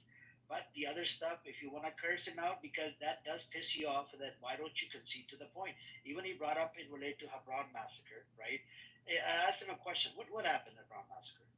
Right? He didn't want to give me the answer. He kept on asking. Yeah, it's such an idiot. And it actually was going to happen. How do you expect the people to react if they're going to take over your Masjid al-Aqsa, which is a holy mosque for the Muslims? You see what I'm saying? You have colonizers coming in from out of country like Poland and Ukraine or whatever, and there was a big, not just a rumor, they actually were going to do it. They were going to take over Masjid al-Aqsa, and the Muslims, it's a holy mosque, and they lost it. But the massacre happened on both sides. The other side, I think, was the Jews were like 70 or 80 people. On the Arab side, it was 110 people. British mandate got involved as well, and you wouldn't believe it. Some of the Arabs they actually saved the Jews. They said, "Come in, we'll save you." Yeah, I'm first of all, I'm sorry that happened. I didn't know that he threatened your life. I wouldn't ever allow anybody in. See, this is probably going to frustrate a lot of people. I'm an absolute free speechist. I believe that you can say absolutely anything. Where I draw the line is threats of violence or doxing or anything like that. That's beyond. You don't get excited because someone is intellectually, you can't keep up with the argument, right? If you can't combat the idiocy, then you're just not doing a good job. And to threaten violence or to dox somebody, I won't ever get behind any of that. That's bullshit. Right? Just get a better argument, figure out your position better, right? No, I still stay on the same. You cannot. But if you believe in free speech, you should let people speak, without interjecting, right? So if you believe in absolute free speech, and he didn't really threaten his wife or anything. He just said something that had this context to it. Because what Black Rabbi was saying was ridiculously heinous, and there was no interjection then. Yes, it's good to hear from Black rabbis something reflecting on here. But the thing is, I found that Black rabbis are actually twins. I put down a link and see what actually was saying. He was saying like he's stronger than God. I'm stronger than you, God. I'm a Jew. I'm stronger than you. I mean, these people, I don't believe that they have any essence of understanding what religion, what God is. I believe that they want to be God themselves. And what he's saying is that basically why God's allowed for it because that's why his purpose, like killing, murdering, and raping is the way that God wants. Who's God? Himself. I think that this is the mind of right. It's not the mind of right. It's the mind for the stronger. It's the survival of the fittest only. So I do believe that we have to be recognized this fact. Philosophy, their philosophy is in demise. Their ideas in demise, religion in demise, and everything is in demise. But what right now is waiting for the inertia to pull them down. That's it. Everyone is watching. Yeah, I appreciate that. I understand that we get frustrated when people, talk about, they hold really ill, uninformed, misinformed, bad, even perceivably harm ideologies, right? But the idea is that we as a people, we can't com- combat them, right? Good ideas don't require force. Just offer the better argumentation. People have a need for connection, for community, for being loved. This is, and I didn't want to go like psychological. It's definitely not my forte. I'm not a professional, but I mean, I don't think anybody can you not understand that something like that. He clearly has severe identity crisis. This guy's going through a lot of shit. He doesn't even make sense. He's he literally said God wills oppression, right? So then he just made God an author of evil, rendered morality completely meaningless, contradicted God's nature, denied the reality of human agency. All logical contradictions. He just needs to be called out, right? He just needs to have to like, look, you're literally morally bankrupt and completely logically incoherent. Your ideas don't even make sense. Just take a look at your ideas. And because otherwise, this guy is going to continue to go into his echo chambers, and then he just gets other people to latch onto these stupid ideas, right? So that's why these are the type of people that we need to talk to. Don't. Oh, sister, he's been here for months. This is not the first time he was in this room. He's exposed himself countless times, and I think that's why Amir allows him to come up every so often to expose his nonsense every day or every so often, because these are the type of people that will really not help anyone. Right, and I think obviously we all have our own mental ecosystems. I'm not saying that anybody should tolerate it. Absolutely not. If you can't handle, and I'm not saying it's a bad thing because listen, I have to sign off here too sometimes. Definitely take a minute, get your health in order, make sure that you're refreshed. These things are exhausting mentally, physically, emotionally. They affect us physiologically to our core. Sometimes I don't know about you guys, but I get so upset that I start shaking. Does that ever happen to you? When you're thinking about what an idea somebody holds, and the things that you're saying, and you literally start to just shake with frustration and anger and just hurt, right? So those are the times you just gotta sign off. You gotta take a minute, and you gotta realize these are just dumb, stupid humans born to the planet at a particular time, circumstance, location. We're all going through our own shit. We gotta help each other. We gotta stick together.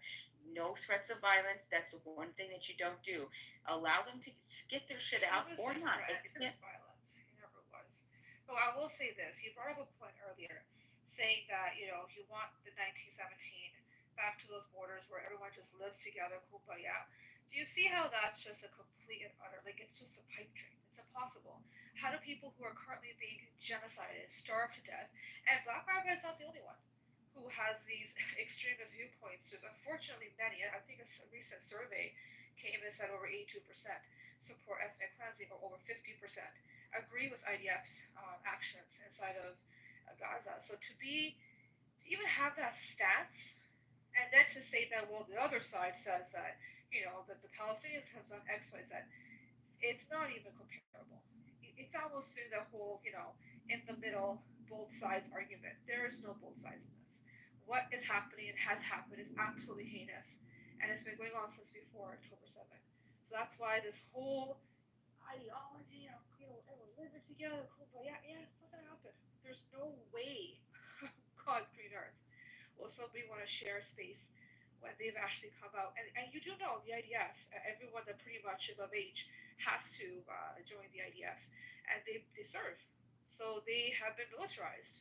There's been a lot. I have a friend whose ex was actually an IDF soldier. She didn't even know. She met him in the States. But long story short, he said it took him almost 10 years to have a whole different exposure, to rethink and have different views and opinions because he had that visceral that hate when he was seeing Muslim because it was so deeply ingrained in him. So that whole point, impossible. And I can see Free's pushback that he was giving in the chat because it's like, damn, how do you even after giving? And you do know that there's a lot of peaceful resistance, a lot of it. Even when they were protesting at the border, the Gazans, that they were what?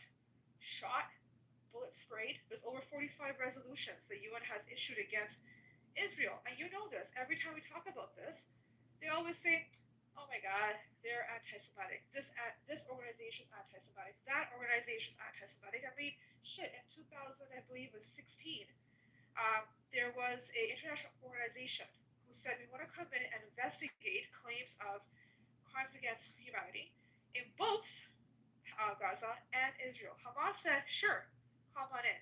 Do you know what Israel said? Oh my God, investigate us. That's anti-Semitic. So I know you have your right to your own thought process and opinion, but just look at this from this viewpoint, and I can see why people get triggered, right? I know you were kind of getting irritated with him and calling him certain names and calling him a baby and stuff, but just think about it from that perspective. And you heard this ass-white black rabbi come in and say some heinous shit. This is nothing. You have no idea. There's so much of the backstory of what he's done. Even trying to go after Amir and me and these people, those people threats he's put out, again, you have no clue. And it's not just him. It's not exclusive to Black Rabbi. You've had conversation with many of these Zionists, and they're not the minority. Unfortunately, they are the majority. Because if they were the minority, oh my God, the Israelis would have been pushing back and getting rid of that government ASAP. But they're not. Well, I appreciate you guys. You guys did a great job. Minus the doxing and the threats of violence, we don't have to do that. We don't have to go to that low. I think that's something that we still have the choice to step above that and rise above that. Amir, he's given that information to everybody here. It's publicly available. He's told everybody about his whole story. There's articles that are out there about his family. So no one actually got doxed. So I understand that. I still feel like if you're trying to threaten a person outside of the app in some odd way, I'm not. Listen, if there wasn't a threat, then I don't care. I'm only saying just let these people come on the app. Let me tell you briefly. So there was a recording that Amir made, and he said some really crazy shit about little Gazans being terrorists and saying that it's justifiable to kill them. And he has said this about children, and you heard some of it today. And this guy's from Cali. His parents were Christians, so they became Muslims. He was actually a Sharif. That he converted to Judaism. He went to Israel. Now what's interesting is Amir did this and said, you know what? Maybe do your parents know? This is the crazy things you say. Maybe you're so. He was trying to be like you're so disconnected. Maybe somebody like your family can put some sense into you. And he has shared everything public. It's all public. There's no searching for any information. All Amir said was, what would happen if I sent this recording to your mom? How would she feel about the crazy things you're saying? And this was again a way to help him maybe rethink it because we can't get through to him. We've tried for a long time, believe me. He went crazy. I was there. I have the evidence. He sent me a little. That's something. That's something I would be okay with. You want to send something to his But that's mom, exactly what. No, but that's funny. That's when he threatened to kill Amir. He said a million times. He threatened to kill people in this room. He said that, oh yeah, the FBI and these Israelis and whatever, they're like spying on you guys. And he tried to find out if Amir was a citizen or not. He wanted to get him deported, which is he's a citizen for fuck's sake. He went so far to say that he came back. He doubled, tripled down. Many people heard. There's a recording of this shit. I'm an attorney, so I told him, I'm like, listen, stop. I told him multiple times, you're breaking the law. I'm like, you cannot do these threats. You're gonna be in trouble. Stop. He didn't do it. He tried to say that Amir was a terrorist or he was doing something so illegal by potentially sending this recording to his mother. He went batshit crazy. He even said, you know what? I got some gangsters I know and they'll come for you and they'll kill you. These were the things he said.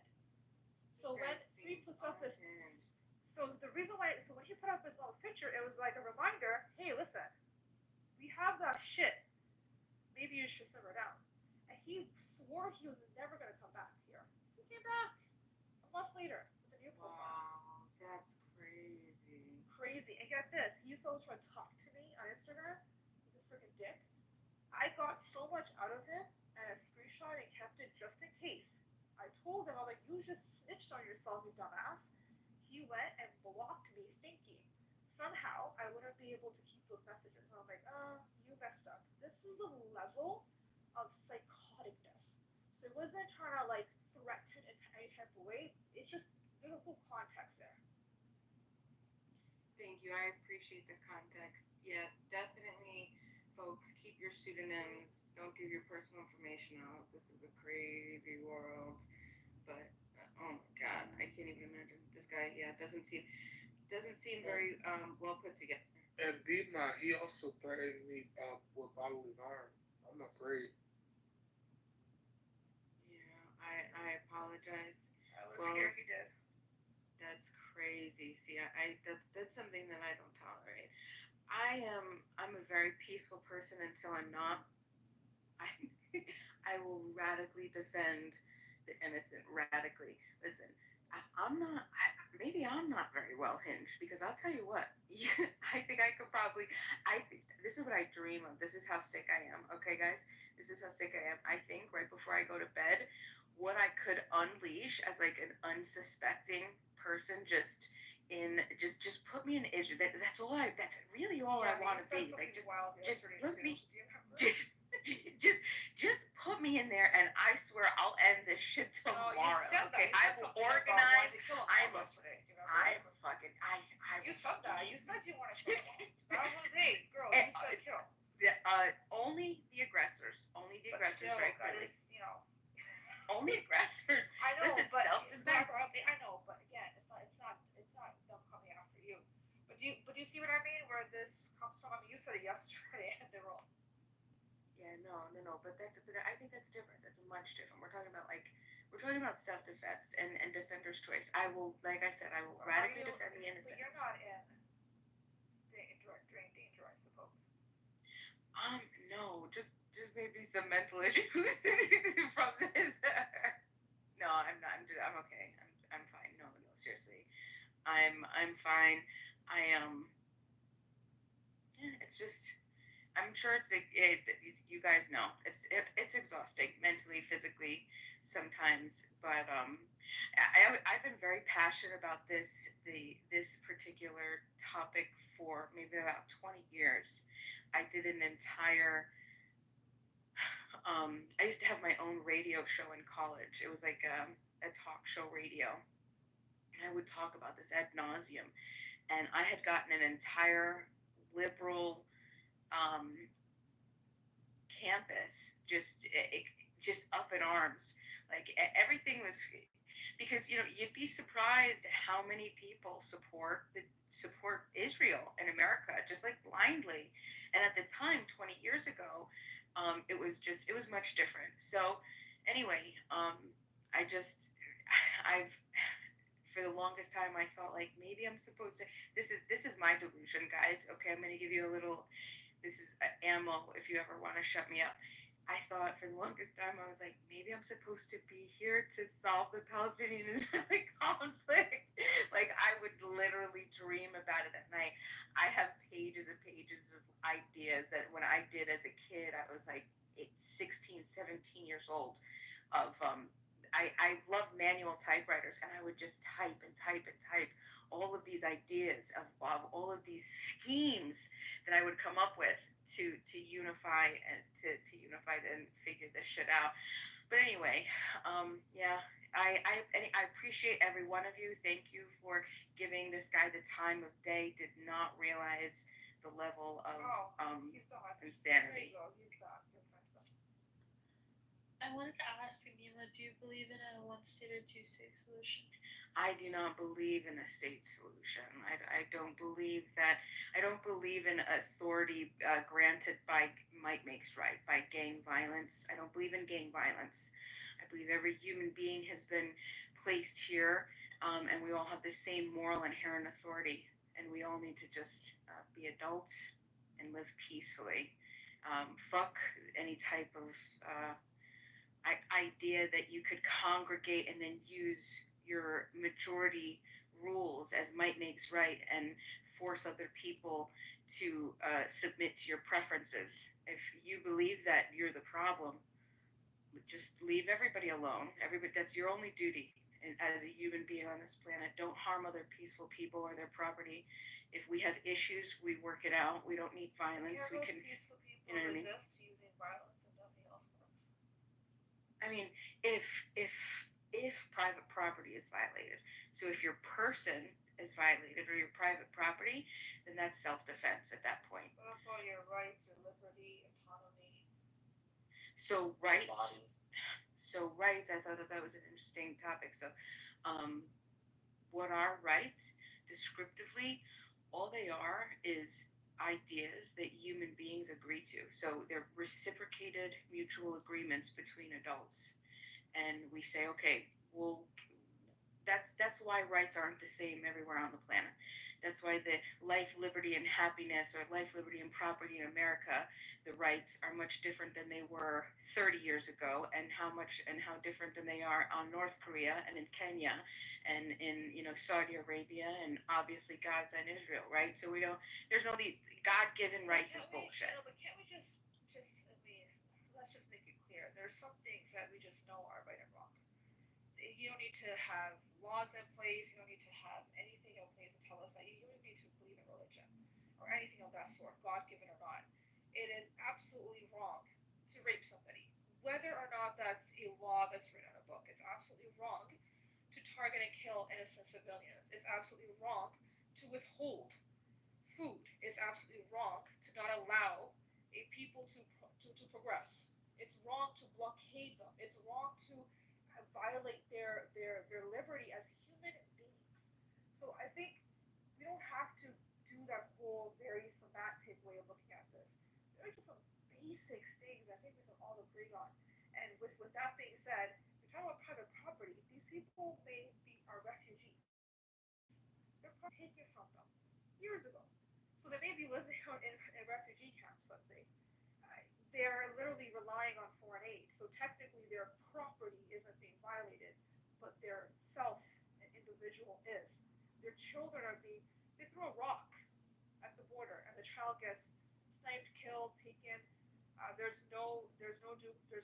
again, remember Israel is a Western style democracy in the Middle East. When it comes to dealing with Palestinians, all of that goes out the door. So don't you feel like once the peaceful side doesn't work, that the aggressors they have to be met with resistance that sometimes requires violence? Oh, absolutely.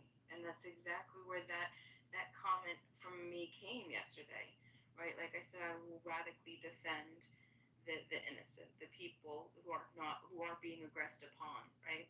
So yeah, once you stop reciprocating rights and you begin to violate a human being, another human being, you then are the aggressor.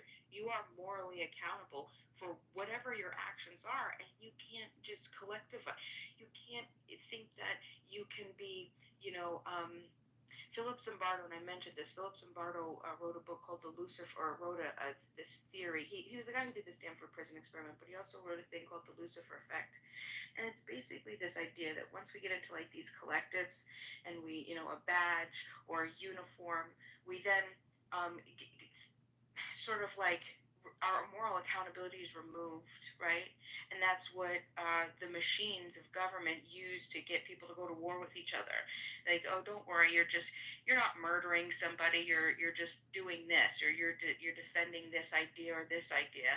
That's trash. You're still morally held accountable, and that's why. And that's I think most soldiers Every single soldier who's ever killed somebody, they know this inherently, which is why suicide is so crazy among soldiers.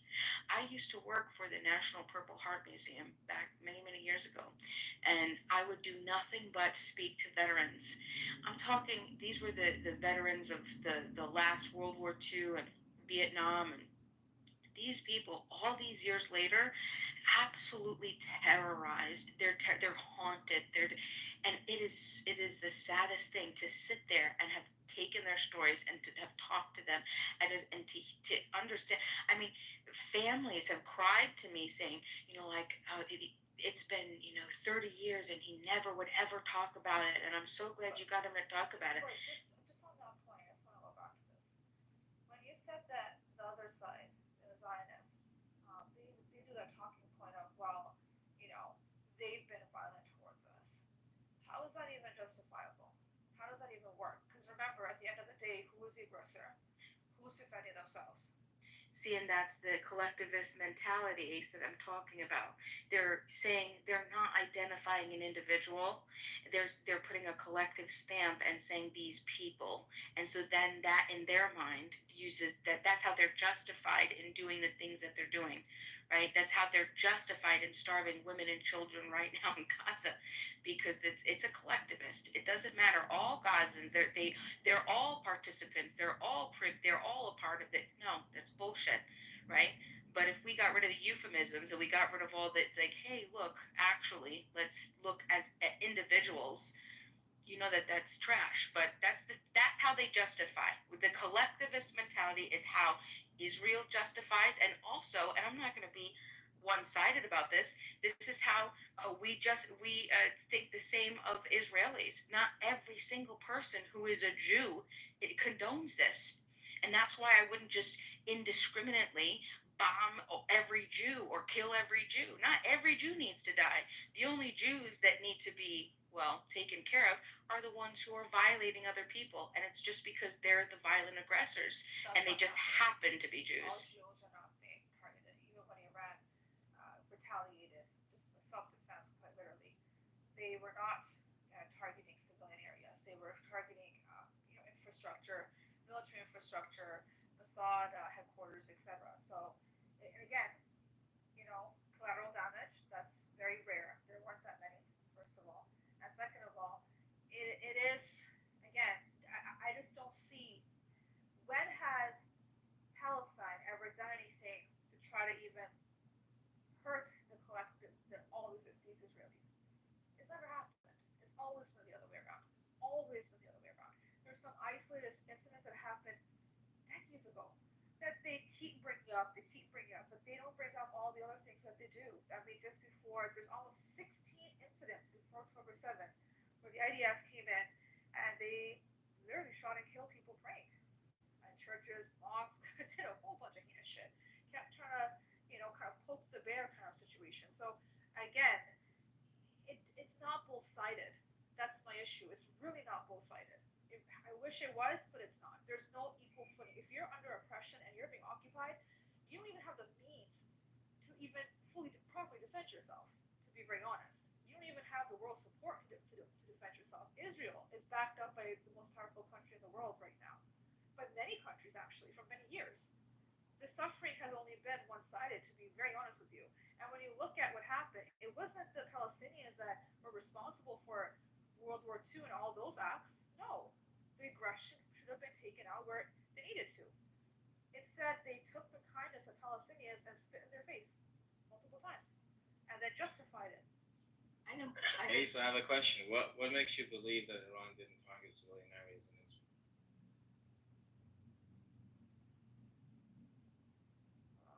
By switching. Because the evidence says so. The evidence. So if I show you civilians have been killed, if I show No, you that's videos a collateral damage. Because if they have the Mossad headquarters in a heavily populated area, Tel Aviv is very small. They have military equipment literally in Tel Aviv. So they have that on account? So I guess they use their civilians as shields, I suppose. Are you aware that Palestinian Muslims were killed in recent times? Yeah, well, that's the thing. Are you aware of that? Hold on for a second. How many were killed versus how many Israelis were killed? You know how Let me know how ignorant many that looks? Iranians were killed versus how many Israelis were killed. I can tell you how many Iranians were killed. I don't Tell have an me. issue with that. Tell But me. you're not being honest. And how many were the Jews? You mean how many Jews have been executed in Iran? No. How many Jews were killed in that? Jews or Jews? What are you saying? Jewish people. When Israel attacked Iran, or what are you referring to? When Israel attacked Iran. Okay, 0. But Iran has executed Jews in Iran. Roughly 1,000 Iranians. Do you want a testimony from a rabbi that said that we got more than 35 Jews living in Iran? Do you want the testimony? Look, I'm looking at Do official you, hold on. Should I take a rabbi, right, that his testimony holds more weight than your fucking testimony because you're a Pahlavi supporter? What do you want me to do? I'll take the rabbi's what opinion. supporter? Pahlavi, right? Raza Pahlavi? I'm not. Not? Okay. I didn't make But it I don't clear. They hit the understand Catholic when Church. these numbers are from the Islamic Republic themselves, okay? Why would they not be interested in saying that Jews have been targeted by Israel? Samson, are you This is justifying the total killing of the bullshit. Iranian kids? Are you justifying This the is killing of the Iranian kids? I mean, I've been trying to get you on the stage for a between while, the for lines. Why almost would a week the and 2 Islamic weeks. regime not be interested in saying that Jews have been killed by Israel? I'm asking. Hold on. I have a testimony from a rabbi. He said, No, you're not we have more answering than. my question. Oh, You said I am Iran answering did your not question. I attack said civilian they're getting targets. treated good. This is the And you testimony asked from how a many rabbi. people have been Are killed you in gonna Iran. deny I the would gladly testimony share from a it. rabbi? Are you gonna deny the testimony from the rabbi? I don't care about your rabbi says. Oh, okay. Okay. Which one holds more weight? A Jewish rabbi Islamic versus regime. you, somebody that lives in fucking Germany, be a Nazi or whatever, right? Should I take your fucking testimony over rabbi's testimony?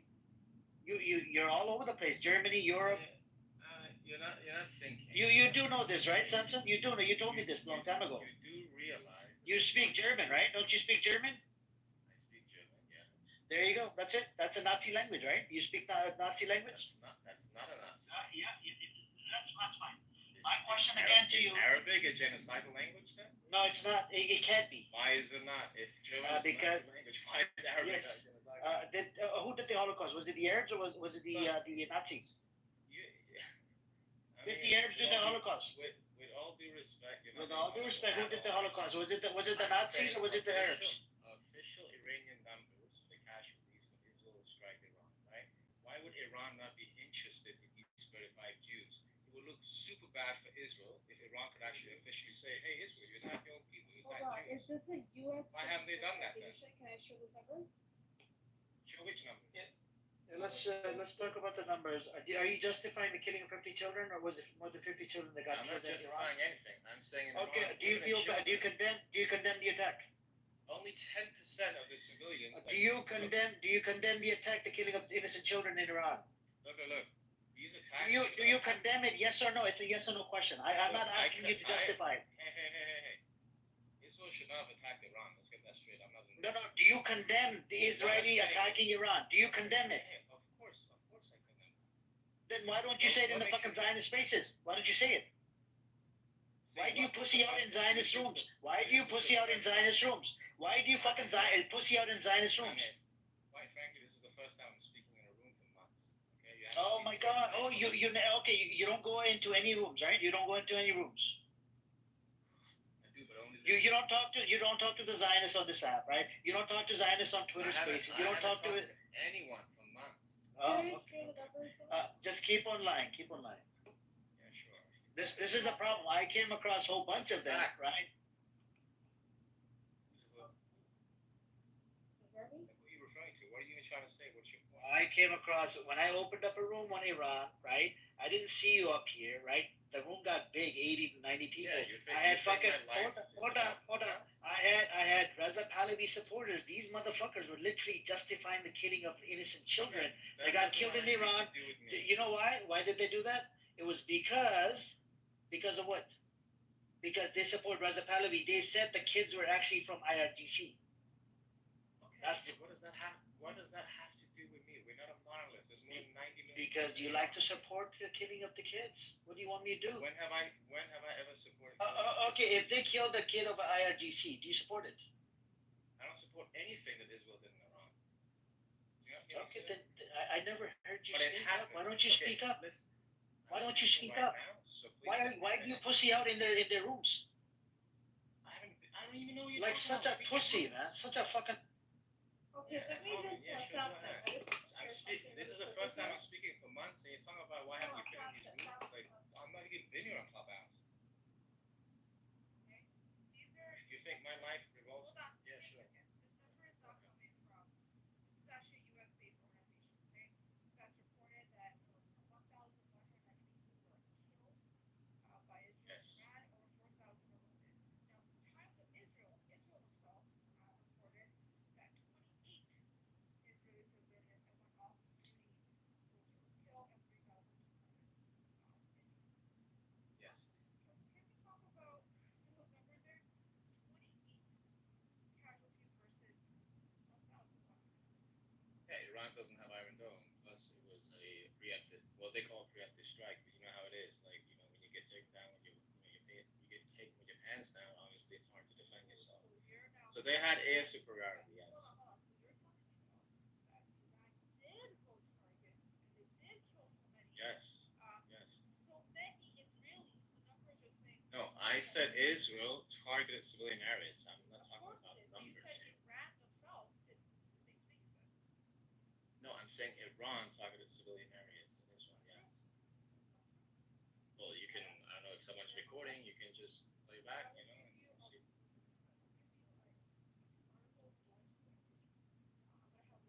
Ace. Quite honestly, this is quite disrespectful. You know why? I can pull out names of the people who were killed in these civilian areas. I can show you videos of these areas. I have a friend who got injured. I think it's a so disrespectful. 1 second, but again, I'm telling you, this does not go along with your whole argument that they targeted civilian areas. If they did, wouldn't the casualties be fucking really high? No, casualties are low because of the Iron Dome. Actually, Iron Dome wasn't doing much at all. Iron Dome wasn't doming. Did you not know this? Shit. I think you forgot about that. There was reports from the U.S. and from the Israeli sources that the Iron Dome wasn't working. Anyways, I think Layla wants to chime in. We have the Layla go ahead. Yes, salam, and how are you? I just want to go by his narrative, yeah? Let's say Iran did target civilian areas. So what? So what? Yeah. I just want Yeah, so what? Why is that an issue? Because Ace said it didn't happen. Okay. Yeah. So what areas in Israel So stop impacted? glorifying What this areas? conversation. Hold on. You seem to know numbers, yeah? What areas in Israel was impacted during that 12-day war? Several areas. Such as? Ramadan, for instance. What about in Haifa? What do you mean, what about Haifa? What, like areas in Haifa? What were Everywhere. they targeting? What were the Everywhere in Israel was targeted. civilian areas? Can you name them? What were they? I don't know what you're trying to do right now. You expect me to give you names of every single No, I'm suburb trying. of the So Israel attacked a building, apartment building. That's how civilians have died. They bombed streets where cars, civilians. You can see videos in Iran. I can tell you that much. Oh, you mean that video where we don't know who placed those bombs and those? Oh, okay. Okay, let's say that's fake. Let's say Iran is the evil one. What areas did they bomb in, like civilian areas that got impacted in Israel? Later, if you're being genuine about this, like. I'm actually being genuine about it. I want to know the civilian areas. In that case, you would know these barrages, like Israel, the entire area of Israel was attacked. Is it civilian It's not just area? Syria too. Many civilian areas, yes. Okay, I and think the it's quite numbers? stupid to say that just because there were only 20-something deaths, that No, there so weren't that what many were the attacks. numbers, though? What were the numbers? Like, are we comparing apartment buildings that had people in it? Look, and they we're not died? comparing numbers. We're comparing intent. Okay, Israeli intent was not to kill civilians, and I can demonstrate that because if we compare what's going on in Iran to, for instance, other areas, you will see these were very. But I just want to clarify what you just said. If we look at the numbers, Ace said 1,000-something people have been killed. Can you pause for Out a of those second? 1,000, only Hanson, can you pause for a second? 140 were women and children. I just want to clarify something about what you said. When you say they don't target civilian areas, are you talking about just in Iran or generally? I'm talking about Iran. We're talking specifically about Israel and Iran. Okay. I just wanted to clear was that not a civilian area? No, I actually see lady living there. What about the other people that were living there in the apartment? Other people where? In the other apartment penthouse buildings in the really nice areas of Tehran? All I actually No, see. that same apartment building, other people that died there. I don't care. There you go. You don't care. I don't care. You're not sticking to the point. Israel is not targeting civilians. They killed people in that apartment building, and you just can't seem to That's admit that. not what we're talking about. We're talking Okay, about so when they intent killed the members over there in that building, were there any other people that died, or was it just those members? That doesn't matter. What does that have to do with No, intent? it does matter. It does matter. Motherfucker, that does. That doesn't matter. Because you have the ability to snipe people. You know this, right, Samson? Okay, how did they assassinate Ismail Haniya? Can you tell us how did they assassinate Ismail Haniya? This is your issue. This is the reason you don't Samson,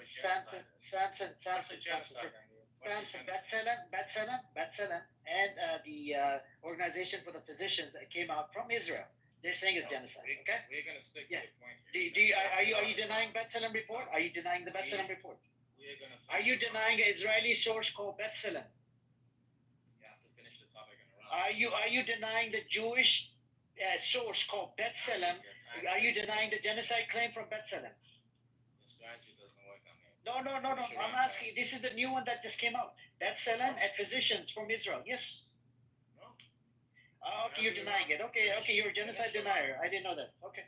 I'll go back to Iran. So, how did they kill Ismail Haniya? How did they kill Ismail Haniya? Tehran. How did they kill him? I think they placed something in his air conditioner. How many people were killed when they killed Ismail Haniya? He doesn't know because he doesn't care.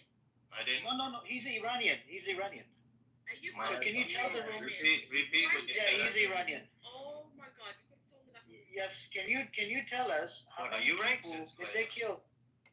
Layla, are you racist? What's Samson. wrong with me being Iranian? No, she's not racist. Smith's question first. Yeah. Can you tell us how many people did they kill when they killed Ismail No, Haniya? wait. What was that reaction? I don't get it. What was that reaction? Forget the reaction. Why are you deflecting that? No, I'm not deflecting. We're actually Okay. talking about this. Can you answer that question? How many people What's did wrong? they kill? What's when wrong with being Iranian? And then we can address whatever you say. Hold on, Emin. You want to talk to me? All right. How many people? Yeah, what's how wrong many with people Iranian? were killed? How many people were killed when they assassinated Ismail Haniya? Wait, are you answering my question or are you moving on to a We're different asking topic? the What's question wrong with me being You Iranian? dodged Ace's question. Now you dodged at least No. 2 questions, and now you I- dodged this question. I'm not going to dodge questions, but we have to do something in the right order, okay? If you want to do Okay, so something, it answer has to be in the right order. Okay, so Answer the my order question. the question was What was asked that before your reaction? question. What was that reaction when you realized I was The Iranian? question was asked before your question. So do you mind answering the question first, and then I can answer you? Can you answer the It question? doesn't matter. You can ask me 10 questions. If they're not related to the topic, I don't know. She'll answer the question that you asked about Iran, that you being Iranian, right? My question was, how many people did they kill when they assassinated Ismail Haniya? I don't know exactly. How many did they kill? How many did they kill? Wasn't it I less don't than know. 2 or 3 people? They sniped it, right? They sniped it. My understanding, only people in that room died. No, they didn't snipe him. How did they kill him? They knew he was going to be in that room. They placed some explosives, from my understanding, in that very room. Air conditioning, I think. So if they're able to do this, pinpoint and kill 1 or 2 people, why would you attack a whole building? You do realize there's a big difference between planning an attack for months, right, and then having like a 12-day war. No, I'm asking you. You made a claim. The intention was not to kill the innocent civilians, right? I'm making the claim that what was the point of attacking the whole building when you have Mossad running around inside Iran? What do you mean by attacking an entire building? Where do you see that? Where did an entire building you didn't see the whole building getting attacked? No, I haven't seen a single entire building getting demolished. Can you show me that? Not demolished. They got attacked on the side. So people that lived in the building. So what do you mean? So how do you think attacks are conducted? You think if the children got hurt, you're justifying right now. No, see, this is your issue. You're saying innocent women and children. Your own people got killed. Yeah, but your issue is you're not being realistic. You think during warfare no civilians are getting killed. There's obviously a difference between intent here, and you fail to realize that. Logic for the other side, for both sides. Then. I'm saying during this 12-day war, I'm not talking about other areas, mind you, right? I said the Israeli intent versus the Iranian, very different. And you're trying to justify okay, so what should exactly? I list all the targets Which targets? that Iran targeted and hit? It's all I don't think you could possibly do that because we're talking about thousands. But yeah. Wait, What about it? no, there's a whole list. There's thousands of So targets. there was only 2 people that were killed in relate to Ismail Haniya and his bodyguard. I actually looked up multiple sources. Thank you. Yeah, but how is that relevant to the 12? It's relevant because you can pinpoint and kill 1 or 2 people that you have a problem with. IRGC leader or member, you don't have to fucking attack the whole building. Not only that, I mean, They believe in collective punishment. Remember Yeah, in they Syria did. remember in Syria when they targeted the Iranians in Syria, they only killed them. They didn't kill other people. I mean, you didn't listen to what I said. I mean, we're talking about a 12-day war when people are moving around, they live in different areas. You're comparing that to Hania, which took months, and they knew exactly on that day, because of what had happened in Gaza, they knew that Hania would be there, and therefore set off. Did you see? There's one more important thing. I think you guys forgot about Samson. You forgot about this. So, when Iran did the attack, Rabbi Shimuli's dildo shop got attacked as well. You forget? I think you didn't realize that, right?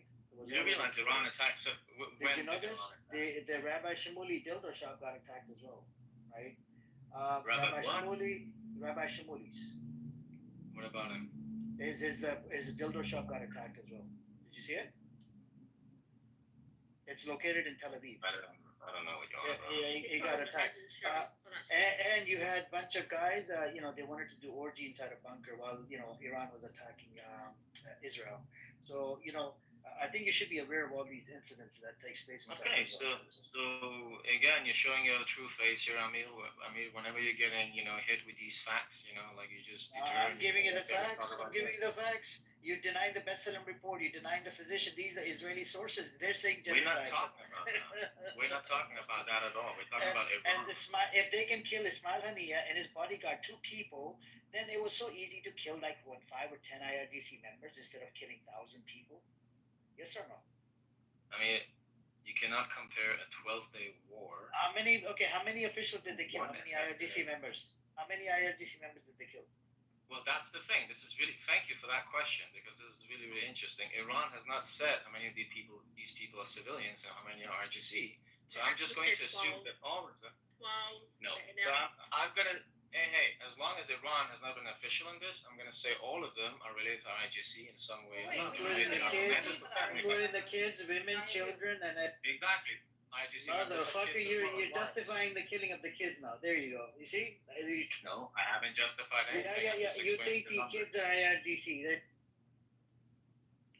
Well, there you go. I mean, that's the problem with you, Samson. I wish you were honest, right? You're such an intellectually dishonest person. So which part of me is not? You're like, okay. I gave you example. Ismail Haniya, when they assassinated, it was just 2 people, him and his bodyguard, right? Yeah, but this is such a fallacy. I mean, if this. Okay, can you go look it up? How many people did they kill?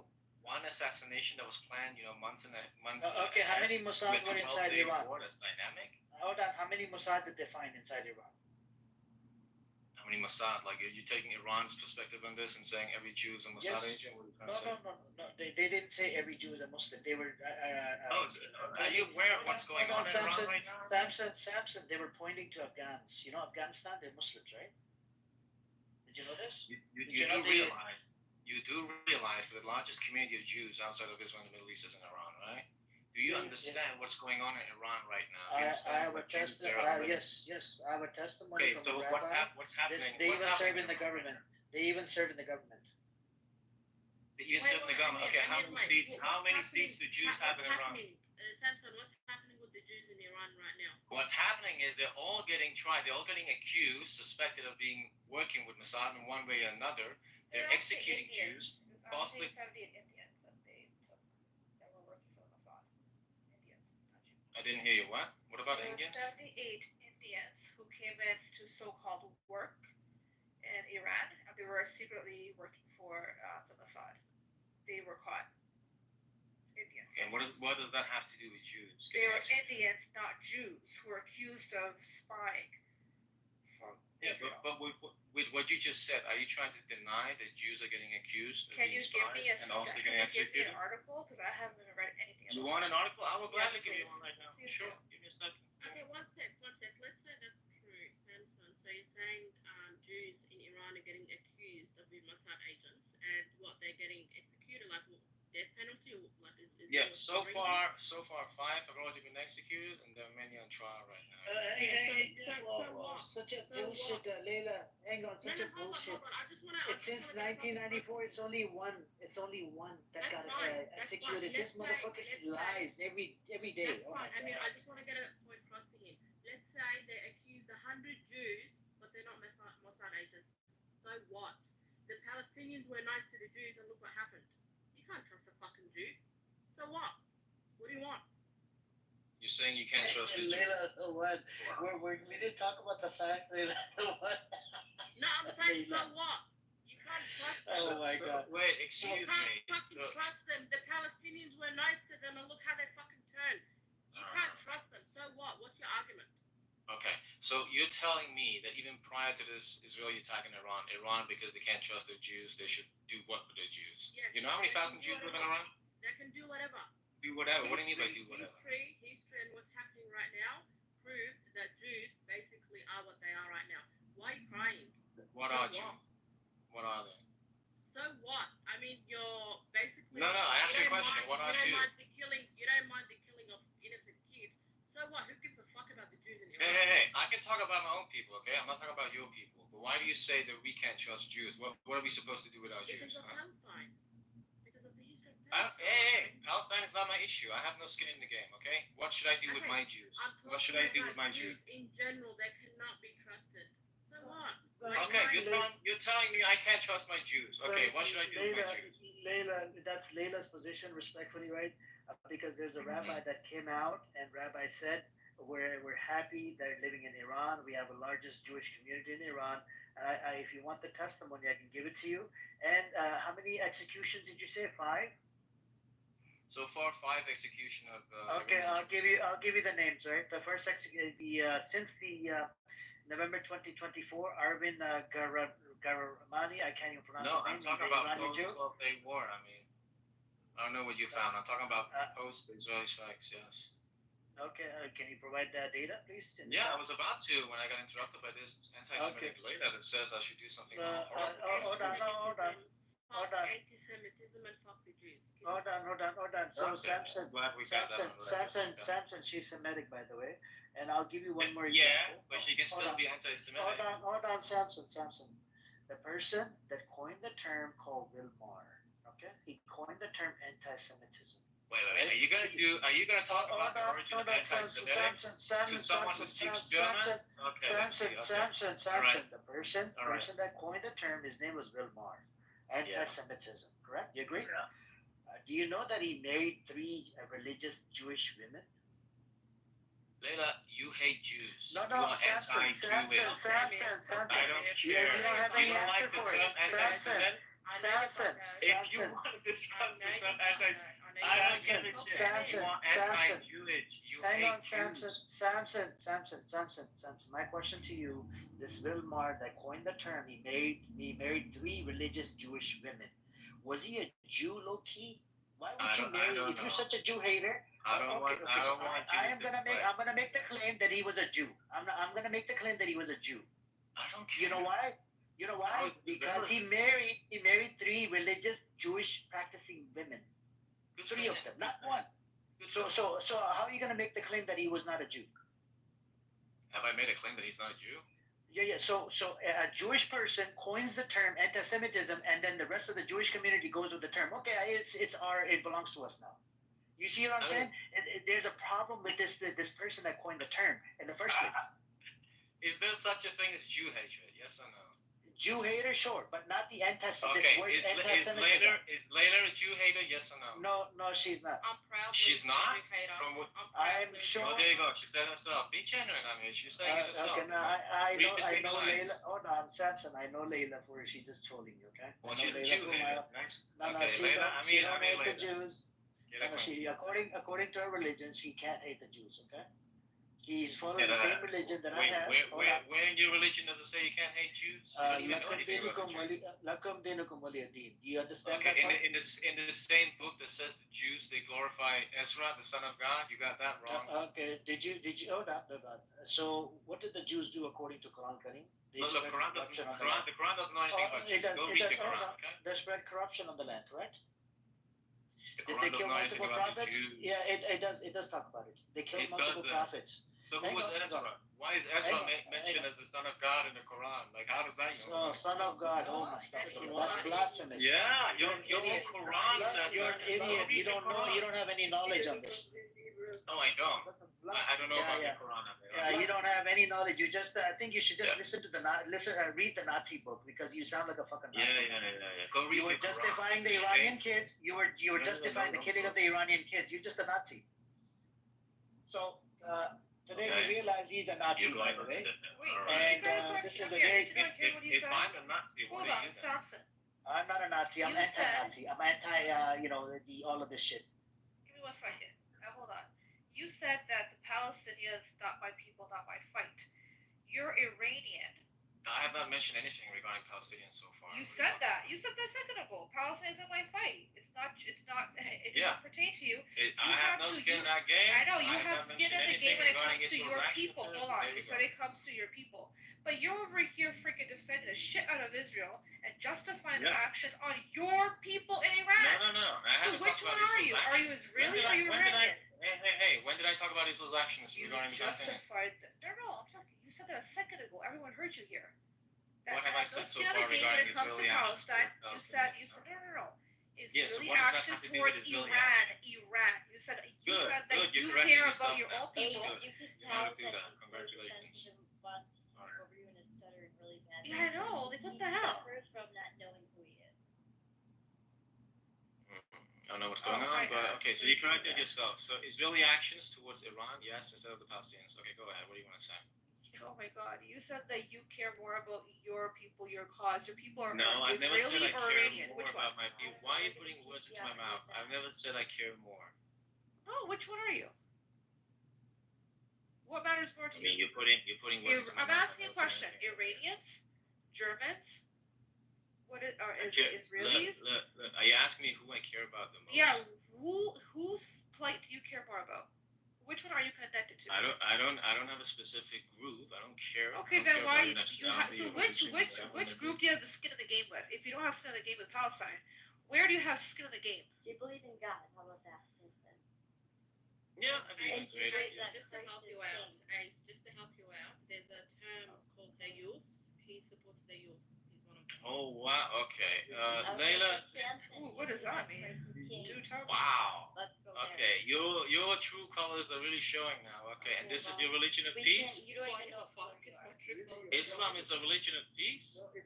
Like I'm getting your Islam, bro.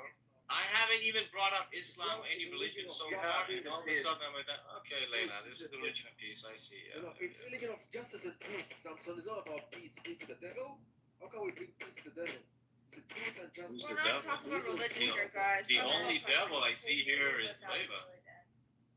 Samson, you're one of those Iranians that want your grandma's house to be blown up so you can wear a bikini, bro. So I don't understand what's going on. Yeah. Does anyone have an actual point, or is my time up here? So look, I think what Layla called him a pimp or something. I don't think he's a pimp. I don't think he looks like a Dayut, by the way. I don't think he's nowhere near the. Did you just look up that word? I already knew about it. I was just thinking about what to tell you. What to tell you is because there's a lot of problems with the way you're looking at things. If the Iran wanted to kill innocent civilians, they would have done it a long time ago inside Israel, but they didn't. The casualty number was pretty low, like less than 50 people or something, or 60. Why is this again? Hold on.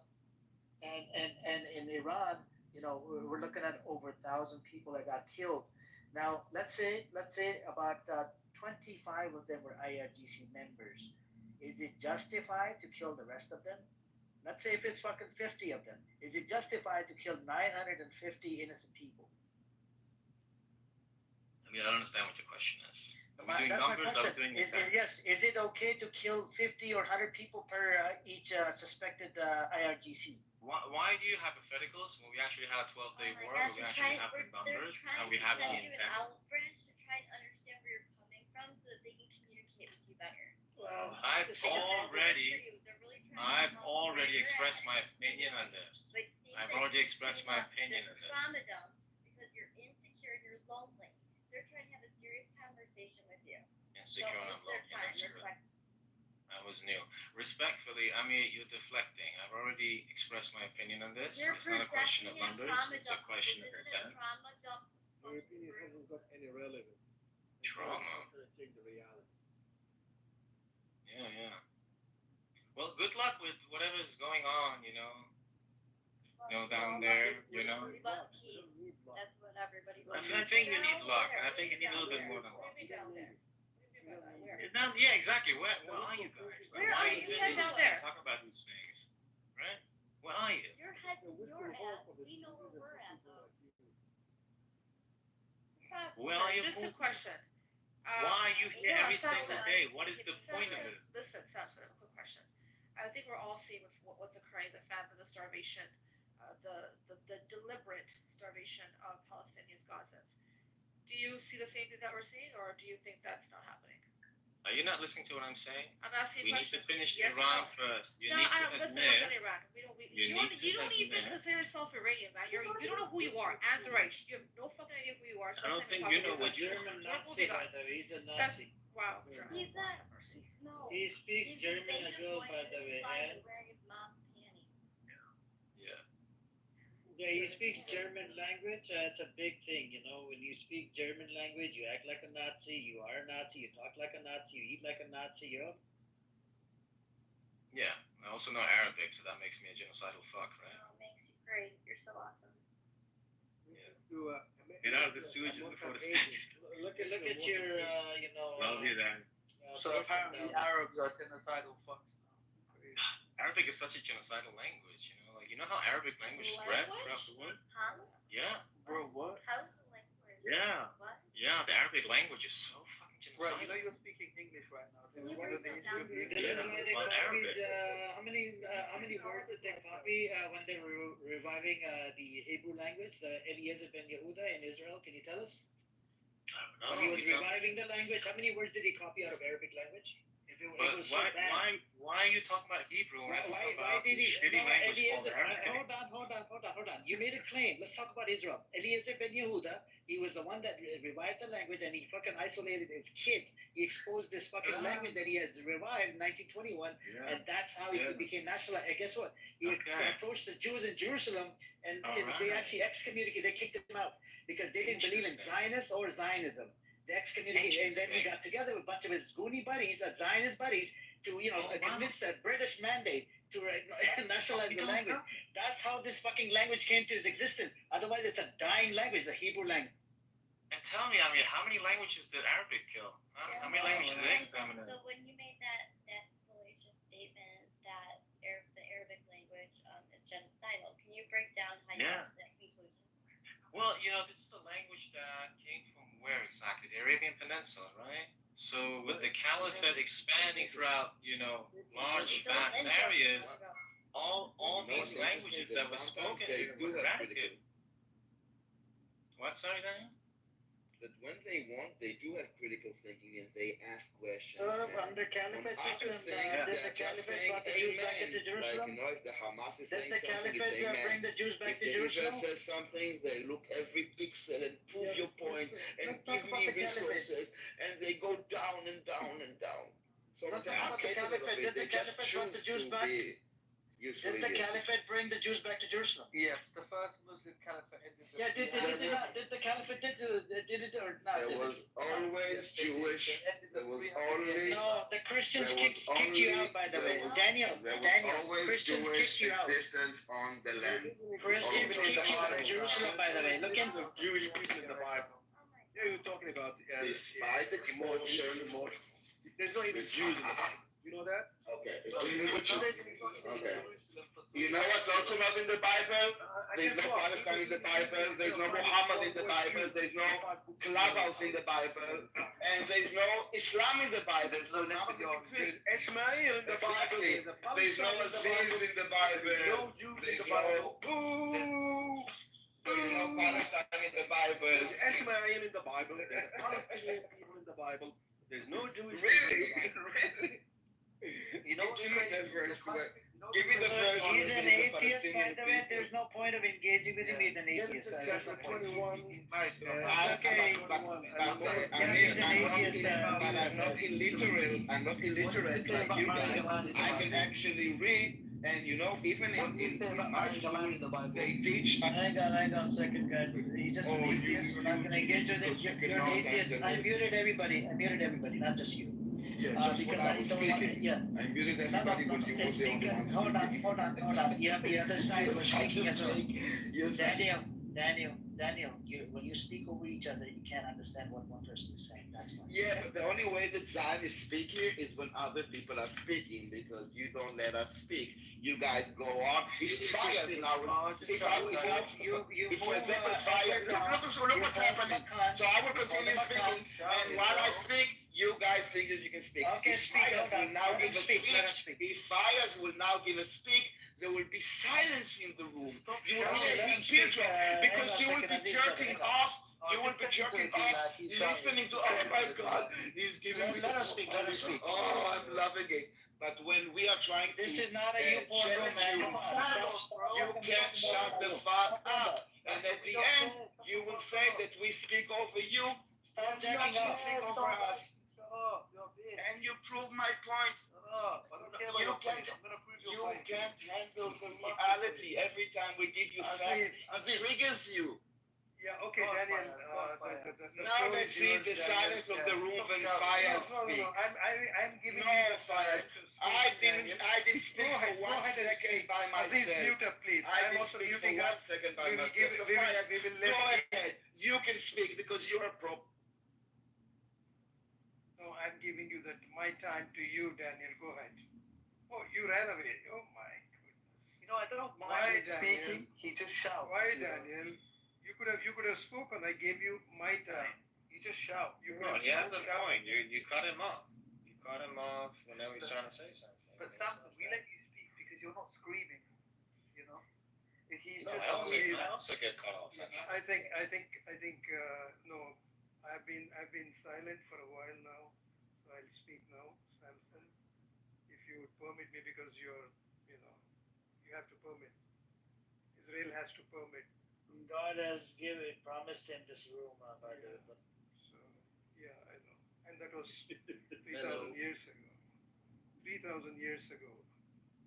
So what was the debate about? I mean, to be honest, I joined a little while ago. I did not get any of the it things. was about Iranian attack. That do you condemn it? I told him, do you condemn it? He didn't want to say condemn at first, and then he said, yeah, I condemn the 10% or 20%.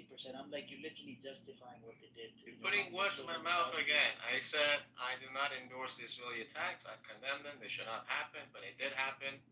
So what do you mean 10 to 20%? Where does that come from? You condemn it. There you go. He condemns it. Brother Okay, Fayaz. he condemns it. Okay. Good. Okay, Cam Silent. I don't know how to pronounce your name. Go Hello. ahead. You wanted to say something. It's Lucas. Yeah, I was gonna ask, why don't you switch when somebody talks, when he's finished, just take him down so we can understand more, because it's when two people speak at the same time, people will get headaches. Cam, you can make your point. What do you want to say? Go ahead and speak. I was missing some Zionists of the chat, but Ace warned me not to do this. I'm sorry, Ace. It's okay. Yeah, well, what's the topic actually? The starving of Palestine or what?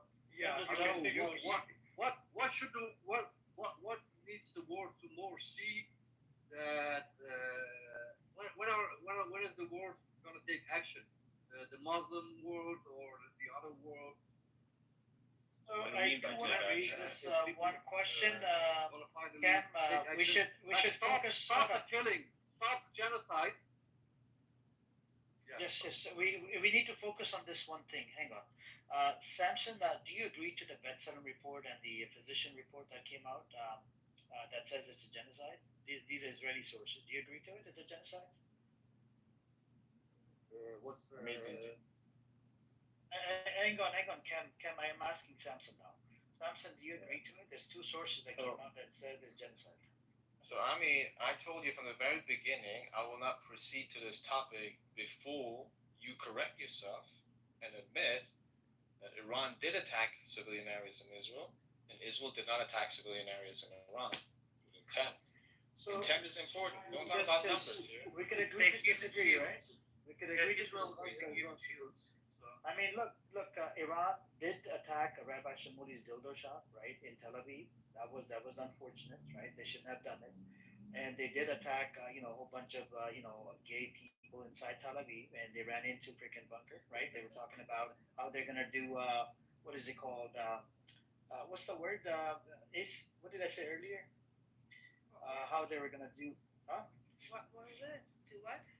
They were gonna do something. What was it? They're doing Aliyah to Cyprus now. So this is So like we're basically talking I want to about the understand. Shamuli's daughter's dildo shop. So the concept of the story is the concept of the Daniel, room is that you guys are Daniel, just you need like. to mute up Daniel. I'm talking to Samson now. Thank you. He's Iranian. So the concept of the story is Can like you you guys please allow the Iranian brainstorming to speak, ideas, Daniel, and you say whatever you just want to say. Daniel. And When then if the Brother majority Fayaz agrees wanted with to you, engage with you, if they come. when Brother Fayaz wanted to engage with you, you ran away like a little bitch. I don't give a fuck about Brother Fayaz. Can you mute up? Thank Like you. he has times that I don't. Okay, thank you. I warned you before I moved you down. Thank you. When Brother Fayaz wanted to speak, you ran away like a little bitch, like a pussy. So Samson, going back to you, we can agree to disagree, right? I hold this position that it was their intention was to kill civilians. Okay, we can agree to disagree. You're comes out with a ruling that it's a genocide. My question again to you: are you denying the B'Tselem report and the other report that came out, the physicians from an Israeli source? Are you denying it? Are we moving on to this topic now? So, like what? Yes. We're moving on to the B'Tselem report. Are you denying the B'Tselem report that says? But I still don't understand. Are you admitting that Iran did attack civilian areas? No, I'm not admitting that. You're not admitting that. Agree So to how disagree. are we gonna agree on anything in the future? No. The B'Tselem report, Israeli sources. Yeah, but you're deflecting again. Like I'm asking you a question. How are we gonna agree on anything? We moved on from Iran. It doesn't matter if he agrees or not. Okay. No, it does. Now, because okay, look, if I look. let me please let me finish. It does matter because if I intend on engaging with this gentleman regarding a different topic, how are we going to reach a conclusion afterwards? No, we are not supposed to be reaching How a are we conclusion. supposed to conduct a debate with like valid arguments when you can't even agree that Iran was attacking civilian areas in Israel? How? Okay, fine. Agree to it. Go ahead. So I'm going to switch the topic now. I'm going to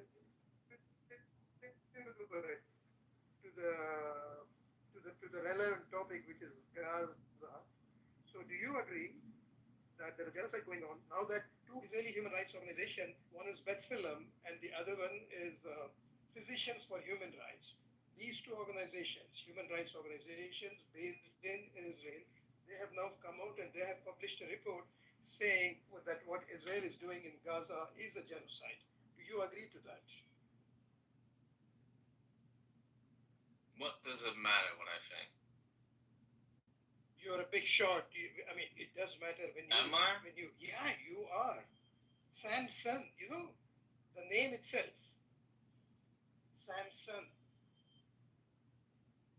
You're bigger than Samsung. So do you agree to that or not? Do you agree or do you? You can say I don't agree. It's not a big deal. You don't have to agree with B'Tselem and Physicians for Human Rights. You don't have to agree with anybody. You can say I don't agree and we can move on.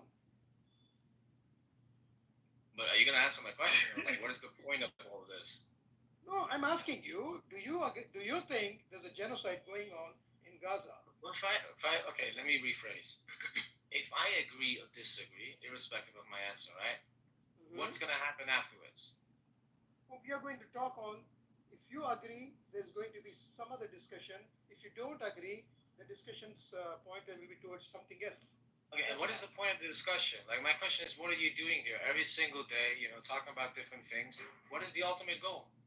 No, that's because bigot or you're ignorant. I'm sorry. I'll tell you, Samson, why we do this. See more that this is a genocide, Samson. Okay. Samson, Okay. I'll tell you. No. Okay. Cam silent. The question is, what are we doing every day in this room? The reason we do this almost every day, okay, is because we cannot bear to see children being purposely starved by Israel and children being sniped by IDF, women and men and old people, everybody being starved purposely, So that's why, Yes, and we want to speak out against it. Israel spends about $150 million for Hasbara, for spreading disinformation, for paying to people to spread disinformation. Gaza cannot do that. So some of us volunteer to do it for them. Okay? Okay, I understand. You got it. Yeah. So to answer your question, what I think you're trying to say is you want whatever's going on in Gaza to stop, right? Yes. This is not a blame game. This is not like, okay, we want to coin this term and that term, because that ultimately doesn't do anything, right? Like, you just want it to stop, right? Yes. Because here's my question: like, what does it matter if Bibi is like a war criminal, warmongering, he's a genocidal fuck? What does that matter? The thing is still going on, right? So the real question is, how do we stop what's going on down there? So tell us how Wouldn't do that be we more stop? relevant?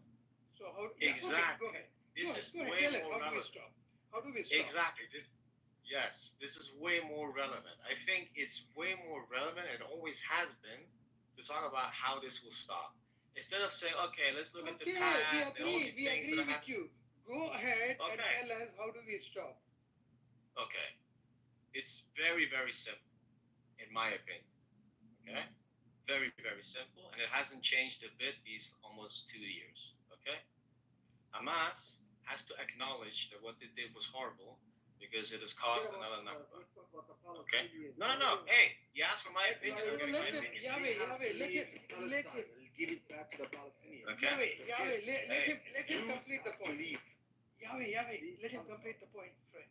Go ahead, Samson. Make your point. Hamas has to acknowledge that if they wouldn't have done what they did, Israel wouldn't have been inside Gaza. There wouldn't have been 50,000 dead, 100,000 injured, people starving. All these things you're mentioning that are horrible, right? These things wouldn't have happened. Wait, let me finish. Let me finish. Okay. Camp silent. So the first thing is Hamas should come out and acknowledge that what they did was wrong. Okay. They should acknowledge what they did was wrong. Not to the international community. That's not what I'm referring to. They should apologize to the Palestinians. The reason why Palestinians are suffering now. The reason why Palestinians are suffering is because of Hamas, not because of Israel. This was expected. Okay. So what else? This was an expected response. Samson, don't make it long-winded. I'm not making it long, but like, this guy's cutting me off. So that is point number one. What is point number two? That's point number one. Point number two, when they've acknowledged that, they need to lay their weapons. They need to get. Go ahead, Samson. Go ahead. All right. They need to lay down their weapons, release the hostages, allow PA, international community, whatever it may be, to come up with a transitional thing in Gaza. They cannot stay in power. Okay. That is how you solve this.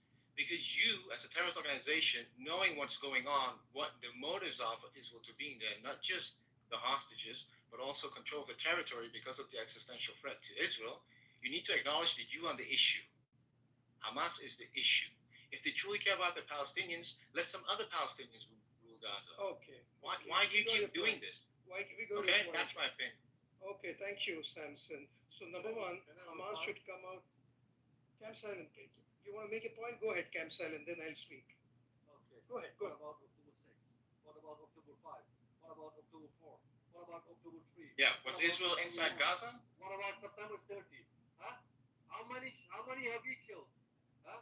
The Zero. How many have you There was zero Israelis in Gaza killing people. For the last, I'm sorry for my language, 14 years, you have killed children. That's not true. Show me. Give me a source on October 6th, on October 5th, on October 4th. Your deaf does not see the truth. I don't know, you're blind. You say that. Yeah, this is the issue. You are part of the issue. Okay, what Palestinians should rule? There are no fucking Palestinians left. You killed them all, you fucking idiots. Cam Silent. Now I'll speak, okay? Thank you, Cam Silent. Yes, you are right. There is October 6, 5, 4, 3, 2, 1. You can go back up to 1948. And every day, literally, Israel has been doing something bad for the Palestinians. Wait, killing them. Can I comment that for you? No, I'm speaking now. I All gave right. you the time. This is my time. Okay? Thank you. So, first of all, you said Hamas should come out and apologize and acknowledge that they apologize to the Palestinians and acknowledge that they made a mistake or whatever it is that you said. Okay? Now, this is between the Palestinians and Hamas for them to decide if they want to seek an apology from Hamas, they can. And if Hamas wants to render an apology, Hamas can. There's nothing that you and I can do about it. Okay? That's as far as Hamas and Palestinians go. Number two, you said Hamas should lay down its arms and get out of Gaza or disappear. Somebody else should rule Gaza. Okay? I understand. Hamas itself has said that we are ready not to rule Gaza after the ceasefire, after everything is over. We are ready to give up power. Hamas itself has said. Okay? Even after Hamas said this, Israel is the one that is blocking the ceasefire. It's not Hamas. Israel wants a 60-day ceasefire in which period it wants all the hostages to be released. And after the 60th day, Israel reserves the right to resume the genocide. And I'm going to call it as a genocide. It's not a war for me. It's a genocide. You can call it as a war. I have no issue with that. So Samson, this is the main bone of contention between the two sides now. Okay? Hamas wants a permanent ceasefire against the release of all the Israeli hostages at once, whereas Israel wants a 60-day ceasefire, and Israel also says that in this 60-day period, there can be phases. In each phase, you will release X number of hostages. Hamas doesn't agree to that. In my opinion, Hamas is right. Why should Israel have the right to resume the genocide after 60 days? It is the very reason that it is asking for a 60-day ceasefire is because after getting the hostages back, they have nothing else to worry about. At least now, even though Israel doesn't really care about the hostages, especially Netanyahu doesn't bother what happens to the hostages. If Israelis had cared about the hostages, they would have had the hostages back long time ago by making a deal with Hamas. No, every time there was a deal. In fact, in March, there was a very good deal on the table. It was being implemented. The first phase was implemented. Before the second phase could take effect, Israel started bombing Gaza again, broke the ceasefire. So it is Israel that doesn't care about its own hostages. Okay? So in my opinion, what ultimately Hamas will do, we don't know. Or what Israel will do, we don't know, and we don't have the power to tell these two sides. But this is what I think should happen. Hamas should not agree, whatever the pressure, right? Because, see, Israel is a genocidal, maniacal country. It's not just Netanyahu. The majority of Israelis are nuts, who literally are cannibals, who would even go to the extent of eating up the Palestinians. This is what I think about them. Having watched them for the last 2 years, listen to them, listen to the videos, listen to Channel 12 of Israel, I have come to the conclusion that if they had an opportunity, they would even eat up Palestinian babies. This is what Israelis are. So my beef is not at all with Netanyahu. He's just a symbol. The problem is the Israelis themselves, majority of them. No, there are good people in Israel. I'm not denying that. So if Hamas gives up everything, if they agree for 60-day ceasefire, and if they release all the hostages, after the 60th day, literally, the genocide will resume and it will be completed the way Israel wants to do it. And just last week, Heritage Minister Amichai Eliyahu openly said that no, we want to fast forward the ethnic cleansing of Gaza so that we can have Gaza to ourselves as soon as possible. This is what your own heritage minister said. Then 2 days ago, 22 cabinet ministers and lawmakers, Knesset members, signed a letter and gave it to the defense minister Katz, Israel Katz, asking him for permission to allow a group of people, including these 22 Knesset members and ministers, to visit northern Gaza. Sorry? To visit northern. Is 22 out of 34. 22 out of 34 to visit northern Gaza, to scout for land, to see where they can start creating the new settlements. This is all in the media. It is in the Israeli media. So if you want to come here and say it's Hamas that's doing everything, it is Hamas, Hamas, Hamas. I think the day you stop using these two words, starting with H, there will be a solution. One is Hamas, the other one is Holocaust. You use the Holocaust to show the sympathy, to brandish the victim card, and then you use Hamas to, not to come to any decision on this. So, and literally, Israel is killing children, starving children, and whatnot. This has never been seen in our lifetime, we haven't seen any country do this to any people. This is the reality. Okay, did you finish? Okay. First of all, I'm not Israeli, so this you thing doesn't apply to me. Secondly, I'm not Jewish, I'm not Muslim, I'm not part of all of this. I don't agree with what you just said regarding stop using those two words like Hamas. By the way, I have not used the word Holocaust. Again, I'm not part of this, right? But I think we ultimately disagree on what the core of the issue is here. Because I heard someone say, what about October 6th? What about October 5th and 4th and so forth? But you have to remember that Israel, IDF soldiers, nor Israeli civilians were inside Gaza. No one was getting killed. There was none of this going on. This was caused by what happened October 7th. I mean, I don't understand why you're denying this. And whenever I ask for sources, no one is giving me a source on who was getting killed inside Gaza. I'll give you a source. I'm talking about the Sure. West Bank. Nobody got killed in the West Bank. No, West Bank is different. We're talking about Gaza. So West Bank is not a Palestinian state. It's not part of Palestine. No, that's not what we're talking about. I mean, you're deflecting that. We're talking about It's Gaza. part of Palestine. It's part of Palestine. Okay, but we're not talking about Palestine. We're talking about Gaza. Okay? Bro, that is part of Palestine. I don't know what you're on about.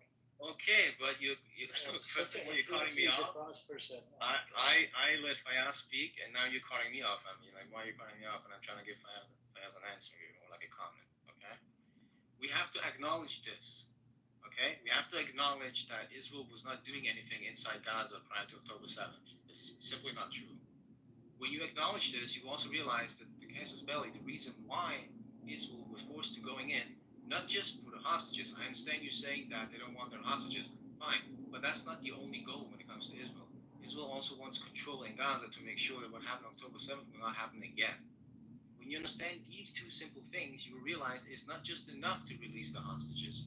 Israel needs to guarantee, this cannot happen again. It cannot repeat itself. How is this going to be a guarantee if Hamas will still be in power? They can't be in power. There's no way. Samson, so what happens then, what's been happening before the 7th of October, it's been happening for a long, long time. The nightly raids when Israel just go into territory that's not theirs, even in the West Bank, and do nightly not raids. Not in Gaza. You're talking about West Bank. I'm talking about Gaza. Can I give the stat? I'll put it in the chat, okay? So Palestinian deaths, 5,360 in Gaza. There were before when? October 7th, before October 7th, Yeah, but from when? From when? Okay, give me a second. I'll put it in the chat for you. Finish. Thank you very much. You are claiming that 5,000 Palestinians got killed between which 2 dates? Since the time. I'll put this in the chat. Give me a moment. Let me read the stats. It's not about when. First, you said there's been no deaths of Gazans. That's the the first thing you said. It's on only the October West Bank. 6th, I by the way, said, you're yes, cutting me off, prior Vince. to You're also October cutting me 7th, off. this isn't collective. This is wrong. I didn't say what's prior to happened. October 7th. I said October 6th, October 5th, Oh, October October 4th, because 6th, there was a gentleman in here who mentioned those dates. Figuratively. Don't you understand what No, he's figurative not. language is? No, Yes, no, no, he no, no. was. Don't bend his And words. look, No, he's should not. I- No, yes, he's not. Oh my God. No, he's not. I want you to show me October 6th, Let's just October talk about the 5th, total. October 4th. So 5,360 in Gaza alone. Okay? By Listen, you are IDF. referring to civil wars in 1,007 Gaza in the West Bank. 2008, 2012, 2014, maybe 2018, 19, We're talking 20, 21. about the last 15 years. We are not 15 referring years. to a continuous war, active war inside Wait, Gaza. This is yes, what you're trying to make you it said sound there like. were no civilian deaths. There are civilian deaths, okay? So No, stop. I have a give stat. me a civilian death in Gaza caused by Israel on It October was 6th. caused by October 5th, Israel. or Hold on. October Do you 4th. not know the UN has had 45 sanctions against? There's 45. What do the Okay? sanctions have to do with Hold on, civilian hold on. deaths in Hold on, Gaza? no. For crimes against humanity, against the Gazans What does and that have the to do with Palestinians, October that's 6th, what Israel October has 5th? done before October 7th. Just so you know. Okay, you're not being coherent now. I'm talking about October 6th, 5th, and 4th. Give me dates. Give me a time frame. Give me a name. Who was killed in Gaza by the Israelis? Give me a name. Hang on. So do you think the West Bank is not part of Palestine, Thompson? No, that's not what I said. It's part of the Palestinian No. territories. It's not I'm relevant. asking you a question. Is it part of Palestine? Yes or no? It's part of the Palestinian territories, yes. Okay. Do they have the right to fight on behalf of the people that got killed in the West Bank? Who? The people that live in Gaza. Do the people of West Bank have a right to fight for what's going on? Do the people in Gaza have the right to fight for the rights of the people that live in the West Bank, the Palestinians? No. They're separate entities because after 2000. Why is it separate?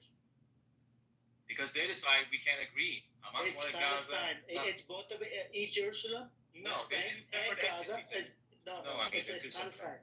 I think you. This is where the Yeah, problem and with it's all God's Middle rabbi- East. It's just a term to say It's Palestine. not Middle East. It's Who rules Palestine. Gaza According to versus the who rules the West Bank? According to the UN, according to the it was agreed upon the 67 borders, right? My What was question to agreed you. upon 67 borders? My question to you: what was included in the 67 borders? The West Bank. What else? Gaza and East Jerusalem. That's Okay. Palestine. Okay. What happened in Palestinian 2005? territory. What happened in I'm not talking about 2005. I'm talking about right now. No, I'm talking about 2005. 60 Because you're talking about 1967. That's a long I'm time ago. talking about the 67 borders. What was agreed upon? What was the latest event? What to was happen to agreed Gaza upon? in Can you please 2005 or tell the room? 1967? Can you please tell us what was agreed upon? Do you not know what chronology What is Do the you know what a 67 timeline is? borders? What is 67 borders? What is 2005 elections? What is 67 borders? What is 2005 elections? He's not going to respond. You see, it's such an intellectually dishonest. You're not responding. 67 Intellectually borders, 67 dishonest. borders. And What are according 2005 to the elections? hold on. According to the UN, from October 6th to the fucking 2023 October 6th was the deadliest year for the Palestinians, not only for the adults, even for the kids in the West Bank.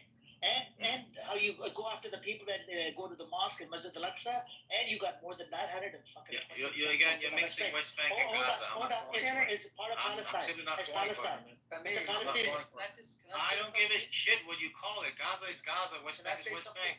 They're two separate entities ruled by two separate people. Okay. But let me just say something, right? The Aziz, problem here is sorry, just quickly. I just want to say something. The problem is selective outrage. You sit here and tell us about selective arrogance coming from your side. Not done, please. I just listened to you speak for like 20 I minutes. believe you just said that about I'm gonna land quickly. I'm not gonna Okay, please go.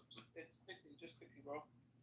Problem is selective outrage. Like we can talk about October 7th for ages, and with how sad you feel about it, and children that been kidnapped. The problem is you, and so you're telegraphing the fact that you have a moral code, right? And right, maybe I agree with you. I don't disagree with you when you feel those things. The problem is selective outrage, selective morality. Because when it comes to us, you talking about what Amir just said, those numbers, you seem to just you block it out. And so that tells me something, because we're not doing that. We're happy to concede maybe children shouldn't die anywhere. We're not laughing in the faces of, children dying. We don't do that. We don't, if anyone starts anywhere, we're happy to address the fact that it's a problem. But you have selective morality, and this is the truth. You do. There's something about it. Okay, can I address this now? It's typically. Before that, I wanted to chime in. Then I gave the space to Aziz. Yeah, sorry, Faiz. I just wanted to just put that out there. It's okay. Yeah, Stop, I stop. I just understand. want to And say I this. agree with you, Aziz. I agree with you on that point, Aziz. Okay. When we talk about children, we also feel for the Israeli children. But when they talk about children, they don't feel about the Palestinian children. They will say Hamas is responsible. Irrespective of whether Hamas is responsible or US is responsible or Israel or Saudi Arabia, we feel for the children. We say that children should not be, used in the wars. Children should not be stopped. Children should not be sniped. The Zionists never say that. This is something that I have noted time and again, when I have spoken with many of them. They will never say, no, Hamas is responsible. Don't blame Israel. Israel is not, but it is Israel that is controlling Gaza right now. It is Israel that has the power to stop the food from coming in or allow the food to come in. So it is not Hamas. So when it's Israel that's occupying Gaza right now. Then Samson wanted us to talk about, he kept referring back to 2005, 2000. The reason he wanted to refer back to 2005 was when Israel let go of Gaza and the elections took place 2005, 2006, 2007. What Samson either doesn't know or does not want to say is that Israel retained control of all three routes: air routes, sea routes, and land routes. Nothing could come in, nothing could go out without Israel's permission. Number one. Nobody could come in, nobody could go out without Israel permitting them to do so. And number two, Israel retained even the birth and death registers of Gaza. A child was born in Gaza, he or she, the baby, had to be registered in Israel, not in Gaza. And a death had to be reported to Israel because they wanted to monitor literally everybody in Gaza, how they did. And then talk about the blockade. When they removed the settlement, illegal settlement in Gaza, illegal Jewish settlement in Gaza was withdrawn. What they did was, as soon as they withdrew, they immediately imposed blockade or siege or sanctions, whatever you call that, on certain products. Like, for example, cement was banned from day one of the so-called freedom that Gaza got. Cement,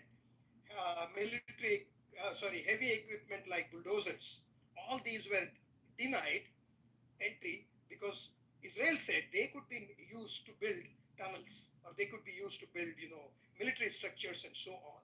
And they also denied many instruments, which could be used, which had double uses, which could be used as a weapon. Okay, fine.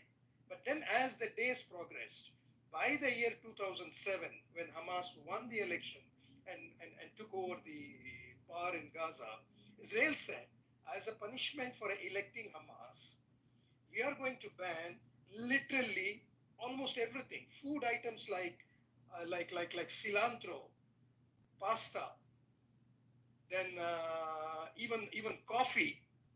Then they banned tea. They banned notebooks for some time. They even banned pencil. Pencil, you know what? They banned all the sharp objects, and they put pencil in the sharp objects list. They said when you sharpen a pencil, it becomes sharp, and it can be used to poke somebody's eye, or it can be used to kill somebody like James Bond style. What James Bond does in his movies. They said a Palestinian child could use this pencil to kill a Jewish child, even though there is no Jewish child in a school, in Gaza schools. And they banned pencils. And as a father, if you are asking me, if somebody said that my child cannot have a pencil, he can go to school, he can carry notebooks, he can do everything, but he cannot have anything to write on because that instrument can be used to kill a Jew. No, I would be really furious. I would be really, really furious for denying my child this little, right. Okay? So literally, Israel banned so many stuff that it became very difficult for Palestinians in Gaza to make a decent living. So much so that at one point in time, Israel said, we will not allow, even amongst the food items that were allowed into Gaza, that were permitted, They said we will only allow 2,000 calories per head. That means if they have, for example, a million people in Gaza, that means a million into 2,000 calories. Once the 2,000 calorie per day amount of food has been delivered to Gaza, they said, okay, we have delivered you what you need to eat to survive. We will not deliver anything more, even if it is permitted. No, you cannot have more of that. So literally, they said that if you had to eat, two slices of bread, I will not give you three because two is enough for you to survive. Now, if you do it to my child again, if my child asks for three breads, and you're going to tell me that only two is enough for him to survive, I'm going to come back to you and do whatever I have to do to make you realize that what you're doing to my child is wrong. And that's what Hamas did on October 7th. Yes, I stand with Hamas. I think what Hamas did on October 7th should not have been done. I wish they had not done because of all the consequences that we are facing today. But I totally understand why they did what they did on October 7th. And the only question that I have for Hamas is why the hell did you wait for so long to do October 7th? Why did you allow your people to suffer for 17 long years of blockade? 17 years of blockade. Imagine you want to cook something. We all have families, right? Everybody, we all have families. We all cook. Our women cook in the house. We cook. I cook sometimes. If I don't have one particular ingredient, you just can't make certain dishes. And Gazans were literally facing this every day. Every meal, they would be cooking without something or the other. Go and ask them. Go and read their, anecdotes. Go and read their history books. Pick up books written by Palestinians. Pick up books written by Israelis about Gaza, Samson. So these are all the things that happened that led to October 7th. So if you're going to keep saying that nothing happened on October 6th, and incidentally, October 7th, there were 5 October 7ths perpetrated on Gaza by the Israeli Defense Forces before October 7th. Before 2023, there were five major attacks on Gaza. In one attack in 2008, okay, and this is mentioned in the book of. Okay, I'm going to share that in a while when I remember. You know what they did? 2008, Israel said, they told their commanders to wait and go and drop 100 tons of bombs on Gaza between 11 a.m. and 1 p.m. They said all the bombs need to be dropped in X location only in these 3 hours, between 11 a.m. and 1 p.m. Nobody knew why they are giving this time frame. Nobody knew. Within Israel, nobody knew.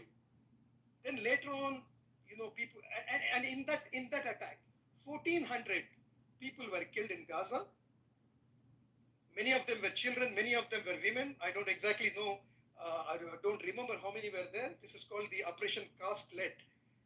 And later on, Miko Peled, this is the guy, Miko Peled, who was working with the IDF, who's an IDF soldier. He's won a lot of laurels from the IDF.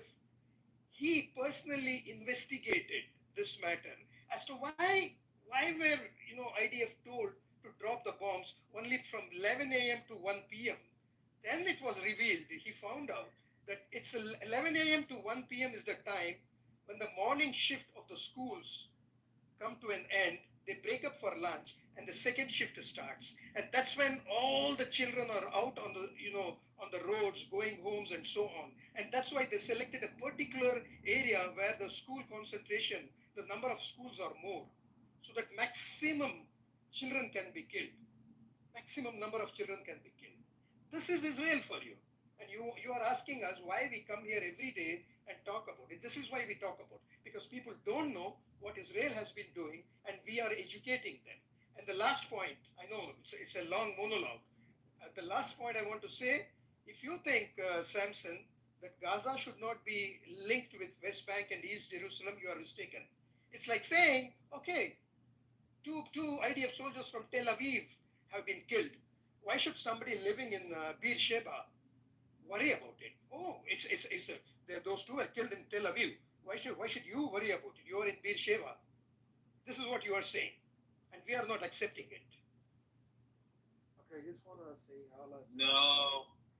the problem here You is not the don't have to talk. Samson, I just went on a 10-minute thing. Okay, I'm the moderator and I can do that. I'm now giving the mic to Yahweh because he wanted to speak, and then I'll give the mic to you, Samson. who's staring. What is he gonna? Yahweh, go ahead. Yeah. Well, we're just 30 seconds, not more. This is the problem, the mind of the colonizer, that actually is always right and the rest are wrong. So whenever you present them facts, they're not going to accept it. Palestinians are less than them. Okay, they're entitled. The Palestinians not entitled to anything. Not state, not right to live. That is the problem, brother Faris, and you should take it from there. Okay. Samson, don't try. It's not the room for facts, logic, or something. It's fine. I will address everything he said. So first of all, there was a claim by Aziz that I'm selective. I will show to you people how I'm not selective, but that you people are selective, and I will do it this way. When I said I wanted evidence for October 6th, 5th, and 4th, I was given none. Ace gave a number saying 5,000 Palestinians have been killed so far in Gaza. What she fails to mention is that this is a number for the entirety of Gaza, its existence, right? You don't mention that there was a war in 2008. You don't mention that there was a war in Gaza in 2012, in 2014. I think in 2018 there were some clashes. In 2021, all of these, the casus belli being that Hamas either adopted Israeli soldiers or was sending missiles into Israel. You fail to mention this. You fail to mention that when Israel disengaged from Gaza, right, that Hamas not only had control of Gaza, but for some reason decided to still attack Israel, right? They call themselves liberated Palestine, but for some reason they still have a need to attack Israel. Why? Israel is not present there in Gaza. Subsequently, yes, Israel decides what goes in, what goes out of Gaza. From their side, there is still a border with Egypt. You fail to mention that. You fail to mention that the blockade was because of Hamas's actions, right? You fail to mention that Egypt is also blocking. You never mention Egypt.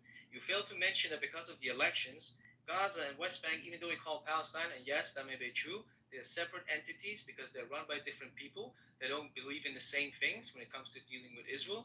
They don't believe in the same ideology. They're not even politically aligned in any way. So they are separate entities and they're not connected in any way. You fail to mention all of these things, and I managed to mention these things in less than 2 minutes.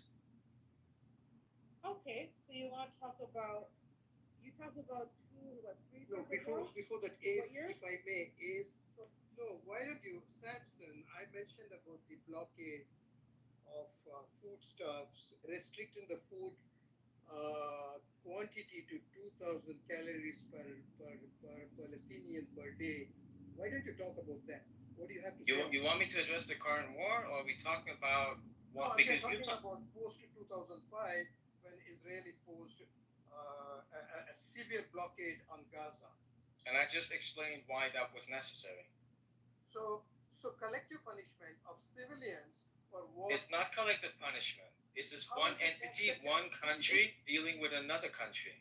No, it's everything. You're right. Egypt is also culpable. Okay, I don't deny that. I agree with that.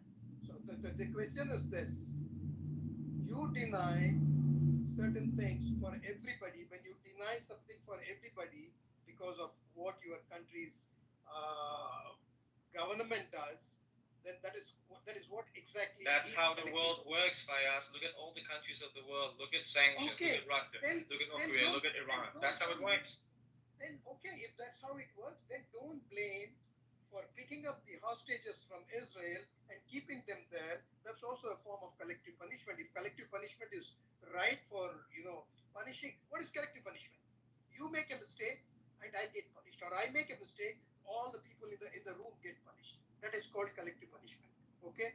So I think in that respect, since you believe in collective punishment, I believe that Hamas was right to pick up the hostages and keep them there. Oh, I didn't even address this. This is just wild. You're supporting Hamas and you're even acknowledging that what they did, that you believe in that, and How can you say that and at the same time say that you don't find it indifferent? One baby's life being Israeli life or Palestinian. No. How can you say that collective punishment is how it works in the world? No, your definition of collective punishment is different from mine. When one country decides to say, we sanction you because we don't like what you're doing, that's not collective punishment. So, just 30 seconds. Sure. There are close to 10,000 Palestinian hostages in Israeli prisons. Wait, before you move on to that, are we done with what we talked about? I don't get this. It doesn't have to be talked about. Okay, I'm mentioning it to you now. So when you take, I know all these things. Look, Fayaz, I know all these things that you're mentioning. Why don't you have they so far release not the brought up a hostages? single thing that was new to me. Why don't they? You know all these things happened Look. October the 7th. And I have a question for Sam. Scotty, just give me 30 seconds, Scotty. Then I wanted to actually chime in after Brother Fayaz, and then I'll pass the mic around because I need to address a whole bunch of Okay. bullshit that came out of Ahmed, just 30 seconds, Ahmed. Then I'll go out for a while and come back. What I was saying is there are about close to 10,000 Palestinian hostages kept in Israeli prisons in very bad conditions. Okay, if you're going to talk about hostages, Israeli hostages, then also talk about Palestinian hostages. Number one. Number two, if you're talking about collective punishment, then talk about collective punishment for both sides. If you accept that collective punishment is justified for the Palestinians, then I will say that any form of collective punishment is also justified for the Israelis. That's my stand. I don't give I don't give a damn about what you think. Oh, you support all these nonsensical diatribes. You can use it somewhere else. I don't get bogged down by all these things. So you can call me Hamas. It doesn't bother me because first of all, in my country, hasn't proscribed Hamas as a terrorist organization. Okay, maybe in your country it is a terrorist organization. So if my country doesn't declare it as a terrorist organization, then it is not a terrorist organization. Anyway, I have to leave for a few minutes now. So Ahmed, go ahead. Yeah. So can you tell us why did they shoot a rocket into Israel in 2006, Samson? Can you tell them, please?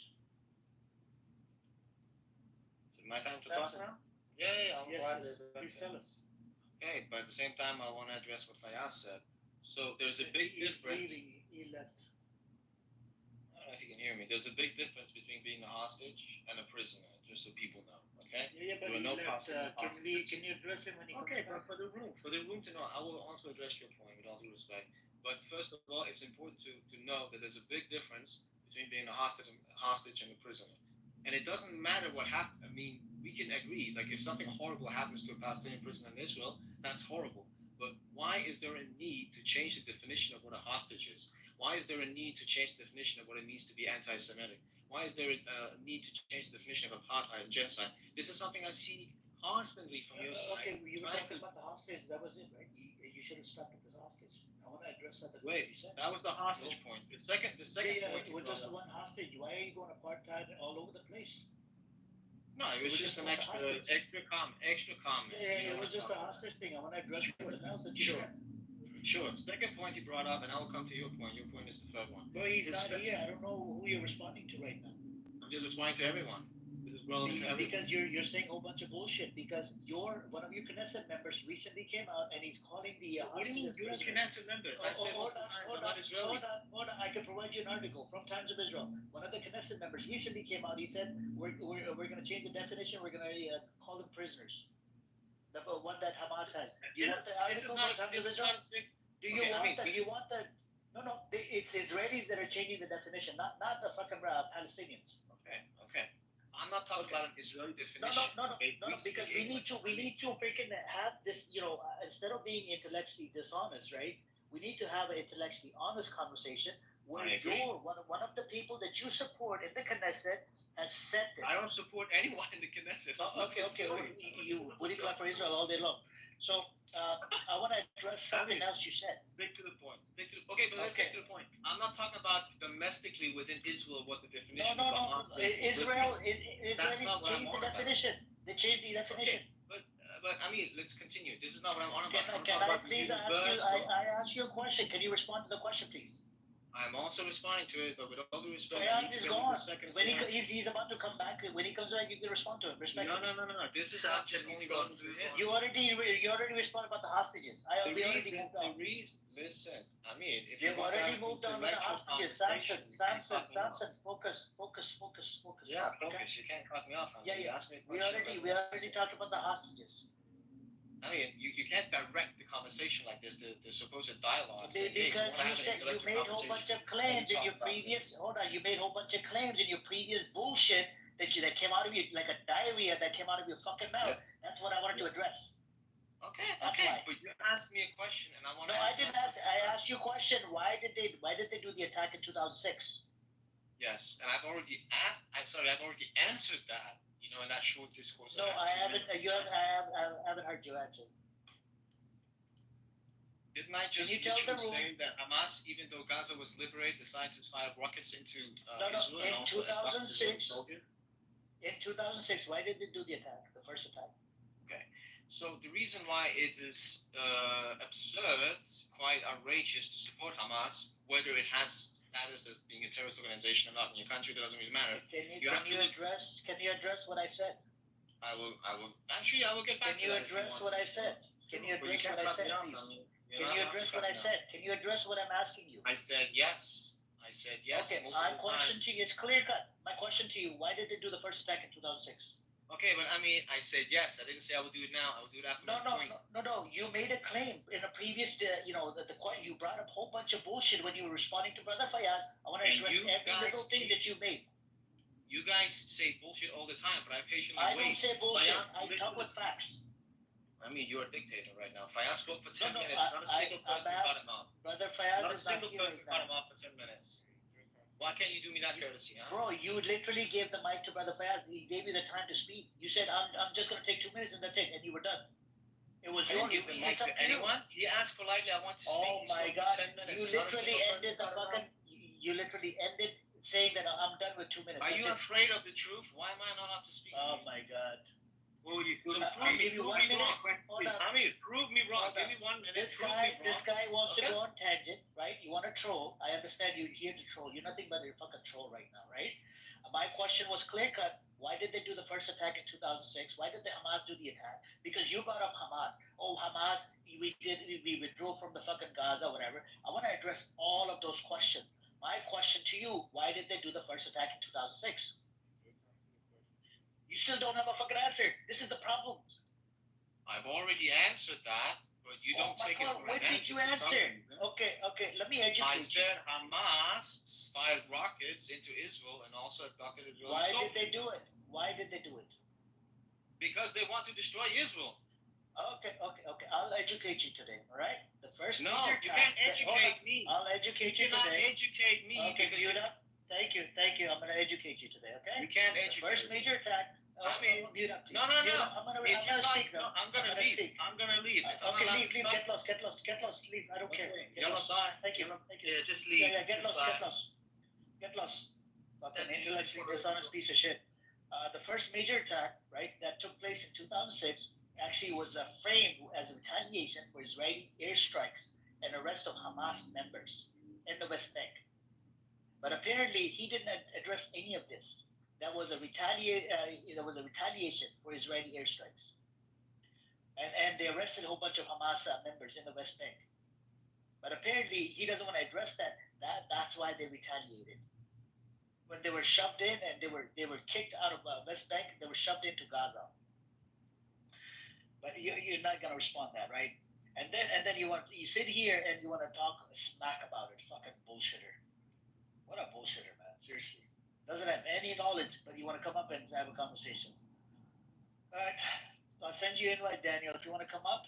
And let's talk about the Hamas. Why was the Hamas in 2006? Why did they do the first attack?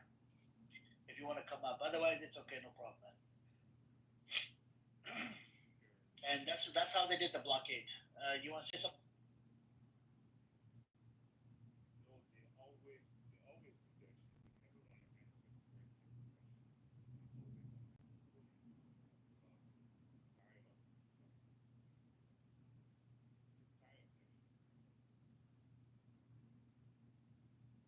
I want to know. I want to know that if Netanyahu is convicted of war crimes and corruption, will you still support him?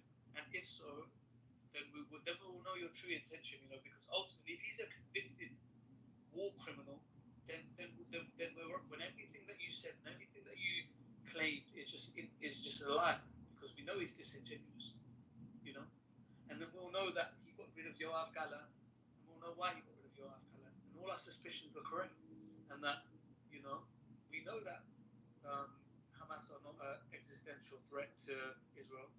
And so, did you need to flatten more than 60% of the residential building? What was the real intention there?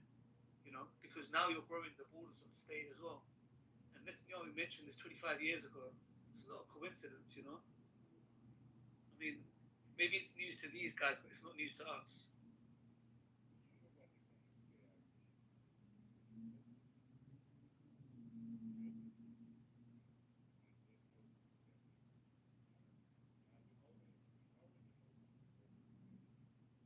Yeah, but that only lasts so long. I mean, now they're saying Britain's corrupt. I mean, Britain mandated Palestine and actually created Israel. So, I mean, they're going to call them corrupt, or they're essentially going to delegitimize themselves in the process. So there's no limit to what they'll say and do to justify themselves. I was in a room the other day, and they were defending Jeffrey Epstein. That's how deep it gets. There's no upper limit. There's no upper limit. And the problem is, we go back and forth, and the reason why I mentioned the selective outrage and selective morality is because they are capable of being upset when children die, but it's only a specific group. The rest they'll make excuses for, and that is the point of contention. That's what exposes their reality. When you address the fact that they're willing to overlook this. Why is that a problem and this isn't? These are the points. And that's what makes them run away. When they can't control the narrative, when they can't, funnel the answers into like a specific response, then they get riled up and they want to scream and create a scene. And we know what's going on. We're not idiots. It's like a childish response. And Daniel, he can't control himself. I've been in their rooms, it's like a circle jerk, echo chamber. Everyone shares the same opinion, and they're not saying nice things. Let's not pretend. They are saying terrible things. They will accuse the other side of being hateful, but they never say anything productive or that isn't hateful rhetoric. It's sickening what they say, and they can't even see it. They can't even see it. The lack of self-awareness is alarming. That's the definition of cognitive dissonance.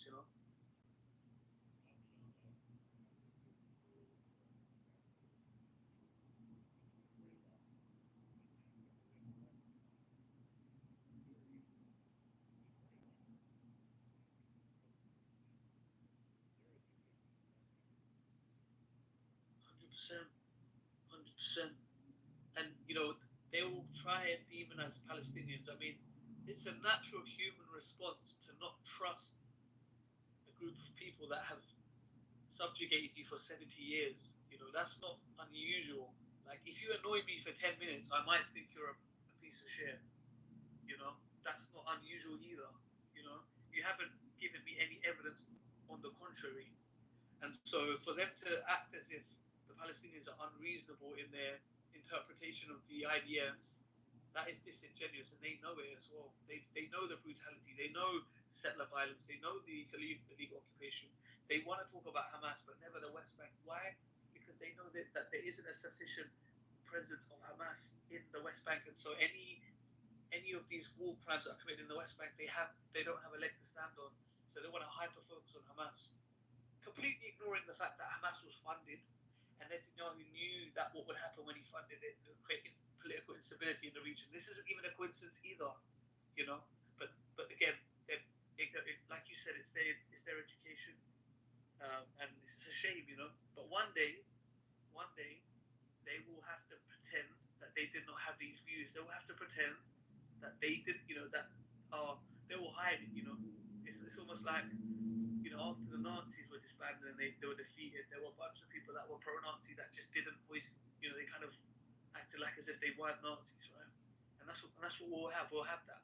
Daniel won't be so loud and proud, and Samson will be quiet because he will realize, okay, we couldn't lie forever. that's right, Aziz. And what they were saying about the prisoners and the hostages and arguing about that fact. The fact of the matter is, Hamas is treating their hostages 100 times better than they're treating their detained or ones they've got in detention themselves. Because I was just reading myself there on and I put the link into the chat. This year alone, the amount of people that have died in detention from starvation, beating, torture, it's gone through the roof from the Israelis. So how they can sit there and say Hamas and argue about hostages or fucking prisoners is a joke. Because if you look at it, just look at Scotty, you could use the same argument. One of the Knesset members came out. His name is Amici Eliyahu. I put the link in the chat from Times of Israel, and this is a new talking point that they're going to bring up, right? And you could bash them using their own sources. One of their Knesset members said the Hamas, as these people, right, the hostages, they're not hostages, they're prisoners. Okay? So if they're going to call the Palestinian people that are locked up as prisoners, so now you have proof. One of the Knesset members calls them prisoners, not hostages, so they're no longer hostages. You get my point? So now it's an equal footing there. On both sides is the prisoners now. You see what I'm saying? And you use their sources to prove that it's a prison, it's not a hostage anymore. And if the Israeli Knesset member says it, that's it. That's the end of it. That's their government official, and they can't fucking argue against it. And we got to keep an eye out on the news every single day. Their own news is coming out with new bullshit, and you can use it against them. Daniel, how does that make you feel? A new talking point, right? New pro-Pali talking point. They'll debunk your bullshit, the hostage prisoner. You know the definition. Daniel, you're saying I'm talking rubbish, yeah? Just read that there. Read that. That's by independent. The UN. That's by. It's even by your own people. So read that and tell me that I'm lying about how many people you starve to death in detention, how many people you die in detention through torture. The hostages or prisoners, the prisoners that have been held by Hamas have been well fed. They've been well treated, and then when they are being released. You shot 4 of them yourself. You shot 4 of them with their hands in the air, shouting that they were hostages and that they were being freed. Your soldiers are that ineffective that they even shot them. So just have a read of that before you start shouting your mouth off about who's right and who's wrong. And I know what you're going to do, because you always do the same. You're going to read that and you're still going to disagree with it. Because it doesn't matter what facts you're given, how many facts you're given, you're so warped in your head, you just will not agree with anything. You can't change your if you're proved wrong, you will not admit it. Scotty, you're exactly right. You know what's crazy? You're giving facts, right? And he's just replying with, "Oh, you're corrupt," or like, what is the basis of your claim? Please refute the evidence that Scotty has provided. Don't just say hateful rhetoric, because that is essentially what you're doing. Is you're exposing yourself. You have no facts. You are just trying to demonize everybody. You have no figures. You're just lying, basically, right? So where is your evidence on the contrary to what he said? You don't have any, Daniel. And the world isn't. You know, we're not on the wrong side of history. The world is waking up. Half of the countries in Europe are condemning you. You are starving children, Daniel. You can't even see it. Your hatred for Hamas has just got to a point where you're having a blood rage. Your eyes are red. You're on a rampage, and you can't even see it, Daniel. You know, when the dust settles, you will not be allowed to be loud and proud about your support for what we've seen. You won't be allowed to. You will be the criminal. Netanyahu will be the criminal. You will be the criminal. You can't even see it. You're in a blood rage. It's insane. Like, countries that don't even have any political ties or economic ties to Palestine have condemned it because they simply cannot stand for it anymore. They have to save face. Even if they don't want to, they cannot stand on that side of the fence anymore. You can't even see that. That's how bad your education has been. And it's a shame. It's a shame. You know, I almost feel sorry for you. Genuinely, I almost feel sorry for you. You're so right, Aziz. And then, but the thing is, Daniel and people like him are going to have to explain to their kids and their grandkids and their great grandkids exactly what they stood for, how they stood for it, what much of a donkey face they are, because the report I've just put on there is written by by Jews themselves. Half of it's an independent panel with Jews from all people from all over the world, and he won't even read it. He won't even bring himself to read it. That's how much of an idiot he is. And I was listening to him the other day in another chat room, and he started, and everything he said, fair enough. He's a passionate person. Fair enough. He believes in what he believes in. But everybody has to give and take a little bit. I'm learning every day. Everybody's learning every day. He thinks he knows it all, and by thinking he knows it all, he knows absolutely F all. That's all I'm saying about Daniel.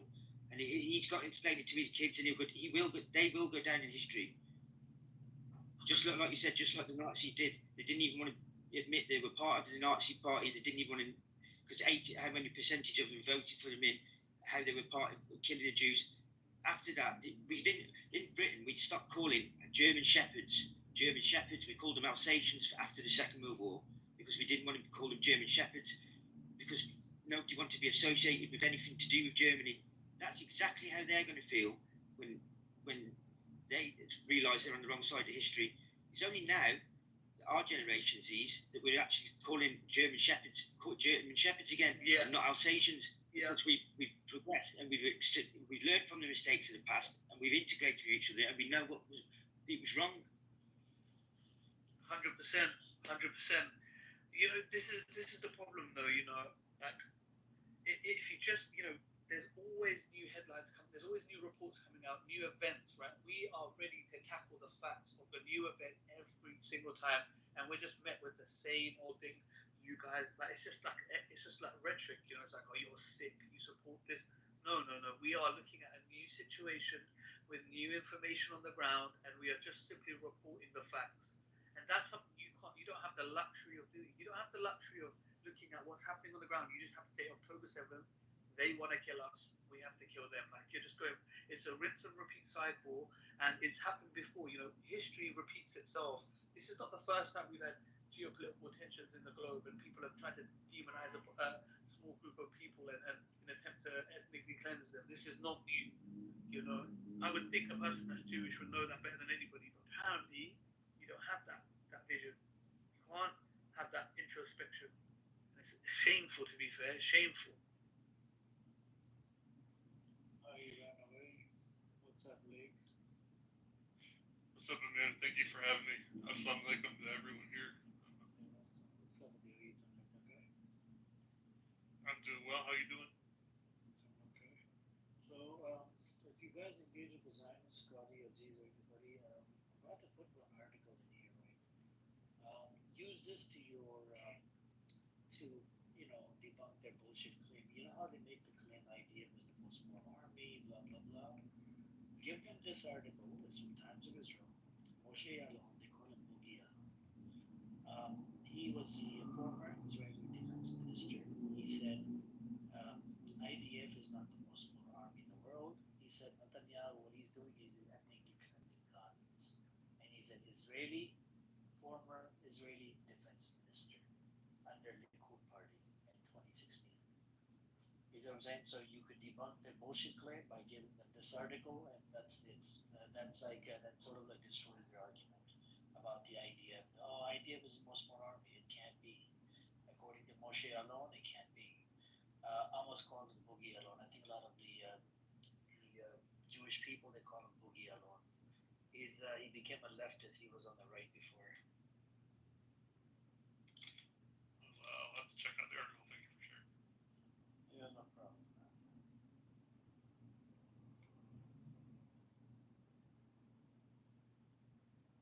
The thing is, they just never address the facts, you know. It just always goes back to October 7th, and just let's just like keep repeating ourselves. It's such a disingenuous attempt, you know.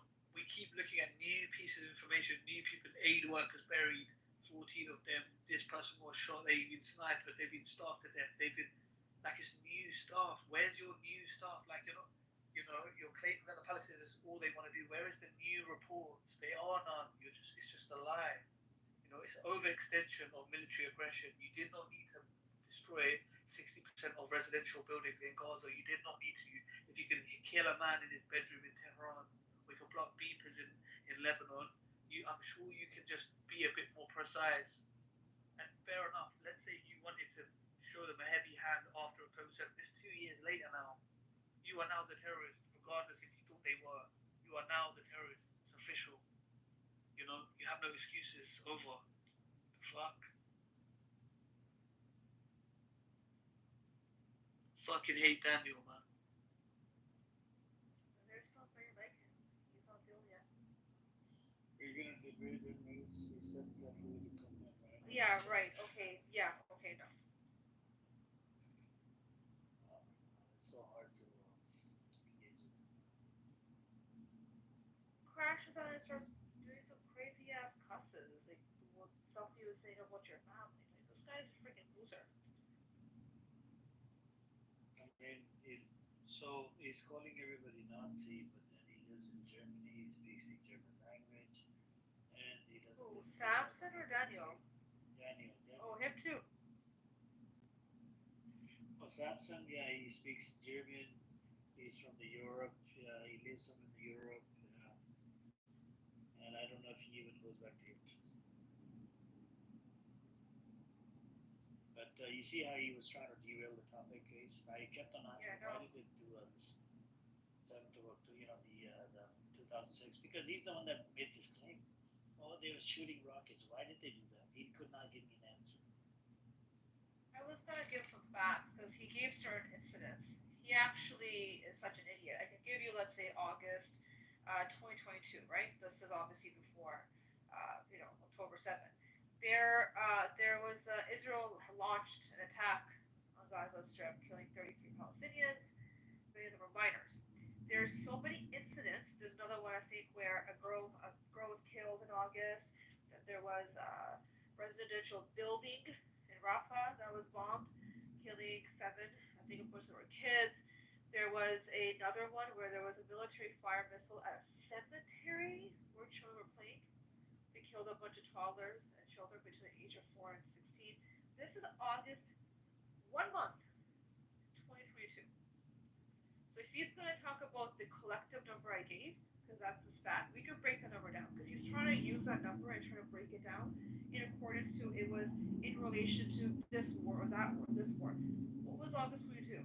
That's 1 month. And there's many months like that. He just tried to derail the whole damn thing. And he failed it.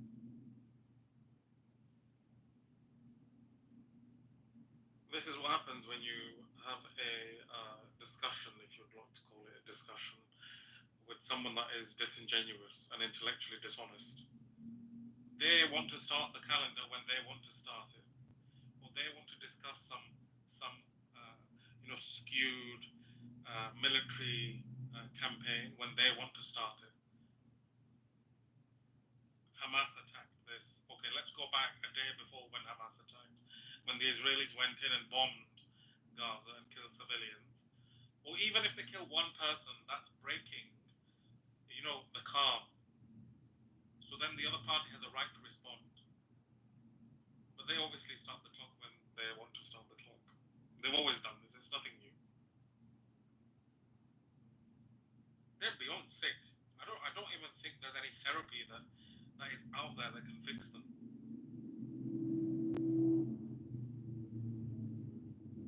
I don't think it's brainwashing. Re-educate these people. I don't think it's brainwashing. I think it's beyond brainwashing. No, it's not brainwashing. They're willful, right? So information has been provided to them. It's given to them. They're here. They're listening. They're seeing. It's not like they're living in like a little dungeon somewhere where they've just been fed this information. No, it's nothing like that. It's more if you ever look into white supremacy and see how they act and how they think, this is very much like that. It is. It's a very entitled approach. It's actually willful. All of this is by choice. It's not by design, to be honest with you. All of this. And many of these people haven't even been brought up in Israel, so you can't even say that they were secluded in a certain society.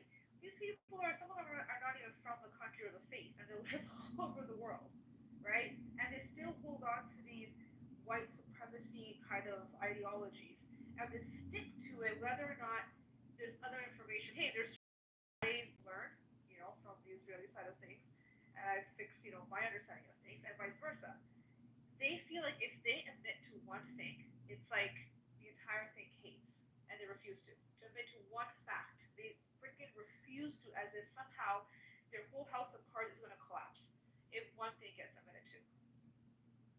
But that's what it is. It will collapse.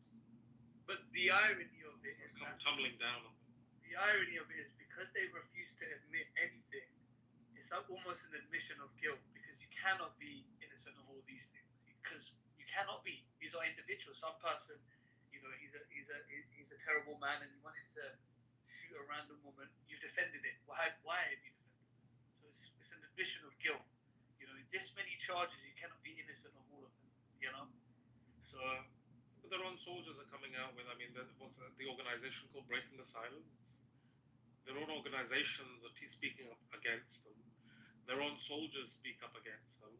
And then these scumbags have the audacity to defend it. Like, who do they really think the world is stupid, or we don't have access to the internet, or we don't have access free-flowing information. They truly think that the world is stupid, or has been brainwashed by the media. They're insulting our intelligence, to be fair. That's giving them too much goddamn credit, to be honest.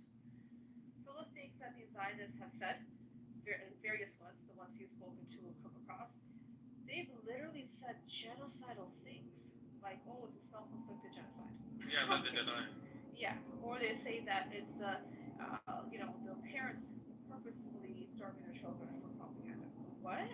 That's a Hitler Nazi level. Yeah, but what I don't understand about this narrative is first they say it's AI, then they say that the parents are starving the kids. Okay, what is it? Is it AI or is it actually humans starving their kids? I'll tell you why. Because first they say it's AI. Second, there's U.S. mercenaries. There's, the people consider that's the ally, right? They consider the U.S. and what comes out of the U.S.'s mouth and their military personnel truthful. Recently, we've heard multiple people come from American soldiers who literally said, I gave this child aid, this kid kissed my hand and said thank you. He started walking and he was sniped and killed. Yeah, I read that. Yes. So and there's others that have, look at what fucking Trump But I wonder what the next excuse is, because there's a phrase in England and it goes by, what they're essentially doing is throwing shit on the ceiling and seeing what sticks. Yeah, I've used it before. Yeah, so this is what they're doing. So when it falls down, they'll throw more up to see what sticks again. So the next excuse will come until they are held accountable for being the Nazi, white supremacist, Zionist they are. And the world is doing that. The world is waking up. I think they're terrified that the world is actually waking up. Because they can't get away with the shit they got away with.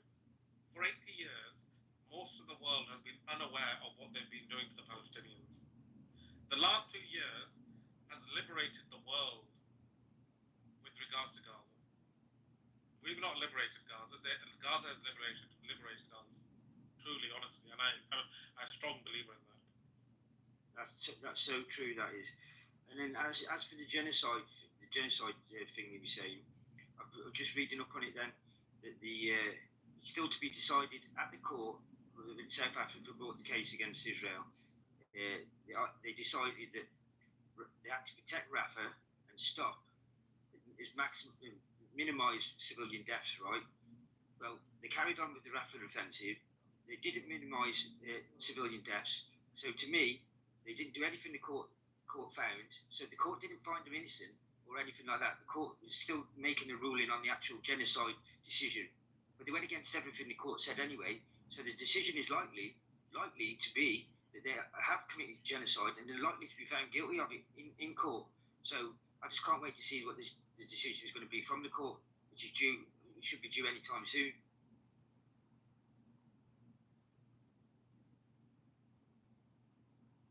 See, I think one of the most important things of the genocide is you've got to acknowledge and kind of put a base down, as in what is an authority? Is it your average Zionist who is generally not versed in genocide studies, or is it actual genocide scholars, people that are specialists in the Holocaust, genocide, and making an authoritative decision on genocides? So who is our authority? We look at the genocide scholars, which majority of them, I would probably say, I think it's 95%, if not more, that agree it's a genocide. Some of the Israeli genocide scholars agree it's a genocide. We don't need to listen to these scumbags on Clubhouse to tell us it's not a genocide. They're not an authority. Simple. I'm not going to go to a gynecologist and tell him I've got a headache.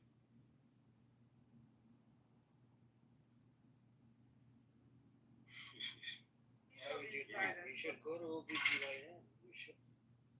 No, that's what Daniel needs to do. That's something stuck way up his ass. Yeah, I've got actually, yes. Both of them, both of those scumbags need to go to a gynecologist because they're both the biggest pussies I've come across. Exactly.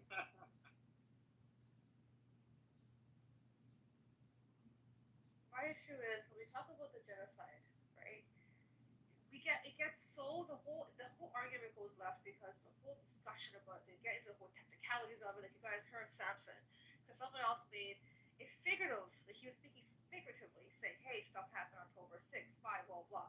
This guy was taking it literally just so that he could, I guess, derail the entire conversation and don't let the facts come out. The problem with it is this is why I don't even get into it. I say, okay, can we agree what's happening is absolutely crimes against humanity, it's heinous, it's wrong, it's disgusting. Can we come to that conclusion? Because forget about the technical definition. Forget about waiting for some court to have that, claim be substantiated. Let's actually talk about is it just horrible and wrong? Because the minute we get into that, these guys go into this hasn't happened, that hasn't happened, this isn't done, that isn't done, to completely deny the suffering of Gazans by not allowing the term genocide be applied to it. But we can surely apply so many other descriptive words of what's happening live on television as we speak, as for the past how many years now. This is what they do to kind of deviate. I don't even get into the freaking discussion with these assholes because I know they're a little stupid. What I don't understand is why are we, for example, when the US always asks Israel to investigate itself, and the Zionists wait on that conclusion. An arsonist can't be a firefighter. But a person guilty, for example, in a civilized court system, you're not going to ask a criminal that is guilty of murder to investigate themselves. That's just you investigate yourself, rapist. Yeah, what planet are they on? Give me an example where this has actually occurred, where someone guilty of a crime has investigated themselves. Well, guilty or not, you've been accused of something. So not guilty, accused of a crime. Yeah, exactly. Well, this is an interesting thing. I think I brought this up in 2016. I believe it was the ICJ who said that there's claims of, there's enough information to say that there's crimes against humanity occurring, and they want to go in to investigate Gaza and Israel. Hamas said, "Come on in, doors wide open." What did the Israeli government say? They're like, this was made to put the Nazis on trial, and this exact court is going to come and do that to us. They're anti-Semitic. Basically, the rules don't apply to us. Somehow we're above and beyond everything. That's why I get so sick of their claim of, this is our land, our property. Exactly. This whole idea of, it's in our scripture, right? Yeah, but they go beyond that, Ace. I know, but listen to this. I'm like, okay, fine, that's on your scripture, but since then, there's been international law. There's so many things that have taken place that goes and divides borders, etc., etc. But no, the laws don't apply to us. They don't. Somehow we're above them. We're ordained by God. We must conduct ourselves like if we're not of this world. And that goes down to the whole supremacy idea, the greater than idea. That's what you were talking about earlier. This is what's so irritating to me, that using that word anti-Semitic has been so dragged down and dripped and watered down, it means nothing. So, BB saying free Palestine should be, it should go under an anti-Semitic term. Free Palestine. Literally, this man has to try to do this. Just touching on your court comment. Yeah, with regards to courts. Now, we've heard Zionists in this very room say that we will not accept it's a genocide until the courts come out and say it. But what they're doing is they're not allowing the courts. Israel and its allies are not allowing international courts and organizations organizations to do their job. They're threatening the very cause. Exactly. They will let the free press in. First time in What are history. they scared of? The truth. Exactly. They're not going to allow the international court to do their job, but they're saying, okay, we're going to allow them to do their job. Okay, let them do their job. Wait for the result. I think about conversations that I've had with members of IDF where they've bragged to me. They've told me that they've done the most heinous thing that a human being could do to other human beings without regret, without any thought of humanity at all. And not even trying to even think of the word genocide or anything else, but just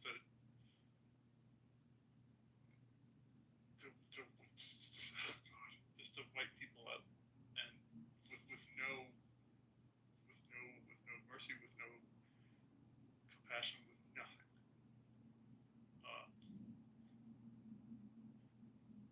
The settlers are just as bad. They're exactly the same. Sometimes they're worse than the IDF. They burn children and families in their homes. I've seen 2 instances of that while I'm doing my research. I've seen them kidnapping settlers kidnapping kids, and they target kids because they know they'll get more of a reaction out of the local Palestinians in that area. And I think it is absolutely disgusting. And they're not held to account. There's nobody policing them. So that's a tragedy on its own.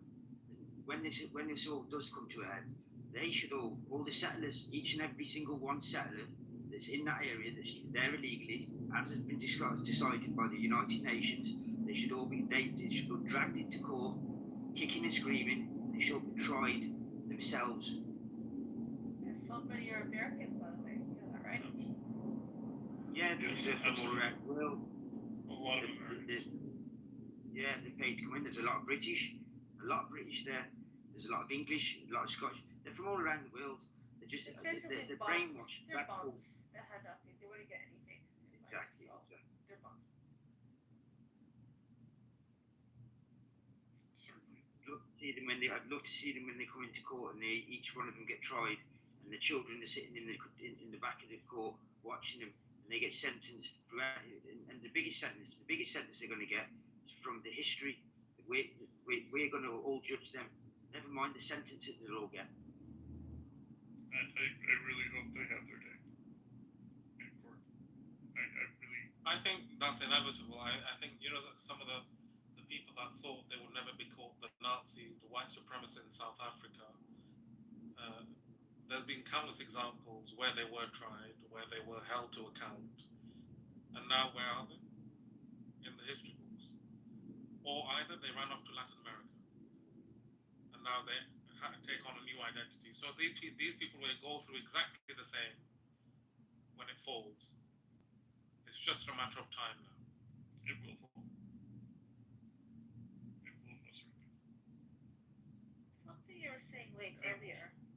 You were saying something earlier about how you've had conversations with IDF. I was seeing them online where I think I've had some here too, unfortunately, where they're almost prideful, they're boastful, they do these heinous things, and they, even if you look at how Israel and even if you look at their Knesset members, who see the Likud party, they just lay it out flat, say the most ridiculous, disgusting things to the world. Now, that's what I'm saying. Well, what I'm going to say now, I know it's controversial, but if you look at, I hate Hitler, don't get me wrong.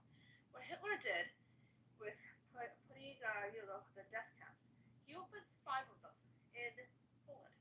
They were never in Germany. Yes, there were concentration camps in Germany. He never announced that they were going to be gassed, ever. They were saying, hey, we're taking them to an area that's going to be their zone for them to live in. Okay? Some of those, a lot of Nazis, these soldiers, some of them were actually Jews that joined. And they knew exactly what was happening, and they were rounding up their own people and others and putting them there. He did all this heinous shit, which was wrong,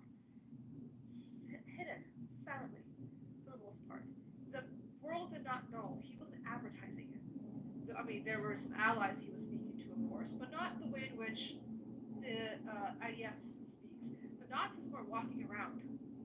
They were hiding. They were doing disgusting, heinous things and hiding their crimes. Okay? The IDF in Israel is literally boasting about it. They're justifying it. They're celebrating it. I don't. Exactly. I've had conversations with folks who were in this room at one point, and Amir at one point he's like, man, there's no point in even trying to talk to us. It's like there's no point. And he said, hey, I know this guy. Here's an article. I need you to read this article about this man. I said, all right. And I read, and then I asked the person who I was talking to if what I read was true. And he didn't even try to deny Was it Ariel? anything. Yeah, it was Ariel. Yeah, he boasts.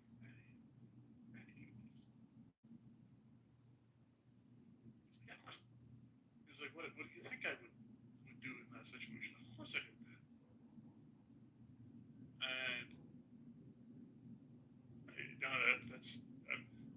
since that day, I've thought about that conversation every single day. It is stuck that I've encountered evil before, but that type of evil is just, it's beyond me. It's incredible. And that's widespread throughout the whole of Israel, and that's their way of thinking. So I don't know what the answer is to. I just hope and pray to God that their kids and their grandkids don't listen to them when they're getting brought up, because it's almost a form of child abuse. It's a form of child abuse what they're doing. If they teach their kids like this, it's a form of child abuse as far as I'm concerned. Have you seen the most recent viral trend that was going around? It was so disgusting. Somebody shared in this room. Shape did, where these Israeli kids are doing a prank on their parents, by saying that they donated or they're helping the Gaza children to get a reaction on other parents. And their parents freak out and they start laughing and joking.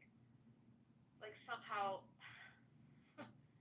yeah, this disease has of course spread to their offspring.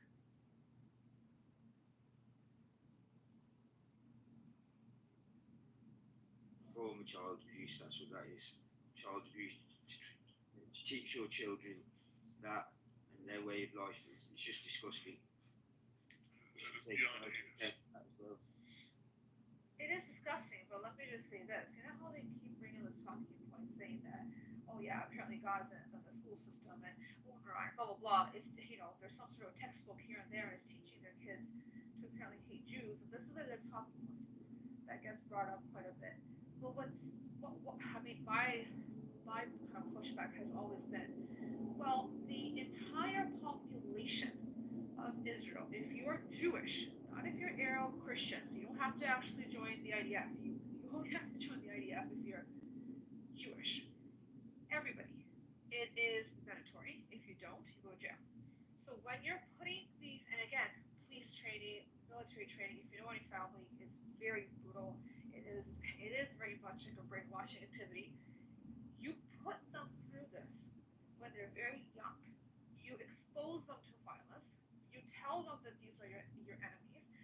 The chief rabbi for the IDF, this man, I'll put his name down, but if you guys just type it in, he has said that,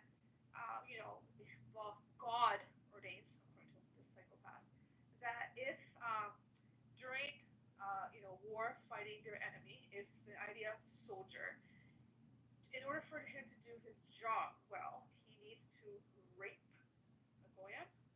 He can't. He's permitted to, as long as he does not take the person as his wife.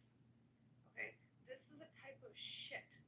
And this is a rabbi, chief rabbi, for God's sake, that's pushing this. A lot of people tend to, follow authority, believe authority. I mean, some of us have unconditioned ourselves.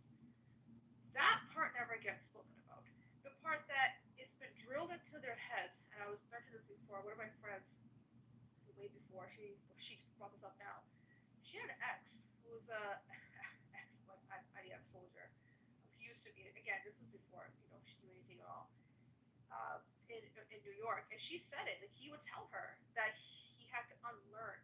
It took him 10 years to kind of relearn, the way that he sees Muslims. And she just didn't understand. She's Buddhist, so she just didn't even click to her how wild that was. Now she's like, holy shit, of the amount of conditioning. He left Israel, and he came to New York City, and it took him 10 years to unlearn. What about that conditioning? No one's going to talk about that. What a gift that he was able to unlearn. Eventually. Yeah, no, eventually. Listen to this. This is what I was just reading. I was trying to explain to Daniel about earlier. Right. Before October 2023, prisoners' deaths were fewer annually. But since the escalation of the conflict in late 2023, at least 73 Palestinian prisoners have died through July 2025, mostly from torture, medical negligence. This recent spike contrasts with the prior decades when deaths are still occurring, where at the lower annual rate, the deaths are part of a broader pattern of violations, including arbitrary detention and ill treatment. And it goes on to give you the list of numbers of how many. This is just deaths of prisoners, Palestinian prisoners in their detention, and it goes from 1967 all the way up till 2020 is 310, and then from there it's last month was 54 alone. The month before that was 73.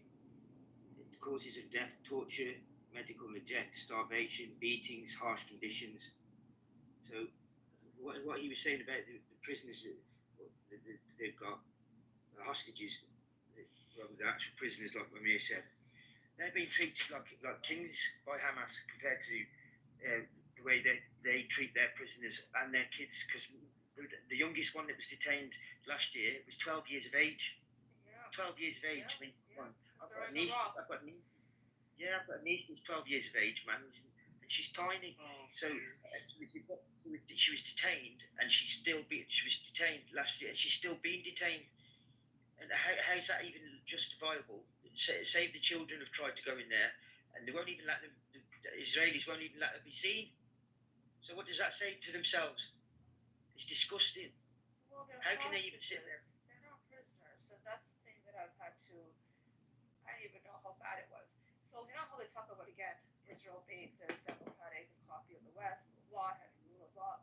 Well, you know what? When they take Palestinians as hostages, there's no due process. They sit there sometimes without any formal charges.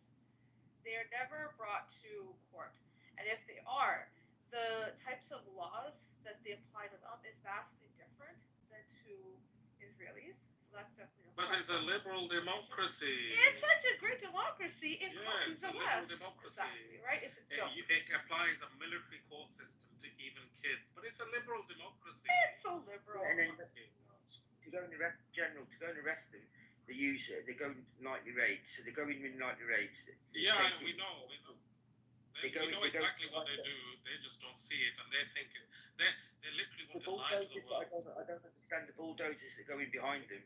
Yeah, they're supposed to be in and out operation, and then they send in a bulldozer behind them to dig up the roads, destroy the pipework, destroy all the electrics, destroy all the infrastructure on the way out, which is nothing. The only reason to do that is out of pure badness, because the operation's already been done and successful. So why would they need to do that? Surely that's a crime, General. It's just being a nuisance of tearing the roads up. You're simply just doing that out of spite. Isn't that a war? That consists of a war crime, would it? You can argue it's a war crime. because you're destroying civilian infrastructure. They do that on a regular basis. I've just been watching like. There's nothing new for that. Like, I mean, they kill civilians, and destroying civilian infrastructure is a second thing. I'll tell you something on my mind. Something I can't get out of my head when I think about this genocide, and that is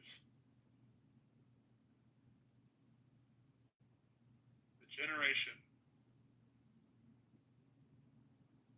and especially I think about the IDF soldiers. I think what they're doing now to the people of Palestine, the indiscriminate slaughter of innocent people, is what the grandparents of these soldiers had to live through. I think I would disagree with you, Lee. So a lot of these people that live inside Israel, they're not, they don't come from a lineage of the Holocaust survivors, whatever. Right? It's less than 300,000 that had to suffer, 300 or 400,000 that had to suffer from Holocaust. The rest of them, I don't know where the fuck they came from. And the other problem I have is this is how much they hate the Holocaust. You had the Israelis. They actually produced Holocaust porn to mock the Holocaust. This is how much they hate the Holocaust. You know what I'm saying? It's disgusting. And they have Holocaust jokes as well. This is how they, and I heard from a whole bunch of these people. It's crazy. There were only 300,000. No, I'm saying that live inside Israel, right? That these people, it's only less than 300,000 or 500,000 that are, that are connected to the Holocaust. The rest of them are not. Yeah, after World War II, it's a misconception to say that they all came to Israel. What they actually did is they went to some displaced persons camps in Europe, a lot of them. They also went to the US, Canada, Australia, South Africa. Okay, these are the places, or some of them even went back to their homes that they had, if they still had them, in Western Europe. So it wasn't that they all right away. There was a small group that came, and some of them came from other parts of the world that had nothing to do with the Holocaust. So it is most definitely a minority.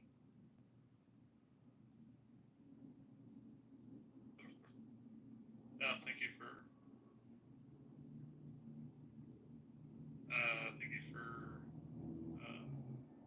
yeah, no worries.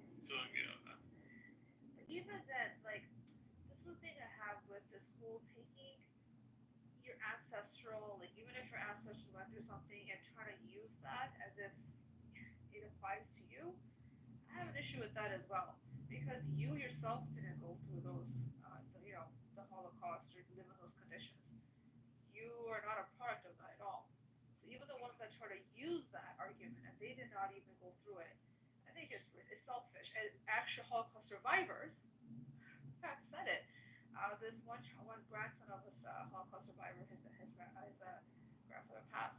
He said, "I'm glad my grandfather passed before what's happening now because he goes, my grandfather said if the world knew and there was access to information like you have now, that would never have occurred. The Holocaust would never have occurred."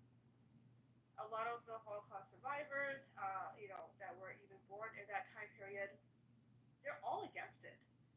They're against it, 100%. They're not for what's happening in Palestine and what Israel is doing by any means. You see so many statements from family members and from themselves. It's just the others that so many of them are atheists, actually. But Ace, you know what the irony I find?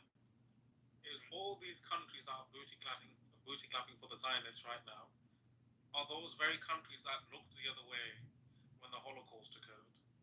The biggest one, United States of freaking America.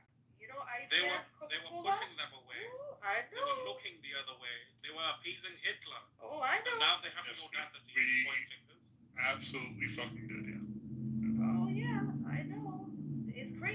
has even those corporations, the whole the Yeah, all nuclear these system, corporations were IBM. funding him. They were helping him. Coca-Cola, remember they said Fanta was a drink of the Nazis? That was Yeah. made by Coca-Cola? Oh, Yeah. these corporations, They came up with it for the I Nazis. know. I know. It's insanity. insanity. IBM to have built a system that tracks everyone would get branded with the numbers. Horrific. A data system, you, you knew exactly what you were doing. It's just a populace didn't know. But the But these Europeans are pushing that guilt onto the Palestinians now. Yeah, but the Palestine doesn't do anything. Of course they didn't. No. It's got nothing to do with the Palestinians. Take your. But the thing is, General, another big thing is that the Zionists say is that, well, look at us. We were so peaceful after what Hitler did. We didn't try to get revenge. Lies. Right after there was a group, I'll put the name of the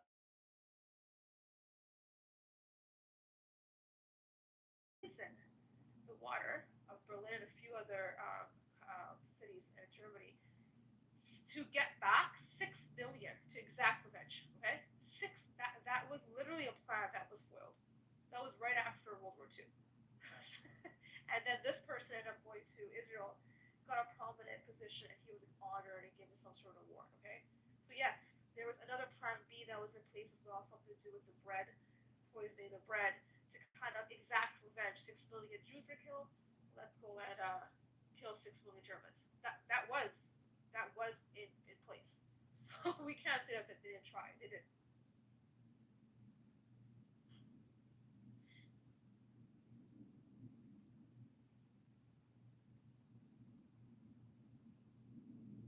Yep.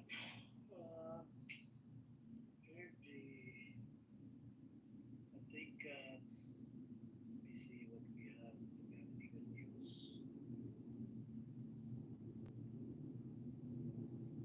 Gazans denounce Whitcomb visit to aid sides as propaganda stunt. Gazans condemn U.S. envoy Steve Whitcomb visit to aid sailors as a propaganda stunt, demanding he witness the starvation and destruction caused by Israel.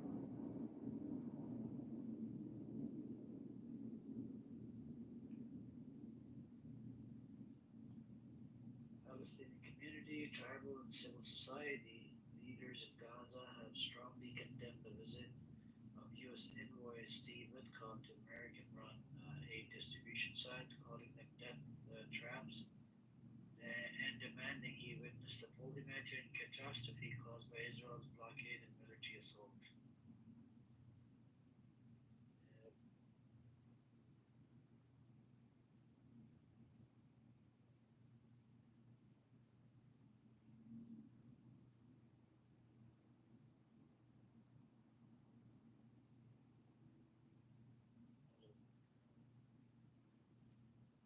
Yep, so Slovenia is the first EU state to ban arms trade with Israel. Alright. Alana Hadid on why Palestine is her life's cause. She's a Palestinian. By the way, Alana Hadid was on this app a long time ago. I've spoken to her, I think, once or twice before.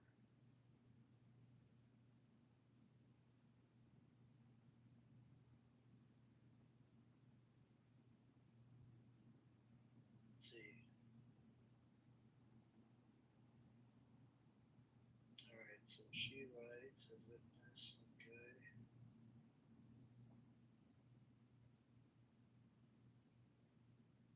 The model, human rights activist, podcaster, soon to be author and creative director for Watermelon Pictures, has long been using her platform to call for free Palestine. Okay.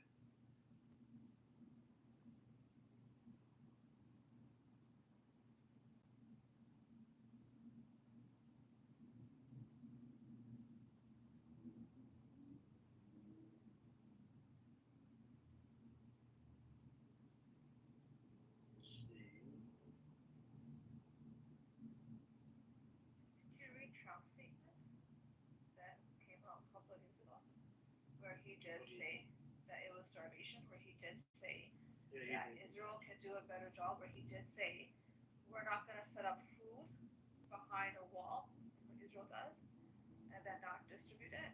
So he knows, he's fully aware of the shit that's been going on. we're going to go in there, we're going to do a better job, and we're going to distribute it, etc. But then if you ask the MAGAs, the people who say, like, we go with the United States of America, they don't even want to acknowledge the fact that Trump will be here. The cycle is acknowledging it because he has no choice. Yep. Exactly.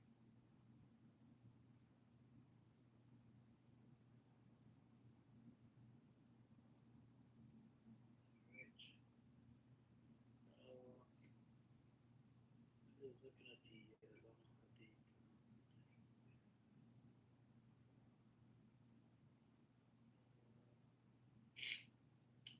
this refugee. Yep.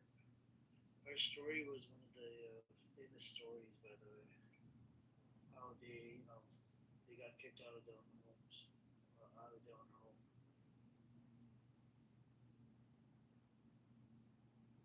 The daughters of Muhammad Hadid. Yeah. Oh, yeah. That's a famous story. I don't think I know that one.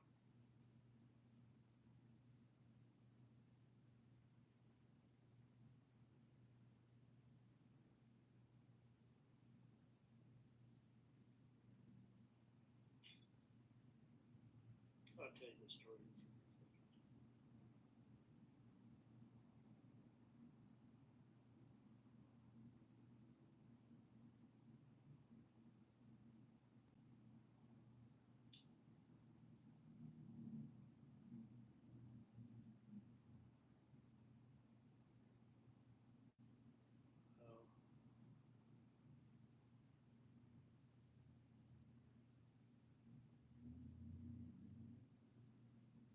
Yep. So her story was actually so in 19 what was it? I think 48. Um, her grandmother was pregnant with her father, right? And suddenly her water broke, so she went to the hospital to give birth to her father, Lana Hadid's father. And when they came back, the people that they were, keeping them in their home, because these were like Jews that, they came in through Ukraine, whatever, so they took them in and gave them refuge or whatever, clothed them, fed them, whatever. When they came back after the delivery of baby, they weren't even allowed back into their own homes. Like, yeah, the Jews, right? They actually took over the house and they didn't let them in, didn't even give them a towel or something for the child, so they had to flee.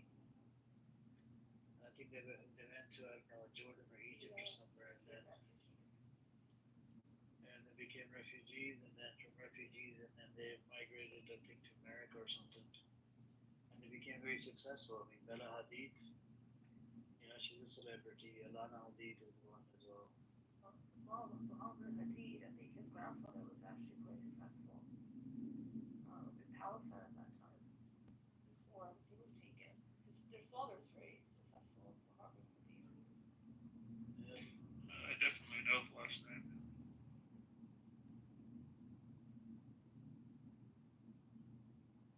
Anyways, does anybody want to come up? You guys are welcome to come on up. Otherwise, this room has served its purpose.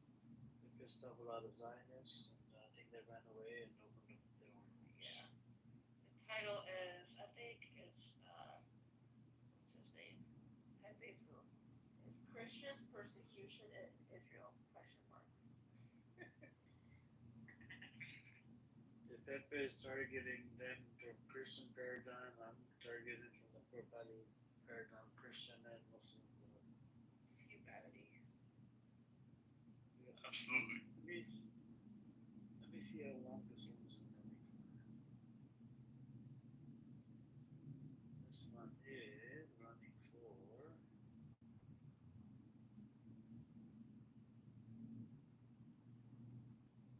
I forget where we are.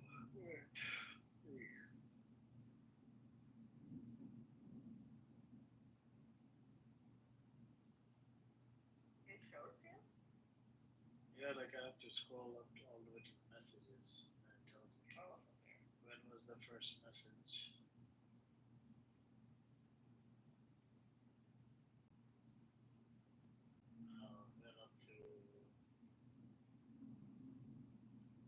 Fatima for some reason couldn't enter the room. I don't know what that.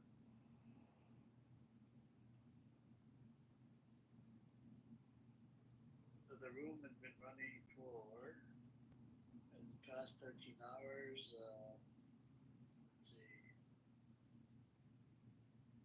It's about I think it's about 14 hours or something.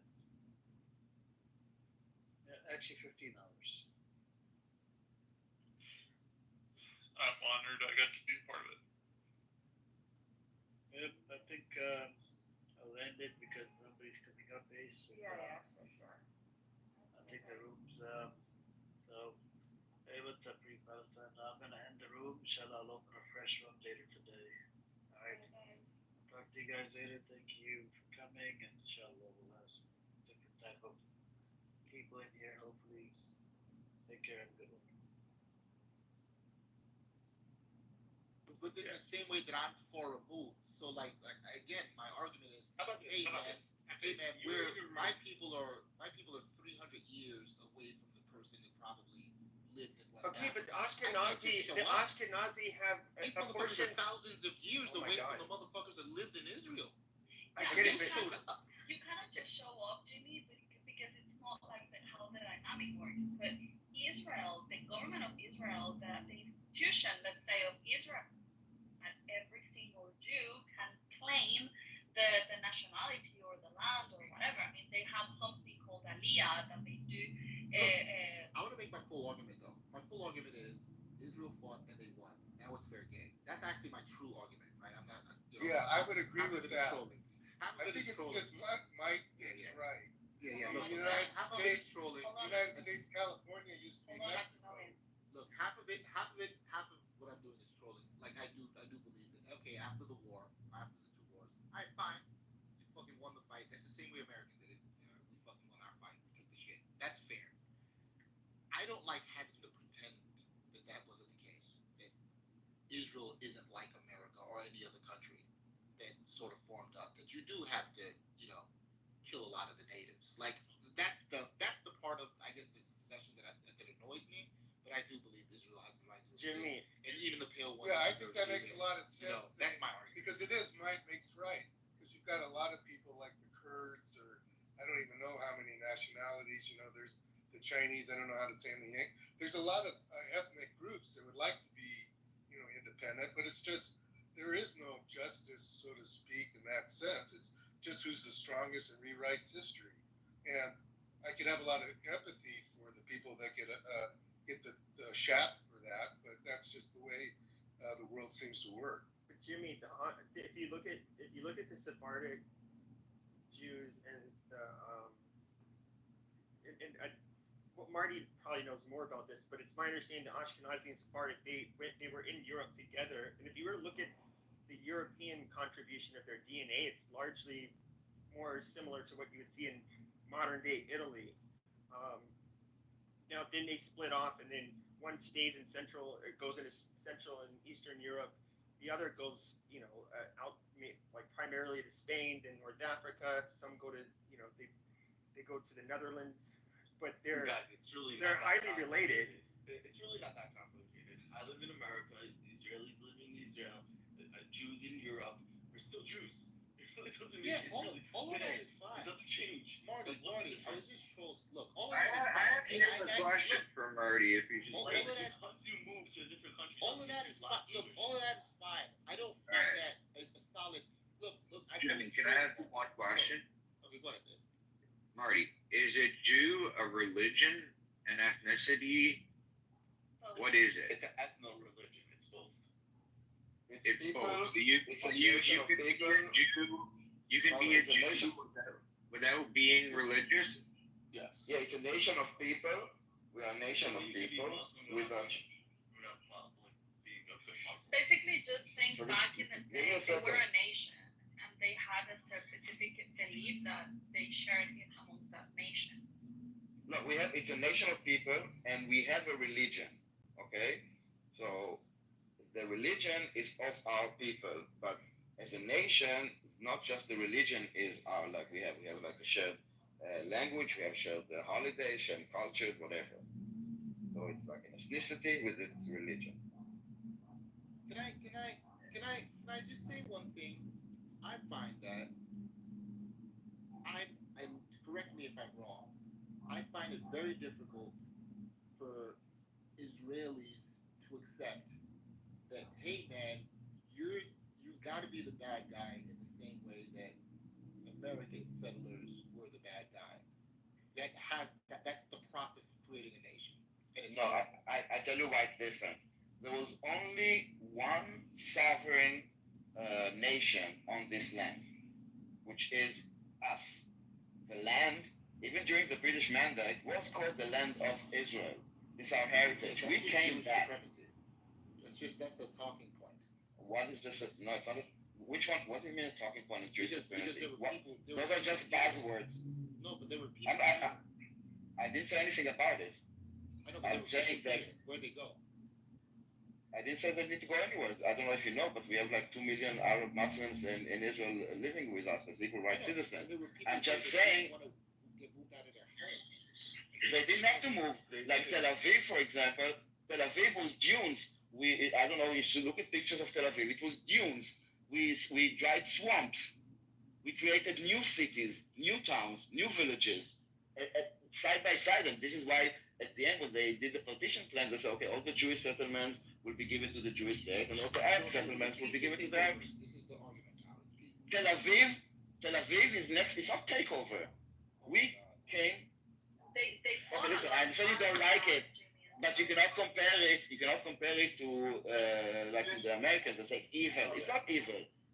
You know the Judean Samara. I'm not saying that it's evil, but like in the same way that the Americans, traded the land for beads to the Indians that were living in tents, and then they also. But it's not the same. But it's not the same because we did the opposite. To say that it implies that nobody was there, but there were people there. They might have been there. Again, guys, again, I didn't say that all of it. And again, there were people living there, also Jews that were living there, but a lot of it was with cholera and swamps and places that were uninhabitable and dunes. I didn't say that all of it was like this. But yes, we cultivated the land. And hold on. And we didn't buy. Hold on. And we didn't buy it with beans. We actually bought land in triple the price from Arab landowners that were absentees, that were not living on their land. Okay. So. No. Hold on 1 second. Let me just, because Ace kind of just wanted to throw this. 6%, you are comparing privately owned to the entire land, but the rest of the land was not owned by anyone else. It was owned by the British or the Turks or by the state. Like the Negev desert, that is like, I don't know, a third of Israel, which is a desert, is part of your calculation. But you didn't own it. No one owned it. Okay, so a lot of it was purchased. From who? By the way, I posted 2 links in the chat. This is how the conversation was originally.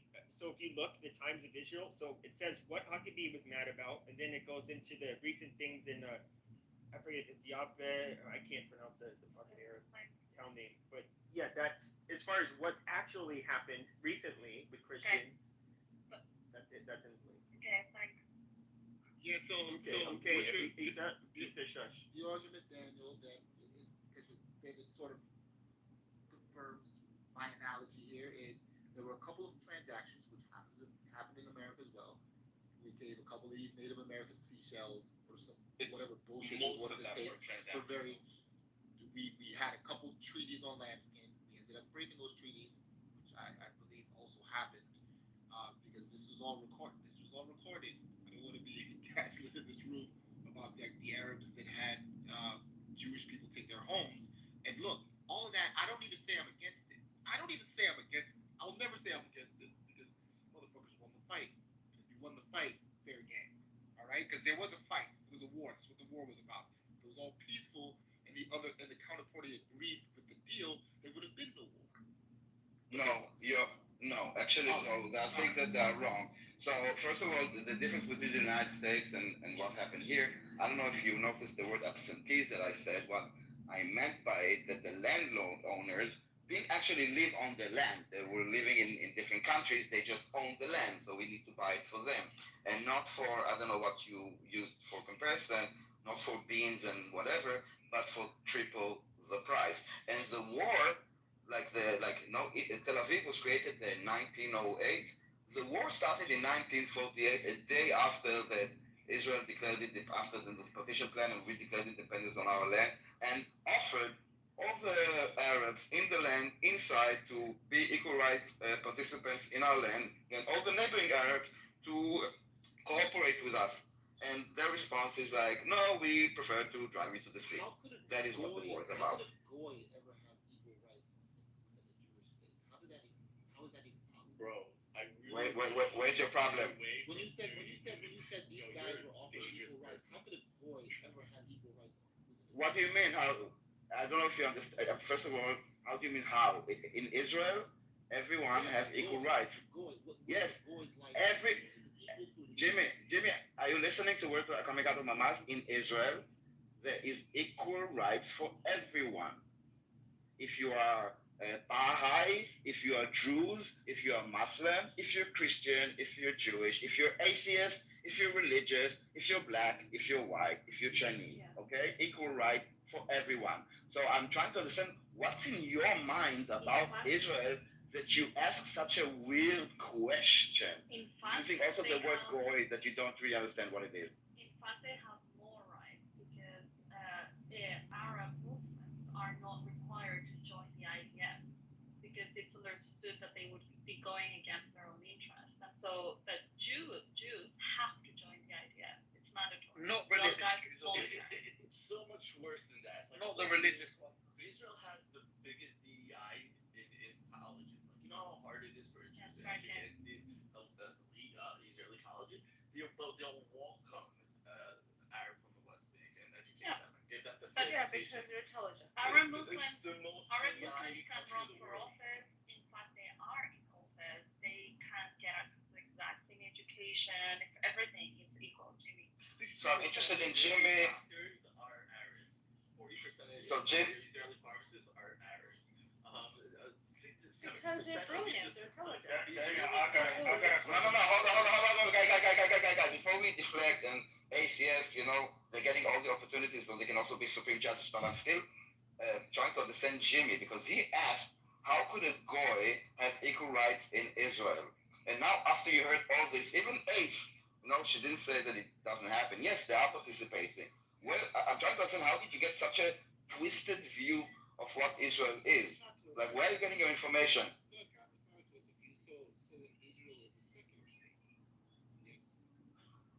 You asked the question, how can a goy get equal rights citizen in Israel?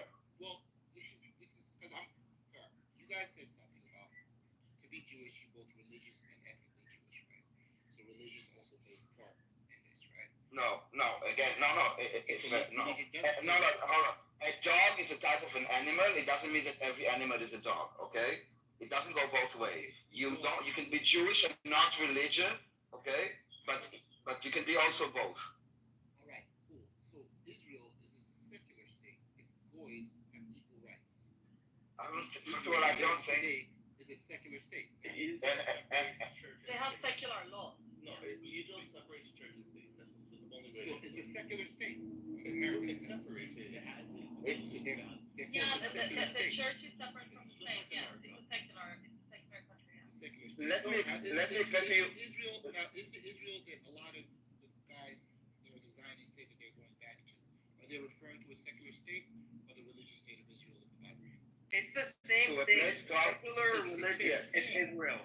Wow. So the Israel of the Bible is a secular state? No, it's a place, okay? Israel is a place. It's a geographic place that all. Jimmy, can you listen to me? So all the places, Jimmy, listening with your ears. So all the places that are mentioned in the Bible, okay, I could go to, okay? I could now go out, go down, and walk to. If it's Bethlehem, or if it's Jerusalem, or if it's like Mount Zion, or whatever, okay? This is the Holy Land. It's called the Holy Land. Now, on the Holy Land, you could be religious. You could be Jewish religious. You could also be Christian religious. You can also be Muslim religious. Okay, there's no like one like way to be in Israel. It's just the Holy Land. So many people see it as holy, and you can be whatever you want. And as an Israeli citizen, you get equal rights. Israel is a Jewish state. It means, for example, just so you will understand, it means that our day off is Saturday. For you guys, I don't know, in many Western countries, it's Sunday. For us, the holidays are Jewish holidays. For us, the language is Hebrew. That is what makes it a Jewish state, and that it's a safe haven for Jews to come. Well, I hope this clears it for you. Right? This is it because I'm trying to get you. I want to make sure that you guys understand that I believe that the state of Israel must exist. Like it must exist, right? Because they fought the war, they won the war, fair game. That's my argument. That's my argument. What I don't buy into is the bullshit arguments that keep being said, like, oh, thousands of years, this is the Holy Land, because the Holy Land can't be a secular state. This is nonsense. This is a very different Israel than was in the Bible. They keep showing us the Bible and say we were always here. But I feel like the rest of us with a brain are being gaslit. Again. Have you been to Israel, Jimmy? Can we Daniel, come on, man. Like, let other people ask questions. Okay, go ahead, questions. So, Jimmy, do you think Palestine should be recognized and we should start doing the? Absolutely not. I would much rather. Okay, God bless you. God bless you for saying that. Jewish people are way better counterparties to deal with. They're way more advanced culturally. I do not want these retarded Mongolian kind of people to have control over that territory. So yeah, God bless you. Although stupid. Now, Asia's kind of hot though. I will admit, Asia's kind of. No, don't do that. To what Jimmy was saying before, I think that you're right, Jimmy, and I think that a lot of people conflate it too. The Bible story, plus the current political stance, and so it becomes very difficult to just make an argument, a political argument, when they're trying to inject religion in there. But there is kind of like a component when the Palestinian supporters start bringing their religious and their prophecy into the conversation, then you have to go back to that part of the conversation. But I agree with you that in the biblical sense, there is no state. It's just a nation with some land, but it doesn't have like a legal, let's say.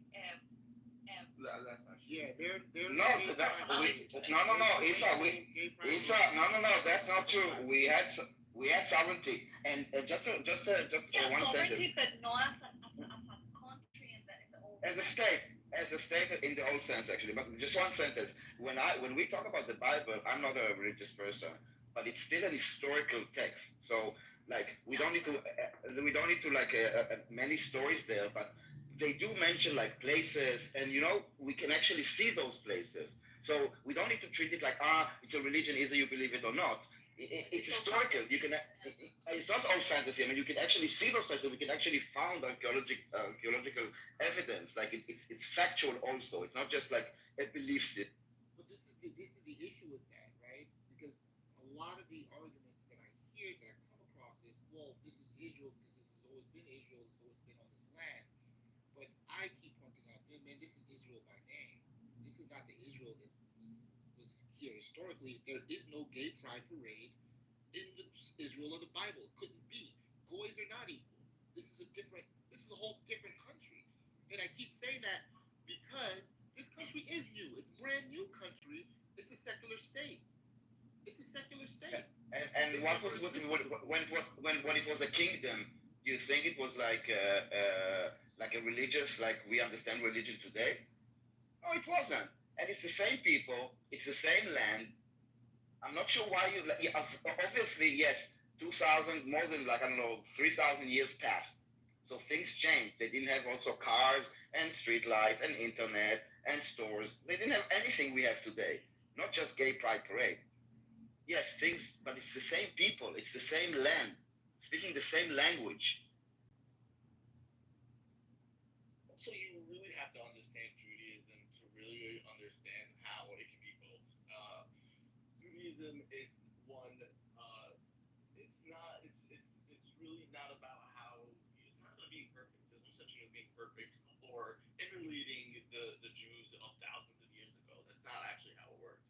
And the idea of yeah, you could be in a normal sense, it is a democracy. It is modern day, what we would consider not religious. But at the same time, if you want to go anywhere in the world to be a Jew and to learn and to inspire yourself into your Judaism, it is Israel, because that's why there's birthright trips where they send Jews to go there, because every time you're actually there, you feel something, and that really ignites what for thousands of years your people are going through.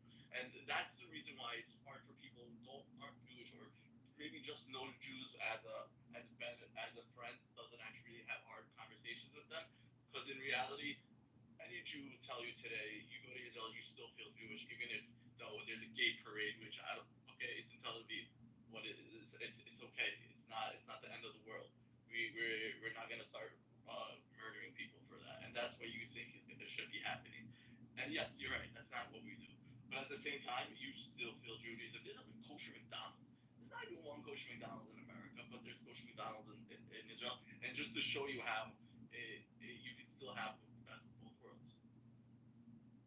Bro, McDonald's is Jewish owned, regardless of kosher or not. That's not true. McDonald's not Jewish. We owned a lot of things, but McDonald's isn't one of them. You own a shit ton of things. A lot of non-kosher things too.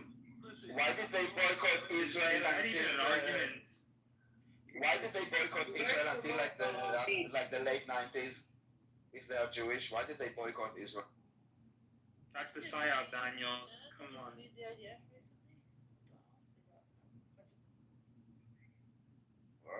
No, the Palestinians crying about shit. Yeah, kosher McDonald's, even though giving food to soldiers, so Palestinians went crazy. Bro, you guys promote halal meat.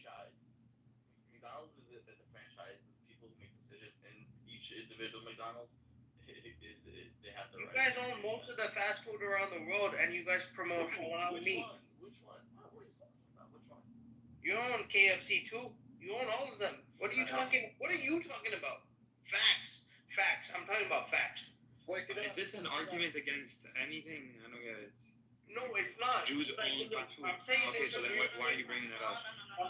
We were talking about Israel and the current, like, the issue and who owns the land, and like you cannot just go back to a land because I don't know you're ethnically from there and claim it. It's because you earn it. Can I have the floor? Well, yeah, that's true for all every modern day theory of property rights.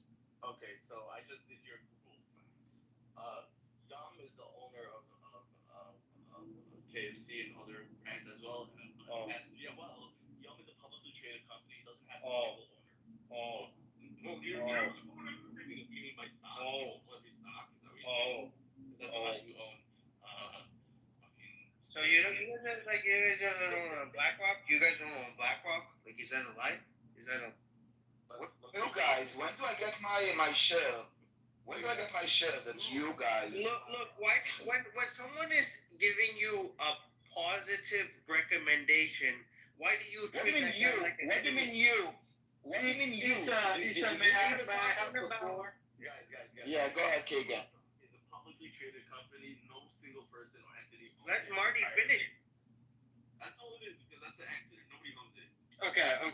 Great. Yeah, this is great. Okay, I'm going to go back to the topic. Thank you, Daniel, for giving me this. Yeah, we're talking about Jewish ownership of companies. Excuse me. I was given the floor. Thank you. Do I believe that there is persecution of Christians in Israel? I do, but do I think it's the extent of them in Islamic countries? No, not at all. They have the freedom of religion still in Israel, which is a good thing. But do we? Was once Bethlehem, right, a Christian majority city? Yes. Do they now make up like 10% of the population of Bethlehem? Yes, and that's because of the ongoing insecurities that they feel, pressured by the social norms of that region. So when we look at both the clergy of the Catholic Church have stated, and the Orthodox Church to Jerusalem and Bethlehem under, Orthodox Judaism is willing to spit at you, willing to, deface your churches. This has happened multiple times the last few years. The Catholic Church issued in 2022. I've what do you mean spit it out? I'm saying multiple things at once. In 2022, the Catholic Church stated, that they would advise you not to travel to Israel if you are not, a established, evangelical there.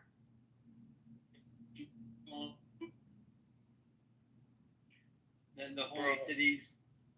So those are things I would say. Whether again, persecution is pretty hefty word. But would I say that do they face scrutiny in Israel? Especially if we want to compare it to like Jews coming to like the West. Jews coming to the West don't experience the same scrutiny. Keegan, to be fair, let's be fair about this. Do you have any Israeli homies? No, I don't have any Israeli homies, but do I know people who went to Israel as Christians and got spat on? Yeah. The greater majority of Israeli homies, just like anybody else, because I went to college with a bunch of them, straight from the IDF. They finished IDF, went to university with me, and they just party, bro. They don't care. They're not religious. They just partied, hooked up with girls, did drugs. I said the Orthodox. I didn't say Israelis. I said Orthodox Jews. Even the Orthodox guys are not that crazy. We're talking about the Orthodox don't party and do drugs and shit like other Jews in America. I love my Israeli friends, and they all do drugs. All of them. So, for example, in high school, these guys were all smoking weed, especially the boats. Smoking weed. Their father had businesses in the garment district. They would go off, and they would just chill. But you have wide ranges, right? I believe the guys that do the spitting, or they lean more conservative, very, very conservative, and those are the guys that are closest to the religious sites. But I don't think they're representative of everybody else because a lot of other Jews don't like those guys either. Well, Jimmy, here's my question for you. Do you think that Christians, Catholics, are they going to Israel to visit Tel Aviv and to visit Israel or are they going to the Holy, or are they going to the Holy Land mostly? But I'm asking, because those are where the girls are at. But I'm asking you, but most Christians who are going to Israel, they're going to the Holy Land. They're experiencing a. They do both. They don't do one or the other. They mostly do both. Guys, every Christian I know, and I know a lot, even people in my own family who went to Israel, they all go to Jerusalem and Bethlehem. They don't go to Tel Aviv and party. Yeah, imagine going to Florida and go to Fort Lauderdale. Bro, go to Miami, Playboy. Well, not everyone, Jimmy. Not everyone does drugs and drink. I don't do drugs and drink. They don't do it for a long time, Keegan, but they do it for a good time. They do it for. But again, these are Christians, guys. You're acting like you're saying Christians are going to go do cocaine in Tel Aviv. Like, what are we talking about? No one said cocaine. No one said cocaine. Right? It doesn't matter. Weed. It doesn't matter. It doesn't matter what you guys are talking about. I'm saying that you guys are really misrepresenting. You're misrepresenting what Christians are doing when they go to Israel. They're going to the Holy Land. They're going to the holy places. Jimmy, you're not listening to him. He's talking about evangelical Christians who go there to evangelical. Okay, yeah, but these are entirely different from just somebody like myself who I'm technically Christian. Christians that go there, and they always include at least 1 or 2 nights in Tel Aviv in their itinerary. There's always 1 or 2 nights in Tel Aviv in their travel plan. And that's the fact. And I can tell you. We don't know where people are going, how long they're staying. No. I know these people. You don't know millions of people in their travel plans. That's one of the dumbest things. I've been respectful and enjoyed conversation this morning, but that's just an unintelligent thing to say. I missed what he said that happens in Tel Aviv. It's not what's happening there. It's that he's trying to quantify where people are traveling to, that as if he knows where everyone's going. I don't think there's anything wrong with this. Where do you think people are? Are people flying straight to Jerusalem? No, they're flying to Tel Aviv. Tel Aviv doesn't have an airport, dude.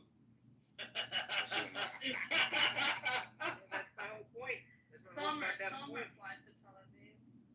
That's my whole goddamn point. Is people fly to Tel Aviv and then Okay, fly out of Tel Aviv.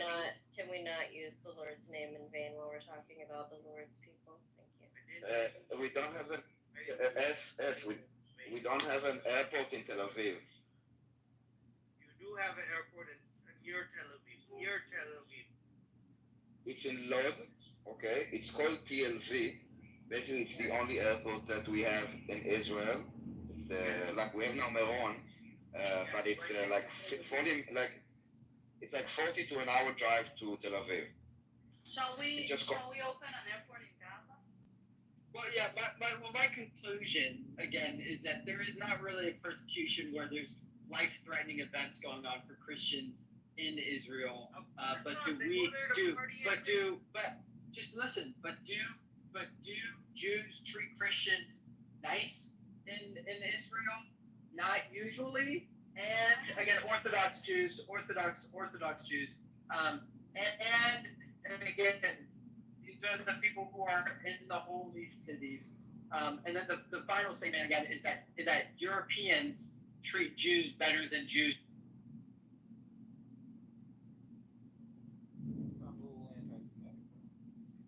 What do you mean? What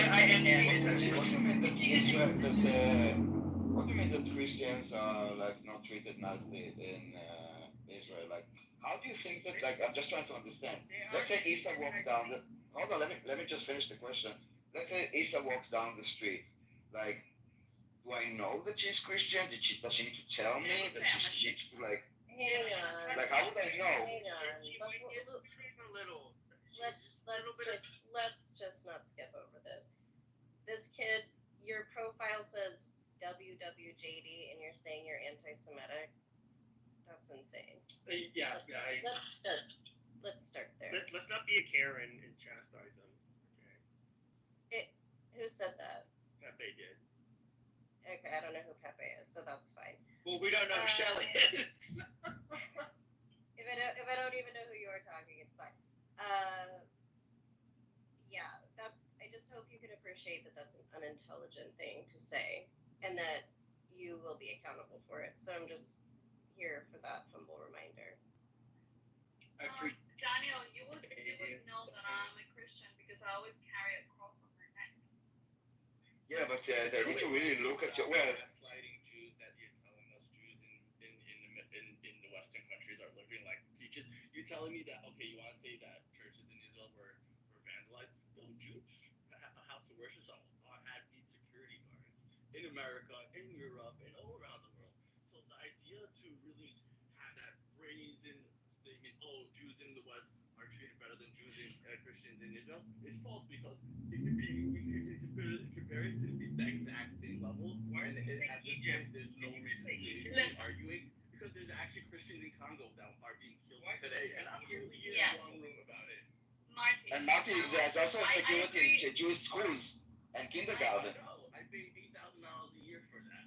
I know. I agree. You cannot say that because some Jews treat Christians badly or vandalize shit or attack people. That doesn't mean that all Jews do that or that all Israel does that.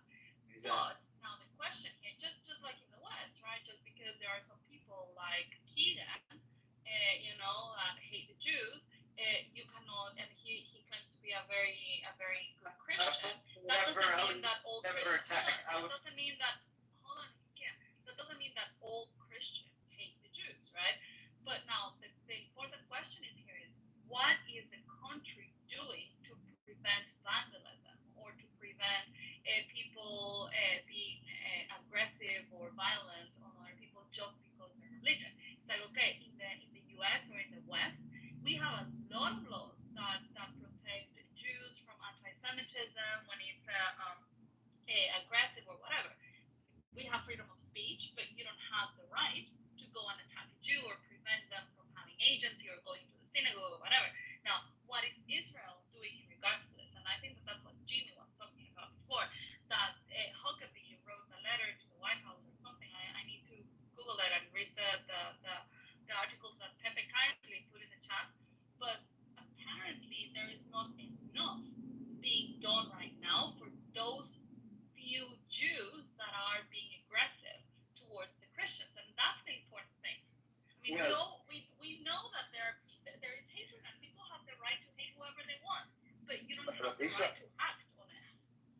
Isa, you were talking about what the United States is doing, and you gave they're doing laws.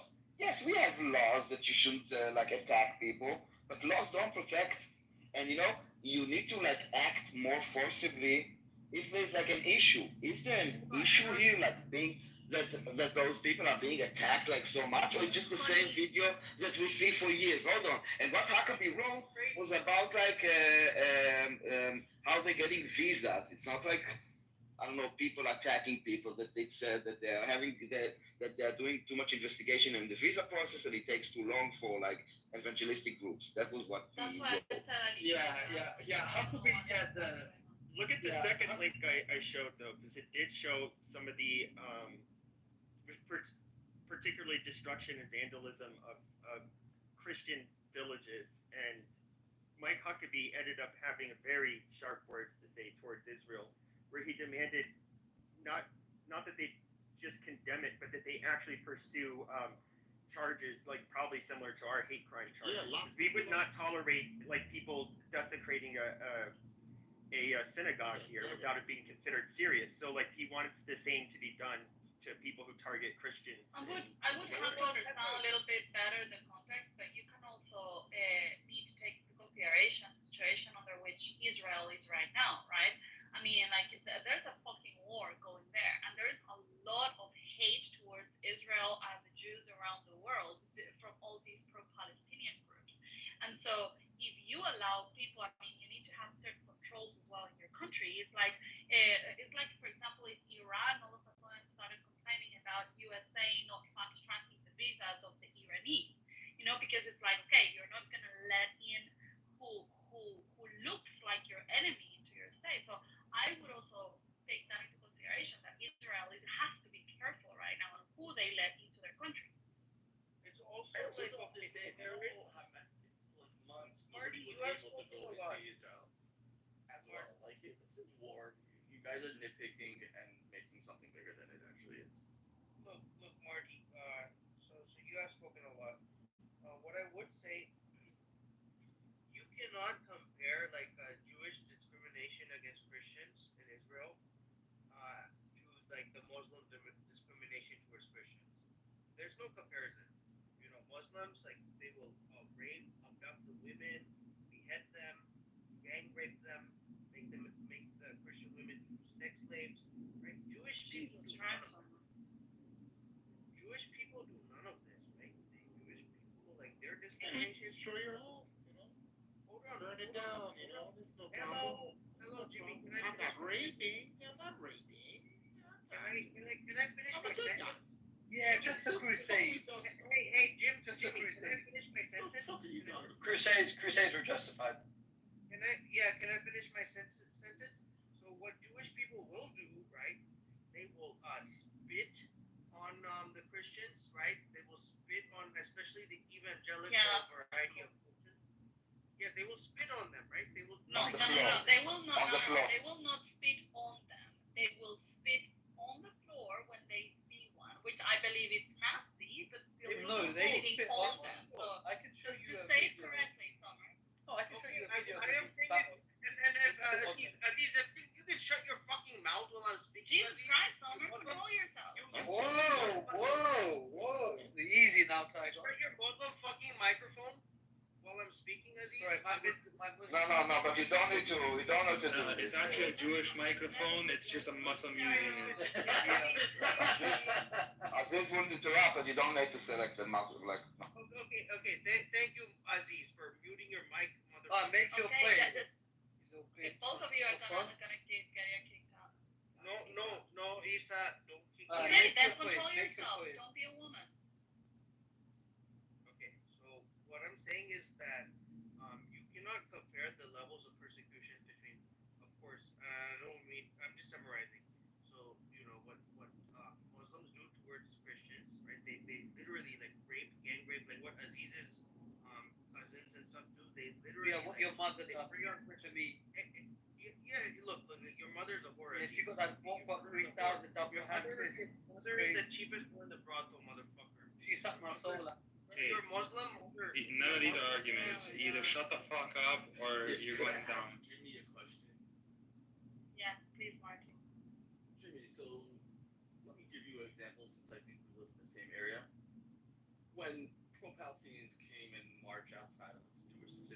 in America, in New York, how many hours in jail did the people that was causing violence?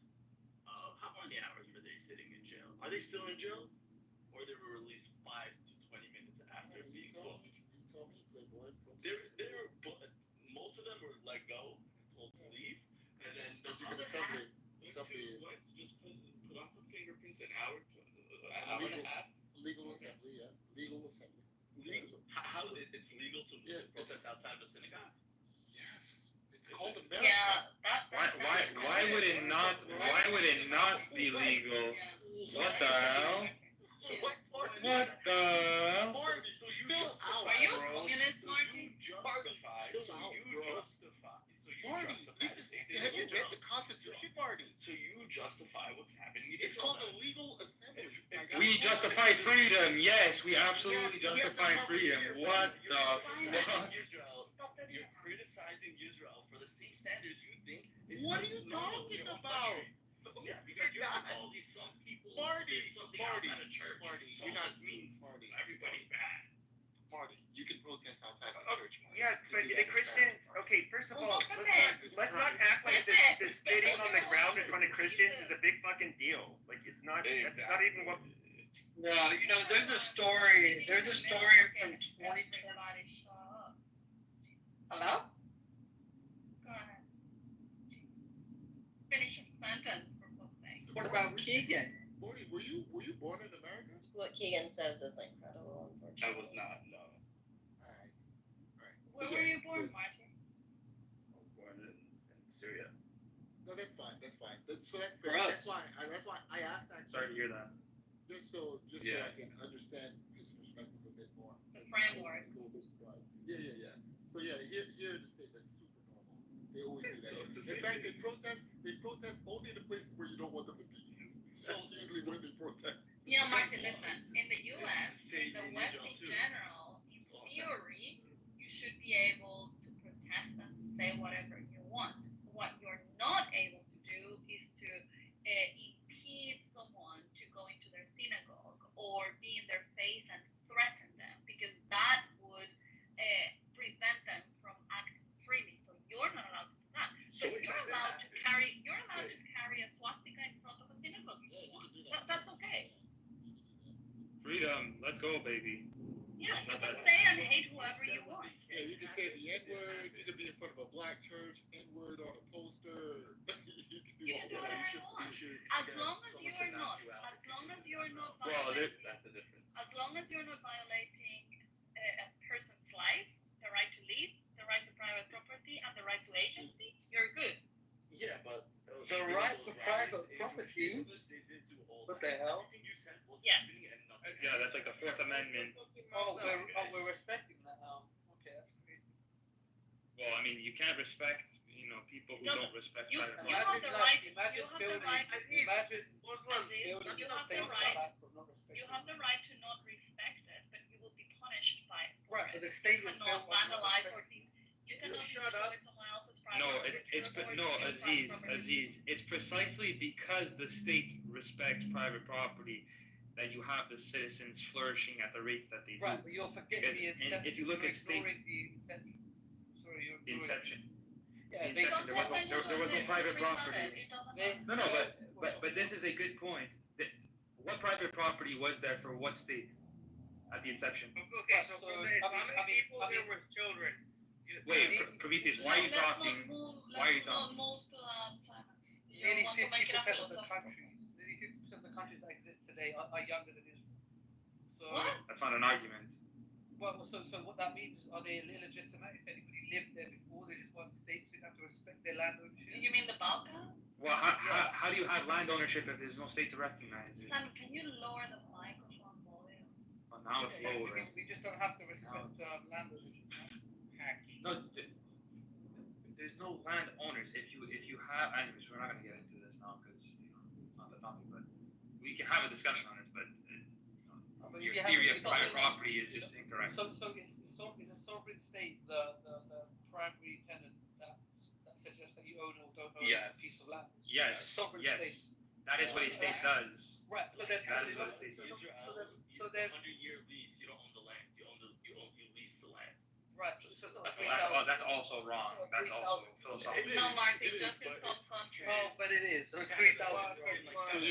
Yeah, well, Canada's not like that. Canada, you lease the land, they own the land. Yeah, in America, The you hypocrisy. own the No, land. yeah, I'm Canadian. Trust me. The vast majority of land is owned By the crown, right? by the crown. Yeah. But well, hold on. The areas where the cities actually are actually owned by private citizens. So if you look at the map of Canada, it is massive, okay? But all along the border, the American border is all private property that is not owned by the crown. Yeah, but you also Yeah, Which is where all UK the is largest same. cities. In the UK, the vast majority is owned by the crown, and you just lease it for 100 Yeah, years or 3,000 something like euros. that, and then you have to renew the lease and so on. But Yeah, there is but some that's the land main that reason is why it's selfish. like that. We follow Which is another reason why Canada is fucking stupid. But yeah, I mean, Israel's different. Like, yo, you hit a rock in Israel, you could be hitting something in thousands of years. So there's more. Like, we can't have people be like, oh, I own this now. It's a $10 billion item just because it just No, you doesn't can't. work They that kind way. of did in 1948. What does that mean? in 1948, they just established the state to recognize that. There was always historical context, but in 1948, group, European secular It's not Europeans. Well, I mean, I Jews. Google Yeah. that. Zionism started in This is European 1860s. secular. They were jerking off By and waiting for definition. your Europeans to be nice to them until the Mizrahis came. Well, something's not true because it's by definition. Well, by definition, Zionism is a European secular This is political. because of the Egyptian, because that's when people actually came up and started to fight the British. It's the Egyptians after 1943. They're like, you know what, that's it. We're not gonna sit idle. We're gonna go back into our homeland. That's what really kick-started what we see today. Right, but this is the problem. The Ashkenazi Jews that you guys give them so much credit, actually, you're jerking them off doing absolutely nothing from 1922 to 1948 until the Mizrahi Jews actually started making. What about the bombing of King David Hotel that was done by the former Prime Minister of Israel? What about the Yeah, bombing that's of like the justified. Oh, okay, yeah. They just Military. Yes, they killed over 70. Didn't they kill 70 civilians during that bomb? What about the 40? It was Israeli civilians. What are you talking about? You haven't done any studies on this. What about the 44,000 terrorist attacks committed by Islamic since 9/11? 44,000. I mean, I don't seem to have a problem with terrorism. What do you have to say for yourself? You don't seem to have a problem with 44,000 terrorist attacks in these. Your military country in a foreign land, it's not terrorism. I'm sorry to break it to you. Only A unarmed. foreign land. It was given to them. The British man. What The are you British. Oh, okay. So It was given to them. Agree that, but at that point it wasn't. At that point, it was I just want to ask the Allah worshiper. He committed 44,000 terrorist attacks. Has he? No. Hold on. Don't. I mean, I'm not a fan of Islam. I mean, but it was not the Muslims? Muslims. It was the Islamists, which is different. The You Islamists don't have are a problem pushing with for Islamic State This is the and hypocrisy. colonialism and all of that. So yeah, This it's is the Islamic. hypocrisy. Let's This is get the the hypocrisy. hypocrisy from an Islamist. You don't actually. One second. You don't actually mind people being led by religious doctrine. I mean, half of Congress is trying to fulfill some messianic beliefs, and you don't mind that. You don't mind that. You don't mind terrorism. You don't mind Jelani until he became commander. You didn't mind, you didn't mind Hamas until they. Correct. We don't mind about normal people until they become bad guys. Terrorists are bad guys until they have. Do you want to see a free Palestine? Do you want to see a free Palestine? I want to see I want to see free everything. No, but you can't see a free Palestine. Okay. All right. Well, Britain doesn't agree. Aziz, Neither does France. I was speaking to somebody that was Palestinian descent. My family comes from Haiti. I was born in America, but my family comes from Haiti. And Haitians were sort of in the same position that Palestinians were a long time ago, and they won. But I explained to him, I don't want to see a free Palestine because at the end of the day, Haiti is the result of a free Palestine. You don't have anybody that's going to run your education system. You don't have anybody that's going to make sure your health care is good. You don't have anything. You have enough to be violent, and they continue to be violent. But when it's all said and done, you're not going to be able to build this country because everybody that's worth anything already left. Well, they you know already what it fucking is? left. Maybe And they so won't you, have. Right. so a free Palestine is just going to lead to more dead Palestinians. It's going to be a warring state, just like how Well, Haiti. Jimmy, maybe they won't have a Chick-fil-A, right? But if the people just don't want to be starved and bombed to death, you know, who am I to say They're they're going to wrong? starve and bomb each other. They're going to Who am I? starve and Exactly. bomb each other. You know, just maybe like the how Haiti Palestinian did. dollar isn't that If strong. you don't want to Aziz, let's talk about this. you should not start But who am I? war. No, but so Aziz, if you care about the starving people, I never heard you talking about. Let's talk about Yemen for a second. How do we help Terrible. the two Yemenis? I need rape children. Absolutely terrible. I'm not. What do we? No, what do we do with it? Forget about it. I understand. What do we do with this? What do we do with this? So we need I actually think. what we need to do is we need to trace back. There's typically a paper trail with these things. There's a money trail. Who's profiting? So you're on it, right? Yeah. And it will lead Which organization is on it? So tell me, which organization is now working on helping those poor Yemenis that are dying for like children that are actually dying? Well, Many of the images that you see from Gaza are actually from Yemen. So how do we the help war them? machine. No, that's not true. But the war machine is turning, right? And it's a shame. You know, so we have to follow the paper trail. What is the war? So we will rape children. This is the reality. Listen. Low IQ imbecile in the corner, sharp speaking. So the reality is, right? We have to follow the paper trail. These wars won't stop as long as they're profitable. I mean, if you guys think there's some kind of moral understanding, that's why we do what we do around the world. Then you need to wake up a little bit. You know, this is all profiteering. Everybody's benefiting from this. This isn't a coincidence. I can probably guess what will happen in the Yeah, last. but that's America. I can guess France, what will happen in the next 15 years. Iran. I could probably guess. Right? What do you have bad to say about Iran? What do I? So They're Iran. like, follow the money. I'll tell you. I'll give you. And Qatar. So Iran.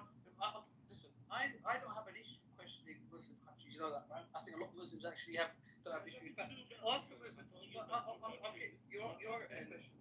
I don't care about Muslims. I'm not Islamophobic. I really don't care. Okay, so I respect. I'm talking about two different countries. Because in reality, they're two different. One Shia, one Sunni. So Right, exactly. But you know, people are dumb and they think we're monoliths. So I just want to. I'm glad you addressed that. I know there's a lot of different identities. In the Middle East, that's all lumped into one. I know. Yeah. I respect you for having an IQ. Respectable IQ. So go on, carry on. No, But so you know the what I question mean? is, what do you say about those two countries? Because they are the ones who are funding it and creating all this chaos for all of us. Yeah. So I mean, you know, when you fight a war, you know, typically there's a red team and a blue team. Now, I think typically the narrative in these rooms is that there's only a red team and we're all fighting the red team and ignoring the fact that there's a blue team. I can look at it for what it is. I can see that in order, you know, we're having proxy wars, but you know, these are intentional. I mean, 25 years ago, Netanyahu said that he would fight on these particular fronts. We are here not by coincidence, but by design. And so for me to sit here and say, why are they attacking us? He said it 25 years ago why we're attacking each other. Not they are attacking, we're attacking each other, and it's by design. He mentioned it, you know. So forgive me for just listening to the man in charge telling us what he planned to do 20 years ago. I don't blame the Jews. I blame Netanyahu. I think he's hijacked. Yeah, Bibi. I think he's hijacked the Jewish identity. Iran didn't wake up He hijacked 2025 said I'm going to build a nuke. You know, they woke up 30 years ago, 40 years ago, and they took over. Right, and he's been saying that they have the nuke. Is the nuke built? No, right, it's destroyed now. Is the nuke built? It's destroyed now. But why did it take? You know how long it actually takes to build a nuke? Like 7 to 10 years. Well, you know Bibi why said it was taking? taking for 30 years. 25 years. Yeah, and we've been hitting it. That's just how bad the technology is. It's not. Well, that's There's good. so many. They had so many hiccups from insider Assad agents over those years that we consistently destroyed it from within. Like there'll be one malfunction and it'll destroy the whole system. And these are the types of things that consistently happen to the point where they're able to regroup. And now they were like weeks away from. I think. So Marty, I'm not sure if you're aware, right? We've been told on numerous occasions about, you know, leaders in the Middle East having weapons of mass destruction, right? But Iran Israel's against Iraq. Iran is a unique Israel's case. government Right? was I'll against tell you Iraq. why Iran is a unique case, and I'll tell you why. Because it goes back to the first Shah. You know, there was a Shah before the Shah, and Mossadegh was in between. And at that time, Britain controlled the oil of Iran, and they created British Petroleum, and they benefit from all the oil. And when the Iranian people realized that they put the Mossadegh in power, and they nationalized the oil and took back control, and Britain and America have never forgiven Iran for that. And that is essentially the eternal tug of war that we're watching. It isn't about weapons of mass destruction. It was never about weapons of mass destruction with Iraq. It was always about primacy in the region. And if you can't see that, then you need to study geopolitics a little bit more. You know, it's not about morals. This is not about morals. Trust me. There are no morals. There's no morals. Bibi happened in 1996 when Iraq was shooting chemical weapons into Israel, which is a fact. And then you're taking something that happened years later where Bibi wasn't even in power, and the Israeli government actually was very against Iraq war. Right, because he's the face of the agenda. He's the current face of the agenda. You know, it goes deeper. Again, I gave you a context much before IRGC, much before the Shah. Safety for Israeli economic growth and Iran. I like this Marty guy. Yeah, I'm giving you a context that is much before the first Shah, much before Mossadegh. It goes a long way back. Excuse me, you think you understand the Middle East because you know of one event decades ago in Iran? No, I gave a number. Aziz, why is Iran enriching uranium to 60%? You only need between 5 to 10 for like nuclear energy. Why are they enriching 60%? Well, you know, a bunch of countries are trying to do that. Israel done that. They're the ones accusing Iran. But Israel has not signed a proliferation treaty. Iran has. This is the hypocrisy of the democracy. No, it's not. It's not a hypocrisy. We're holding Iran accountable. Okay, right, they've signed this treaty decades ago. Who holds Israel? Hey, I'm asking you a question. Iran signed this treaty decades ago. Okay, treaty. The treaty. Israel has never signed that. Israel hasn't signed it. India, Pakistan, they don't sign it. They have nuclear weapons. It's fine. Right. We're talking about Iran. Iran has signed this proliferation treaty, which means they cannot have nuclear weapons. So why are they reaching uranium 60%? Why is another 5? Why is another 10? Well, the mistake you make is thinking it was about the weapons. It never was. Hey, I'm asking you a question. If you don't intend on having nuclear weapons, why are you enriching uranium to 60%? Because obviously you don't have the answers and neither do I. But if I had to speculate, I get the impression that they need it as a bargaining chip against Israel because they constantly, you know, try to destabilize them and have been since the first Shah was here. You know, they've been sanctioning them for God knows how long. They won't let them function autonomously. They've been involved in them. They've been trying to destabilize them since Mossadegh, since the second Shah, since IRGC. It's not about who's in control. It's not about weapons. I'm not stupid. Okay, but we're talking about a chicken and a hen now. So why is Iran sanctioned? Because it goes back to the legacy of Iranian oil, right? No, Iran is not sanctioned because of its oil. Iran has never been sanctioned because of its oil. That's not true. Why is Iran sanctioned? Iran for nationalizing their own oil. That's not the reason why Iran is sanctioned. That's such bullcrap. Bullcrap. When did we start to sanction Iran? When did we start to sanction Iran? Hey, you think you're some fucking Middle East expert because you know of some fucking event like 100 years ago? Care about Iraq anymore? Think about that. Hey, Iraq is done. We're talking about Iran. Exactly. That's all the that's the entity. Remember, Aziz? What's that? What's the outcome? Isn't that the Arab narrative since 1924, since the abolishment of the caliphate, that everything else is a British creation and should not be taken as legitimate? So why should we care about Iraq or Iran? Please explain. No, because those are completely separate. This conspiratorial narrative for the past 100 years now. Those are completely unrelated. How is it that the Arabs, who are dominating the region, okay, in terms of population, and the Arab League, which is majorly responsible for everything that's happening to the Palestinians today, majorly responsible. Right. So that's the Arab me League speaking. Lebanon, who are being That's Khalid Rashidi speaking, the historian from Gaza. According to him, the Arab League leaders should be executed publicly. Right. So Alfie, you just said Arab. That includes obviously Lebanon. You know, it has a large Christian population that has been destabilized. That includes, you know, Syria that has a Christian. This what are you actually referring to here? Is it a people that are a problem? Is it a people that are a problem? Are the Arabs a problem? Alpha, the Arabs a problem? Are the Arabs a problem, Alpha? They're right there a problem. Okay, well I'm glad you clarified. Arabs think, listen, Aziz, it's very simple. Arabs think, there's a reason why the Arabs... But Arabs think they're a monolith, aren't they? There's a reason. Are Iraqi Arabs and Lebanese, are they the same? Any other person in the region, there's a reason. So Iraqi Arabs are the same as Lebanese Arabs? There is a reason. You why haven't given a good one. was created. You Because haven't the given a good Arabs one. want to dominate. The Arabs want to What? be God. So which They Arabs? cannot The tolerate Iraqis, the Kurdistan, Lebanese? Armenia, Is it which one? Azerbaijan, Which one Greece, wants to, Cyprus. They can't tolerate nobody. which Arab wants to dominate? Which country? Can you tell me? Your Saudi, your Misr, your Syria, your Khariyan. You want me to spell it out for you? So do any You want me to European go to countries their want to speeches? do any European countries want to dominate?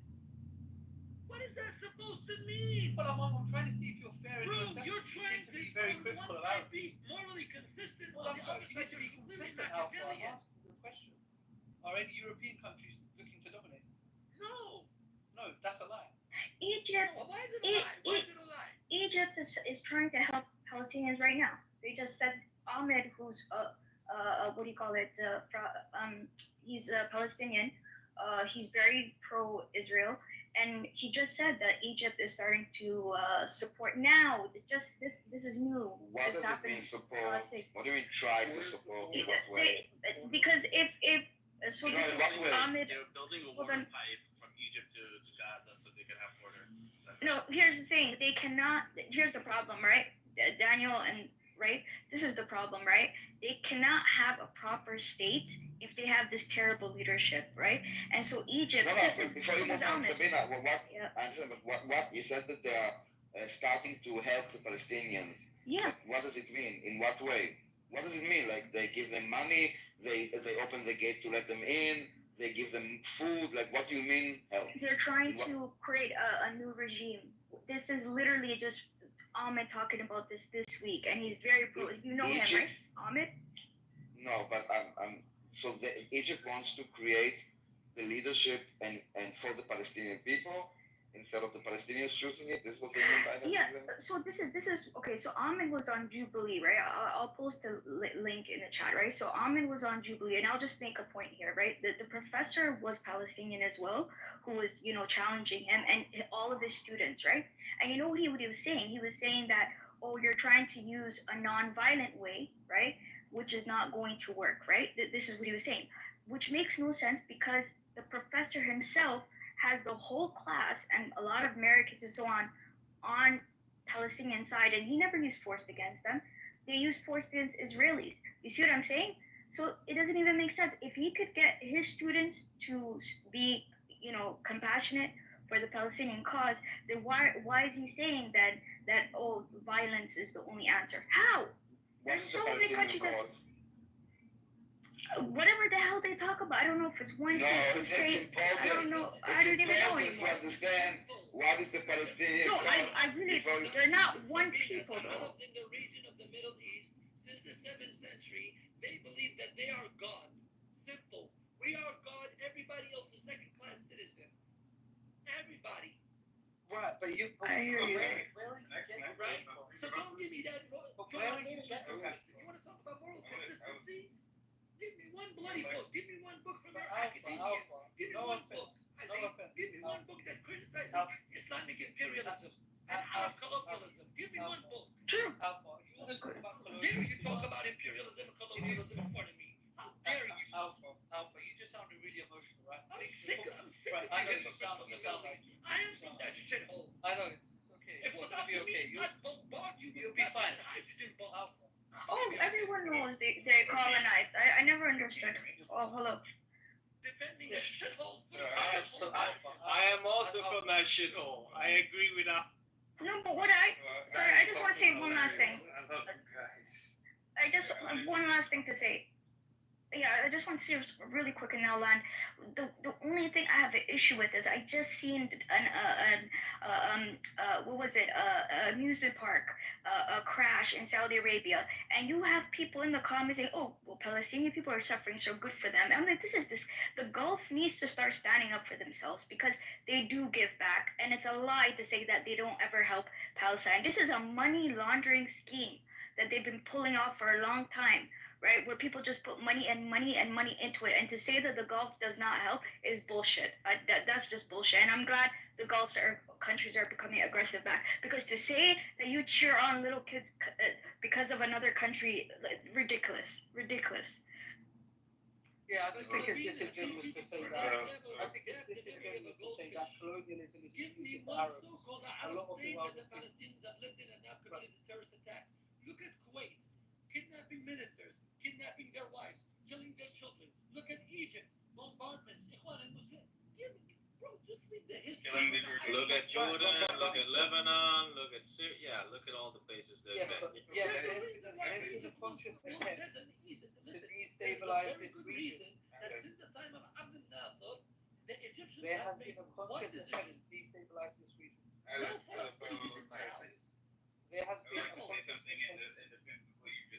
The oil is a gift and a curse. I just saw a Palestinian leader who was the head of Iraq. His name is Wada something. I forget his last name. But I put the link in the chat. Which country is that? He was born Palestinian. He was born in Ramleh or something like this. I forget which city he was born in like the Palestinian area.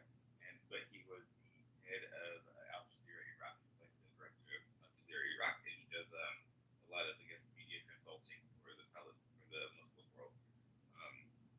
But he's also a thought leader on the topic.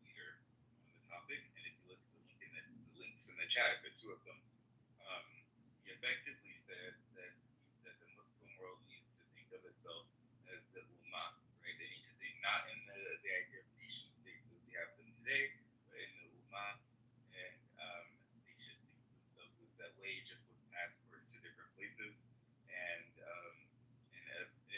to some extent, he was saying that the Gazan crisis, quote unquote, was to be used as a method of like fulfilling the needs of the Ummah, because no one individual Muslim is greater than the whole of the state of the nation of Islam. You know what's funny, Sam? Has anybody heard about the Ottoman Balfour? Anyone? Yeah, of course. What about it? I thought so. But Turkish people are not Arabs, though. This is what people get confused by. These guys are just disingenuous. Yeah. They're not even Arabs. They're not all Muslim either? Yeah, this is intellectually dishonest. Your comment, Sam, yeah. You just don't know what you're saying. You're conflating so many ideas with a vision that you have in your mind, and it's clear. I can see your delusion combining these concepts together. The Ottomans were good for the region. This is insane, bro. This is insane what you're saying. Like, by the way, colonialism is not exclusive to Arabs. The whole world is benefiting from colonialism. No, that's the problem. Right. You read about Portuguese colonialism and Spanish colonialism. Right, it's everyone. American. Where are the books? I always say this in academia. Yep. Islamic colonialism. Where is it? Yeah. It's true. It's common knowledge. You won't shut up about it. Christian civilizing mission. Well, let's not conflate. Let's not conflate like colonialism with like the British. The guy in the video is saying that like in many ways they're using the Gazan war to like bring down American colonialism, and the reason this is they're able to do this is through the values and morals of the West, because the West values certain things and they don't really he doesn't really care. The West are gullible.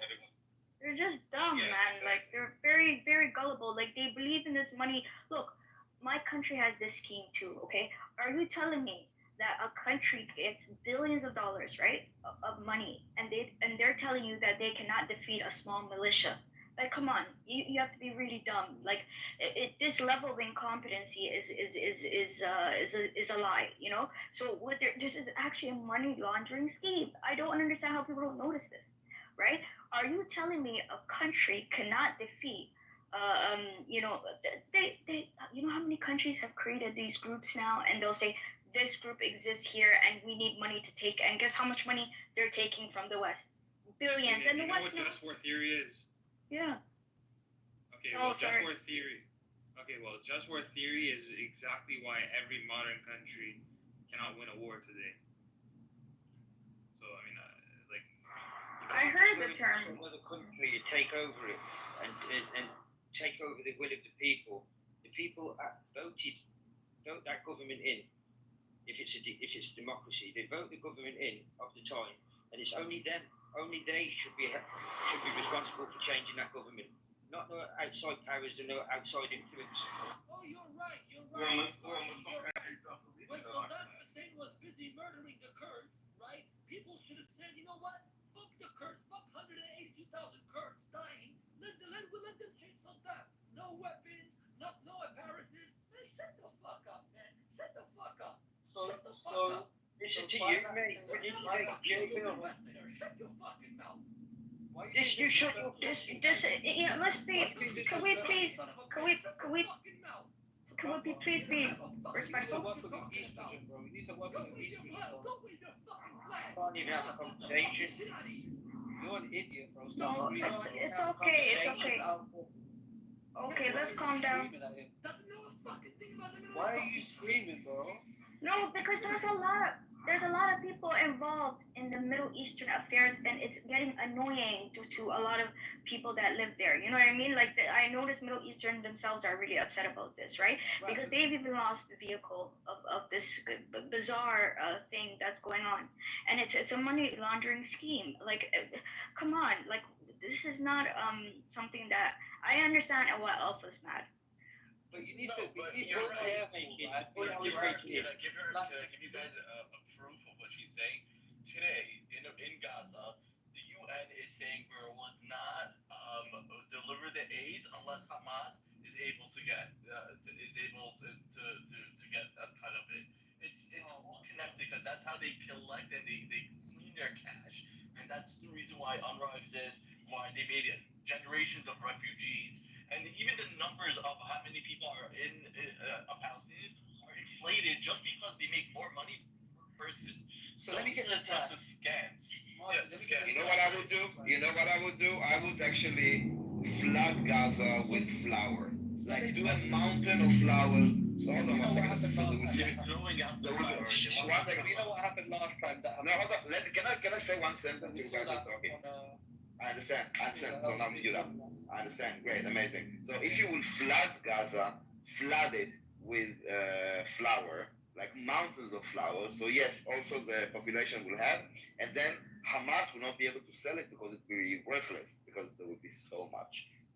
Yeah, but yesterday I saw a video of them throwing out flour just because they wanted to. That's an amazing idea, Daniel.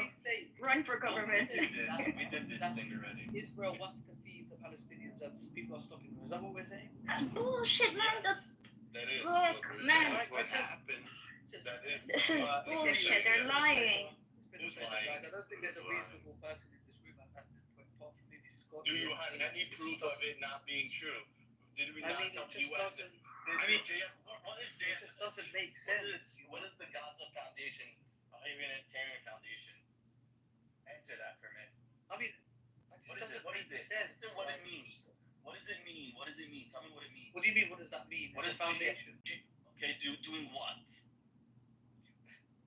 You just said that. Make your point. Saying Israel's trying to feed Gazans? I just told you, what is JFH? Right, and you're like, what? You said it doesn't exist. Stop asking questions. But I'm trying to tell you why even you, what you're saying, you don't believe it because you just proved yourself wrong. Because when you said there's no such thing happening, and then I just told you one organization, you're like, oh, you started flustering. So just to show you what you're saying is actually wrong. Yes, we are trying. We vaccinated them for polio. We vaccinated every child in Gaza for polio. It's a conspiracy Oh, now we start. Okay. Okay, hold on. Sorry. Okay, Aziz, hold on. Even if Hold you on. give them flour, you have something else to say. Well, we saw the video with the Yeah, hold on. Guys, let's not do it into Aziz, sweetie.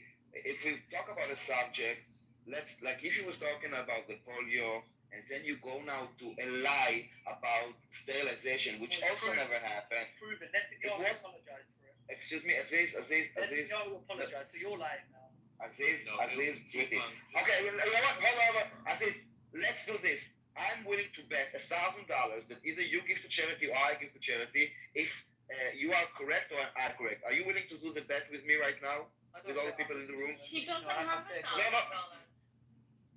Okay. So Aziz, Gaziz, what can you commit to?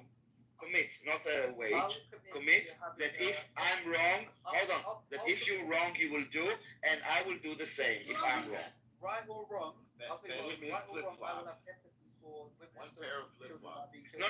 Aziz, you were now arguing with me and Marty, and you Aziz, sweetie.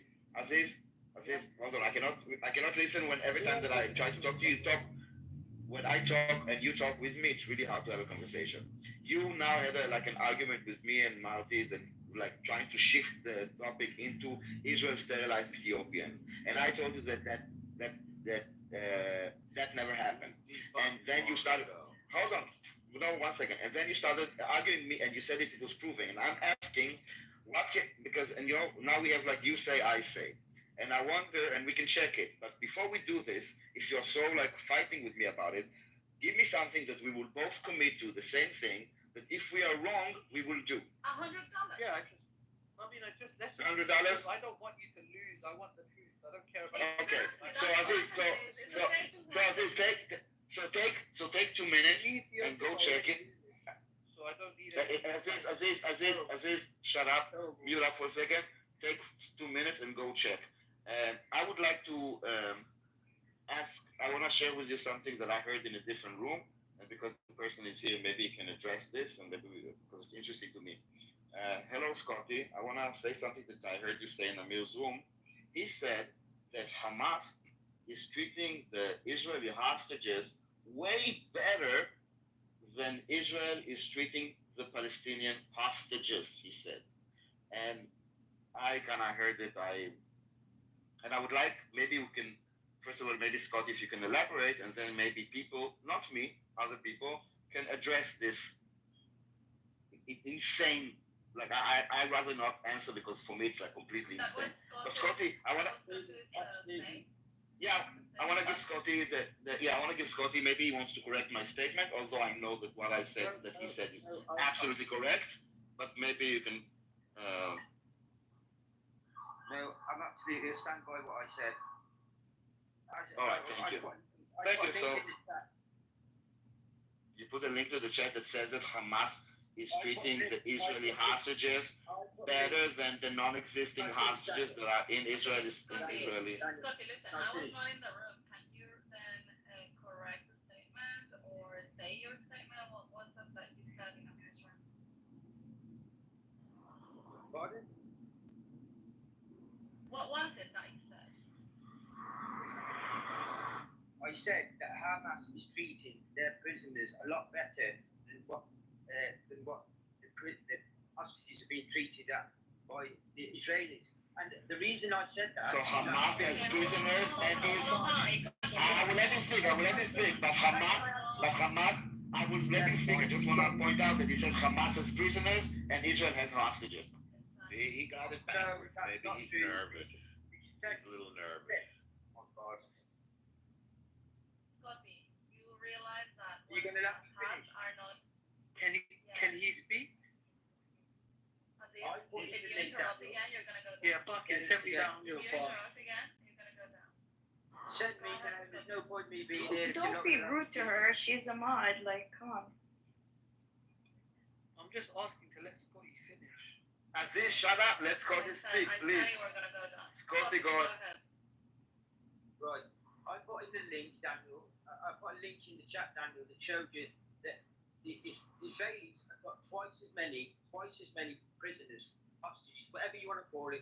They've got twice as many. I put in there a link of how many since October the 7th, how many have starved to death, how many have died in detention, what they've died of, and it's all documented by your government. Where is the link? I don't see anything in the chat. I will get the link to you now, and I will put it in this chat. I will get the link Okay. down. Okay, let's go. Sure. Got it. Scotty, do you own a? That's the point I was making. Okay, got it. The hostages, the hostages should be released straight away at once. Which hostages? Hold on, you didn't say that. You didn't say that Gaza. You didn't say that Hamas has. You said Hamas treats his prisoners better than Israel treats its hostages. Yeah, that's what I've just told you why. Even the language, you know. Guys, can you give me a second? Guys, can you give me a second, please? Guys, Scotty, 1 second. Scotty, 1 second, please. I'm trying to get to a point with you. Do you know the meaning of a hostage and do you know the meaning of a prisoner? You're using those words. Do you understand them? Can you explain to me and give us a definition? 1 second. 1 second. Can you not talk over me? Let me finish. It will take me like 30 seconds if people will not talk over me. I'm asking you, forget about the entire conversation. Give me, please, the definition of a hostage, regardless of Israel, Gaza, whatever. Just a clear definition of a hostage and of a prisoner. And then we will move on. They're not prisoners. When you go into an area and kidnap in the middle of the night, people from their houses, they are not prisoners. They are hostages as well. You kidnap them. Scotty, please, I ask you, Scotty, I ask you for a definition, and I forgot, I will repeat my question. Hold on, please. Maybe if you don't speak when I speak, you can hear my question. I'm asking you to forget about it. I'm asking you a question, okay? Try to answer my question. I'm asking you, forget about Gaza, forget about Israel. I'm talking about as a clear definition, so we will have like a understanding of language. I want a definition of the word hostage, and I want a definition of the word prisoner. Not like an example of like, if you do this and do this. No, the definition of a hostage. Can you form a definition? Well, he's the one using it, so I would like to understand what he thinks. I mean, obviously, we know the definition. You just will not let me finish. If you do me one favor, just Google yourself, does your government, not mine, does your government see them as hostages or do they see them as prisoners? Because they changed the definition of what they are only last week. Please just Google it for me and tell me if I'm right or if I'm wrong. I don't think you're wrong. You're wrong, and you didn't answer like Ace. Okay, so I will let Ace. Scotty, I asked you like 3 times. You are unable, and I think that I hope that Ace will give the honest, real definition. So when you take prisoners, their charges are still time. So if there's no due process, that no formal charges. Who said there's no due process? There's no due process. There's multiple cases of When I have cases that are going to the courts, just like in America, when you get arrested, you don't see a judge. You see a judge. If there's a criminal case on you, you do not go straight to jail. You go through a detention center before your judgment is called. So how about we get some facts? Because that's actually American laws. It could be years and years. Murderers don't years. It could be years, depending on the case. That's completely And do you guys don't remember Abu Ghraib? Ace, you don't remember Abu Ghraib? People see it. People go to jail once. No. Oh, sorry, Marty. No, I'm just saying, like, Americans that are on this high horse, right? No, I understand. We're not comparing. I'm trying to answer. I'm not. No, I know. I understand what you're saying. I'm gonna ask you that your point. Okay. Essentially, there is difference, right? Hostages are taken against their will. They haven't been accused of a crime. They haven't been charged. Obviously, we know that. But if you take someone they're innocent. Hostages are innocent. Of course, they're innocent, but also Okay. innocent until you're proven guilty, even if you're charged with a crime. Just keep that in mind. Also. Well, not on the field of battle. You're allowed to outside of your country. So when you're If you take some. kid, when you're 12 years old, you're in battle somehow. Come on, Yeah, if you throw a rock at a let's 12-year-old, prior if to you see, 2023. you do get charged.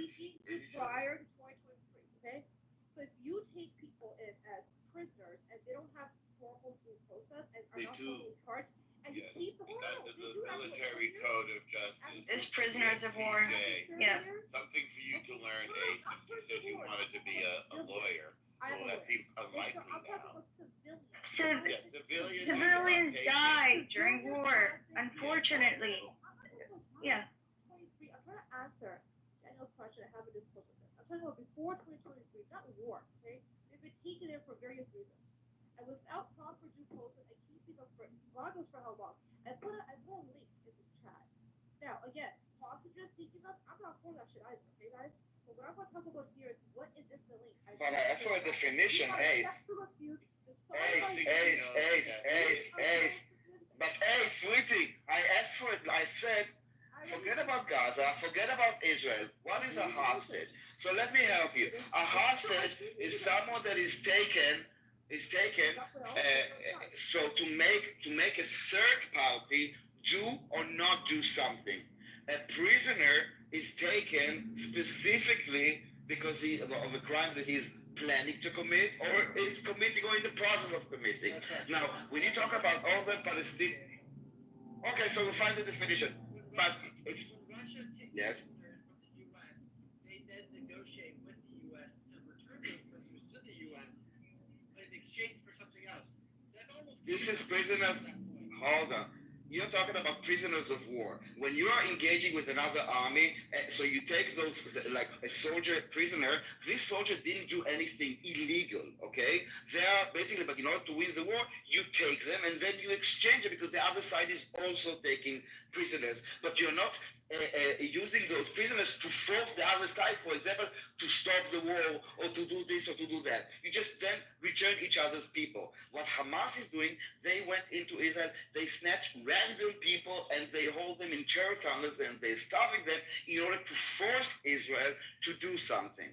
That is a hostage. When Israel is putting people in jail, it's not just like going and like random people going and just grabbing random people. No, there is due process. They all are like there's a judge that signs each one of their arrest warrants, even for 24 hours if they need to extend it. They do get to contact their families. They have representation. So they're comparing and putting those people hostages. It's just morally corrupt. They can be seen by the Red Cross, Daniel. They can be visited by their family. No, they They're cannot. being held according to international law. So they are taken, if they are, no, it's absolutely true. We have the evidence. Absolutely true.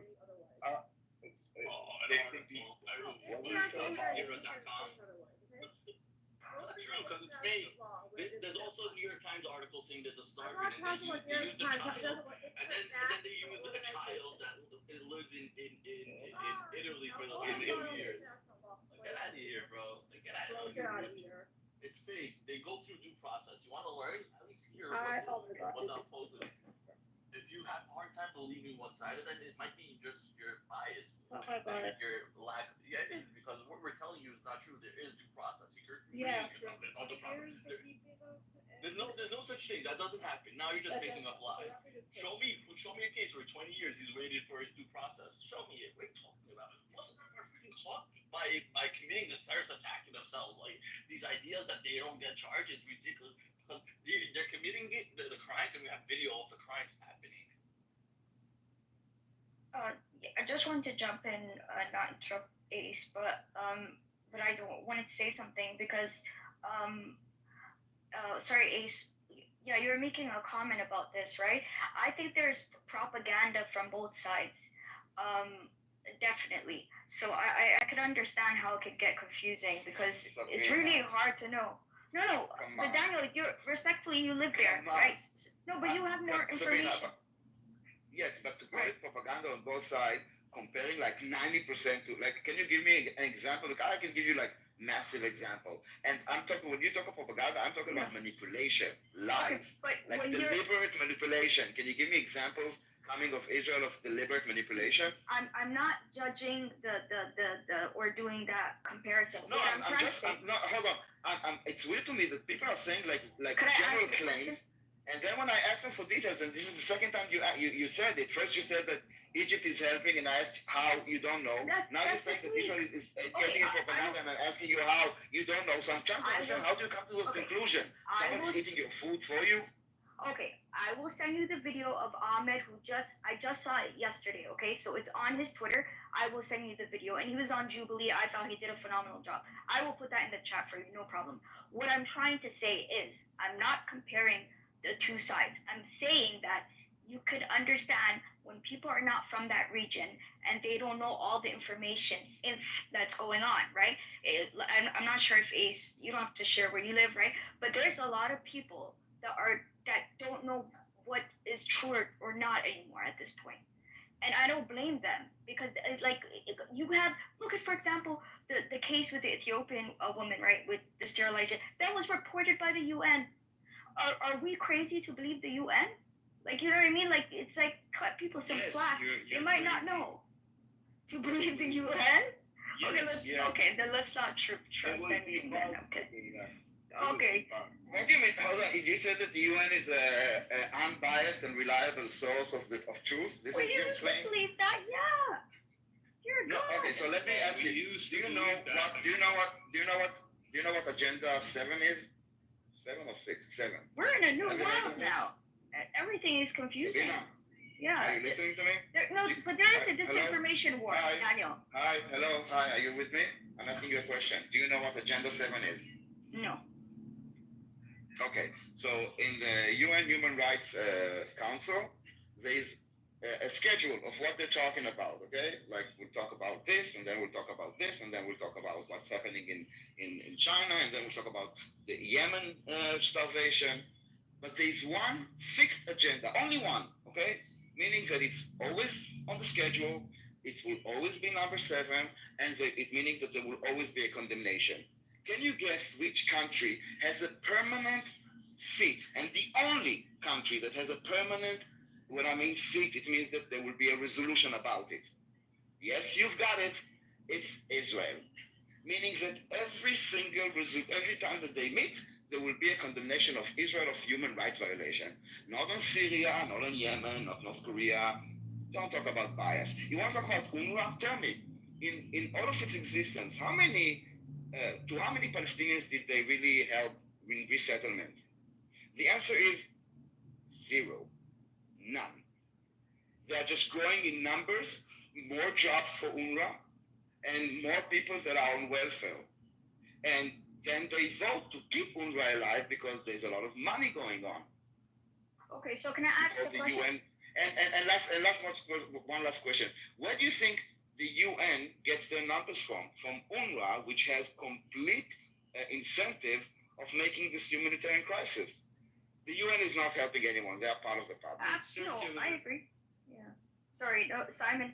I agree. And Simon, I know the term just war when Obama was talking about it in his Nobel Peace Prize speech, but on side note, so I've heard of that before. But what I was going to say really quick, right, with Daniel, do you think they hold Israel to a higher standard because of it being a democracy and they have like a lower expectations for Hamas and so on?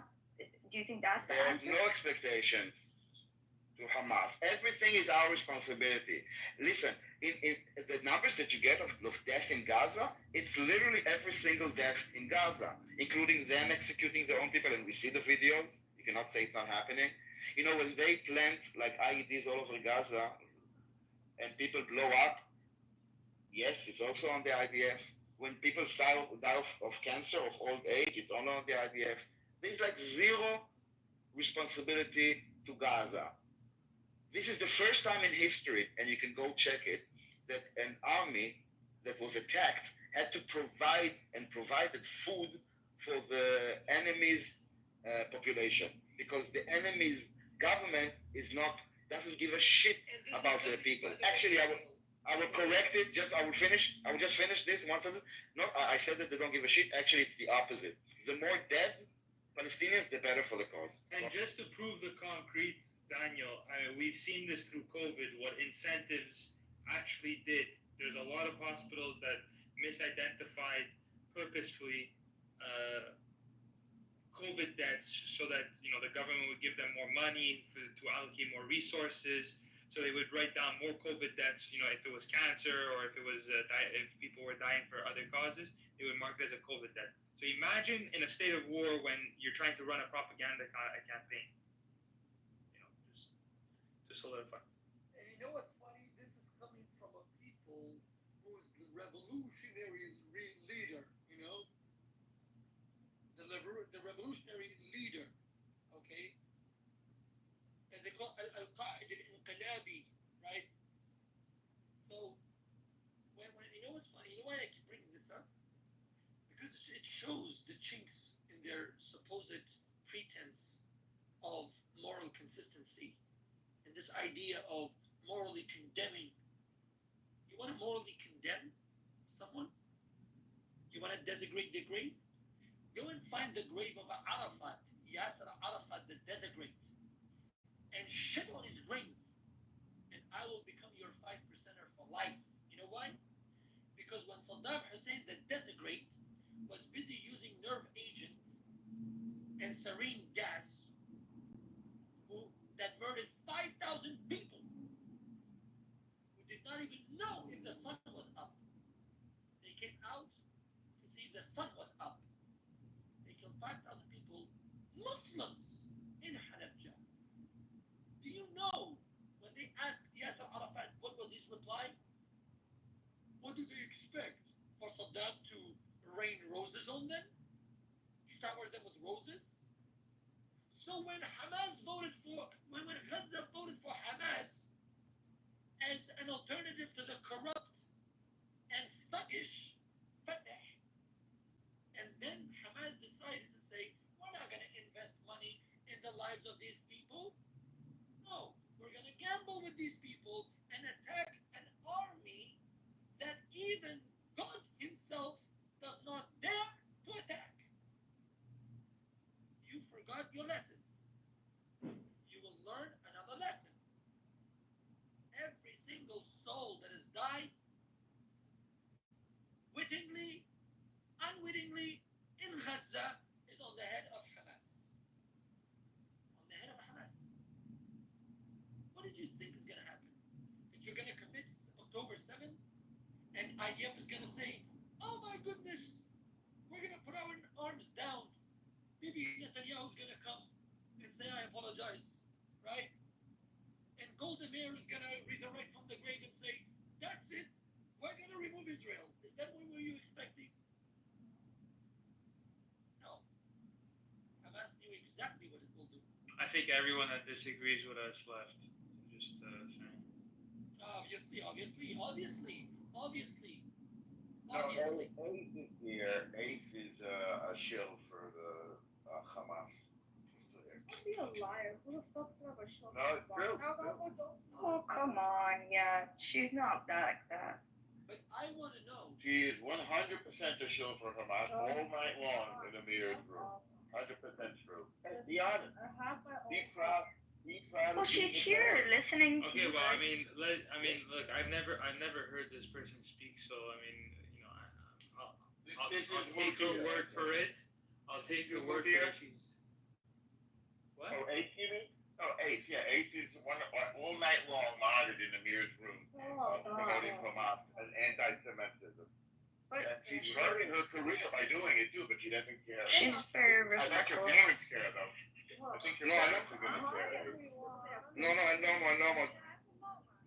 Hi, Zyra. What about her talking to herself, Elder Rule? What about that? 100% let her talk for herself. I think she can speak for herself. She doesn't need. What about that? Her record is clear. She's welcome to speak for herself, and I'm also welcome to speak the truth. She's not going to disagree with me. But she's actually Palestinian, though. No, she's not. She's Who is Palestinian? Ace. She just said she's not. She's not. Okay, Sorry, there's too many. Stop, everybody, stop talking. There's too many people speaking for this woman. Either she can make the arguments for herself, and I can hear them for myself. I don't know who was just talking. She couldn't find. She can make her own. $100 on a map. No, I can't. So let us speak, guys. So let us speak. guys, so let's Ace speak. I don't know if you know what about, but everybody's speaking for her. Ace, go ahead. No, she wasn't Yeah, me neither. speaking. Okay. I co-sign everything that's being said in that group. I have my own opinions and my thoughts. I've never set up a show for Hamas. I've never been anti-Semitic, so please stop making accusations because I have no idea why you do that. It's not that you said that you're a shield for Hamas. I mean, listen, let's be honest for a second about what is Amir's room where you hang out a lot, okay? Every day he opens a room where you guys demonize Israel, and a lot of it is just you guys make stuff up and no one is calling it out. And if you want to be an intelligent person,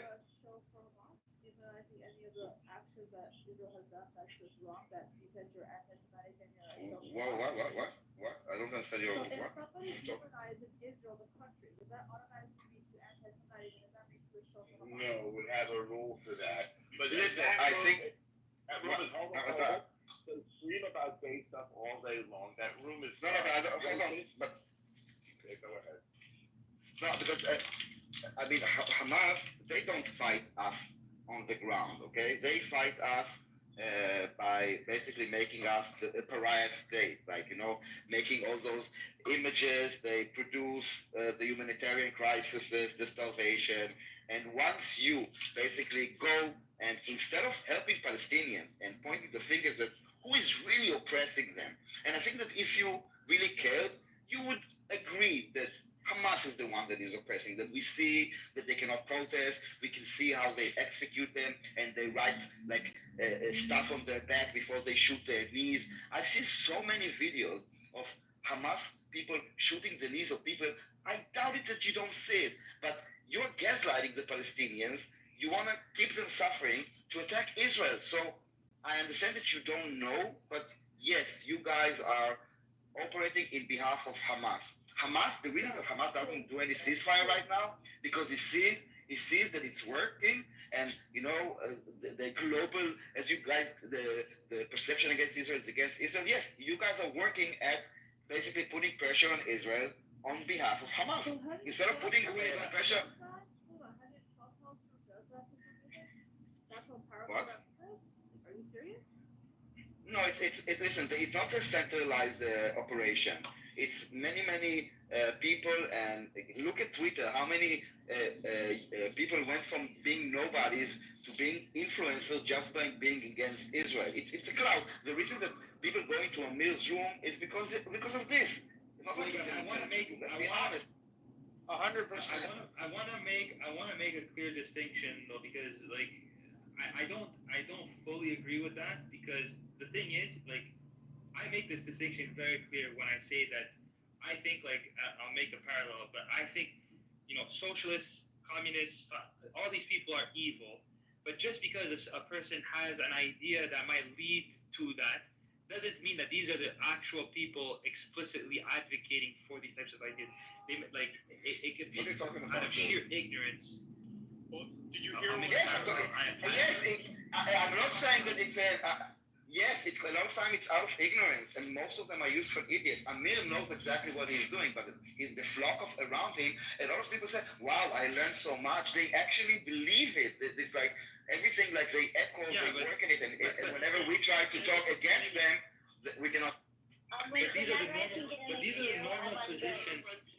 Whenever you can put me in the queue, Daniel, or normal headlines. Hi, Anne. Did you hear what our friend Shlomi said this week?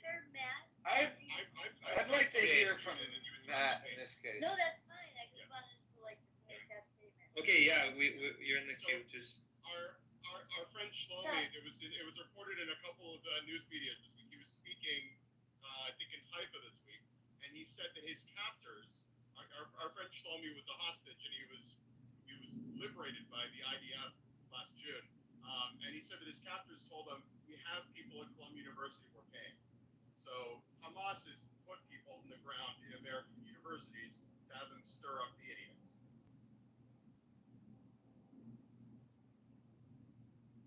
all I'm saying is I'm not gonna put people who actively support Hamas in the same camp of just ignorant people. That's all I'm saying. Well, And how do we tell the difference? He said the shield for Hamas. Well, you can tell the difference between the rhetoric and them and people explicitly saying, "I'm pro Hamas." Right, but I think that there's a point that's being missed here, which is that they don't know that they're pro-Hamas. But that's my point. That is exactly my point. But- Unless but you explicitly say and advocate. That's a problem. That's a problem. No, Simon. No, it's not. It's not. Like You're saying, otherwise, Simon, everybody who's economically illiterate is socialist. They support everything Hamas does, but they're against Hamas because it's illegal and they're kind of protecting their assets. Daniel, even more, if I could just flesh it out a little more. Simon, right now where I live in Portland, Maine, since October 7th, over the past 2 years, Ann is calling me, but Ann, I can't talk right now. Can you guys still hear me? Yeah. Okay, Ann, I'm going to call back. She's calling me right now, but I'm going to call her back. So She's over crying the because I past kicked two- her out. Okay, she's probably crying because you kicked her out. So I'm going to talk to her in a minute, but let me just stay focused here because I don't want to waste your time. We should have kicked people out, though, guys. Okay. Let me just finish my idea. I'm getting more and more distracted by the second. So my point is this: over the past 2 years, What is your point? I'm making it. Over the I'm past kidding. 2 years, okay, fuck you. over the past 2 years, there have been a lot of protests, and all the people, Simon, in my town who are protesting, they're doing mostly two things. They're shouting at people on the street, and they're writing to the local Congress people. They're writing things like, please divest from Israel, we care about Palestinians, blah, blah, blah, blah, blah. If you ask these people, do you support Hamas? They would say, no, I'm opposed to Hamas. Hamas is a terrorist organization. But because they're standing on the street shouting Hamas propaganda, which has been debunked, and because they're spending their time, hours and hours of time, writing dozens of letters to Congress people, even though it's been debunked, they are, as Daniel's saying, they are doing the work of Hamas, even though if you ask them, they don't support Hamas, and I think that is problematic. Well, again, so that's another distinction we could draw. If you're actively taking steps to do that, then I would put you in that camp, because now it's not just rhetoric, right? It's you're actually taking steps to promoting that. So But if it's something, an idiot, Simon. They're not doing it knowingly. They think that they're doing it because it's the humane thing. The motivation. The Palestinians are suffering and starvation and genocide and all this. They actually believe the this. motivation. Yeah, but the motivation is irrelevant. I'm simply saying, if all you're saying is, oh yeah, I think like Israel's doing like evil stuff. Okay, fine. It's you can have that opinion. It's wrong, but it is what it is. If you're actively in the streets protesting, sanctioning Israel, you're writing to your Congress, you're actively doing it, okay, I'll put you in the camp for advocating for Hamas. I think you're an evil human being. And that's what it is. Because the actions are following the rhetoric. If it's just, and that's why I draw the parallel between like socialists, because a lot of people have a lot of socialist ideas that leads to that. I think it stems from absolute ignorance rather than a hardcore stance for advocating for that idea. So I draw the same parallel between people who just, Israel's bad because of X, Y, Z, versus, well, Israel's bad, I'm going to go vote, I'm going to go out, I'm going to advocate against this, because if you're going to stand on business on that type of idea, well, then you better know what you're actually doing. And that's why I make that distinction between the rhetoric versus the actual action. You're giving them too much moral credit and too little intellectual credit.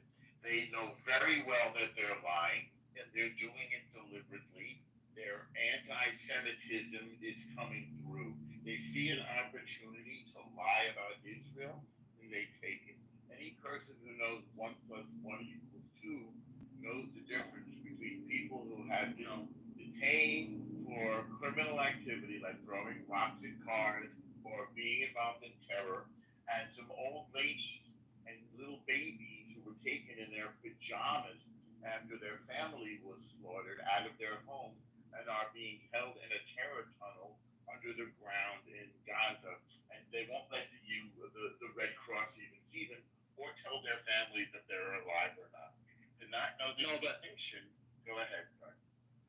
No, go ahead. I'll finish. To not know this distinction defies the imagination. And these are not people who are, not all of them are uneducated. Some of them are indoctrinated with one agenda only, to hate Jews and to hate Israel. And you hear this in Amir's room, certainly anybody modded in Amir's room, Ace, you hear this all day and all night. There's one purpose only, and that is to hurt Jews and to hurt Israel. And they say this in this room all day long.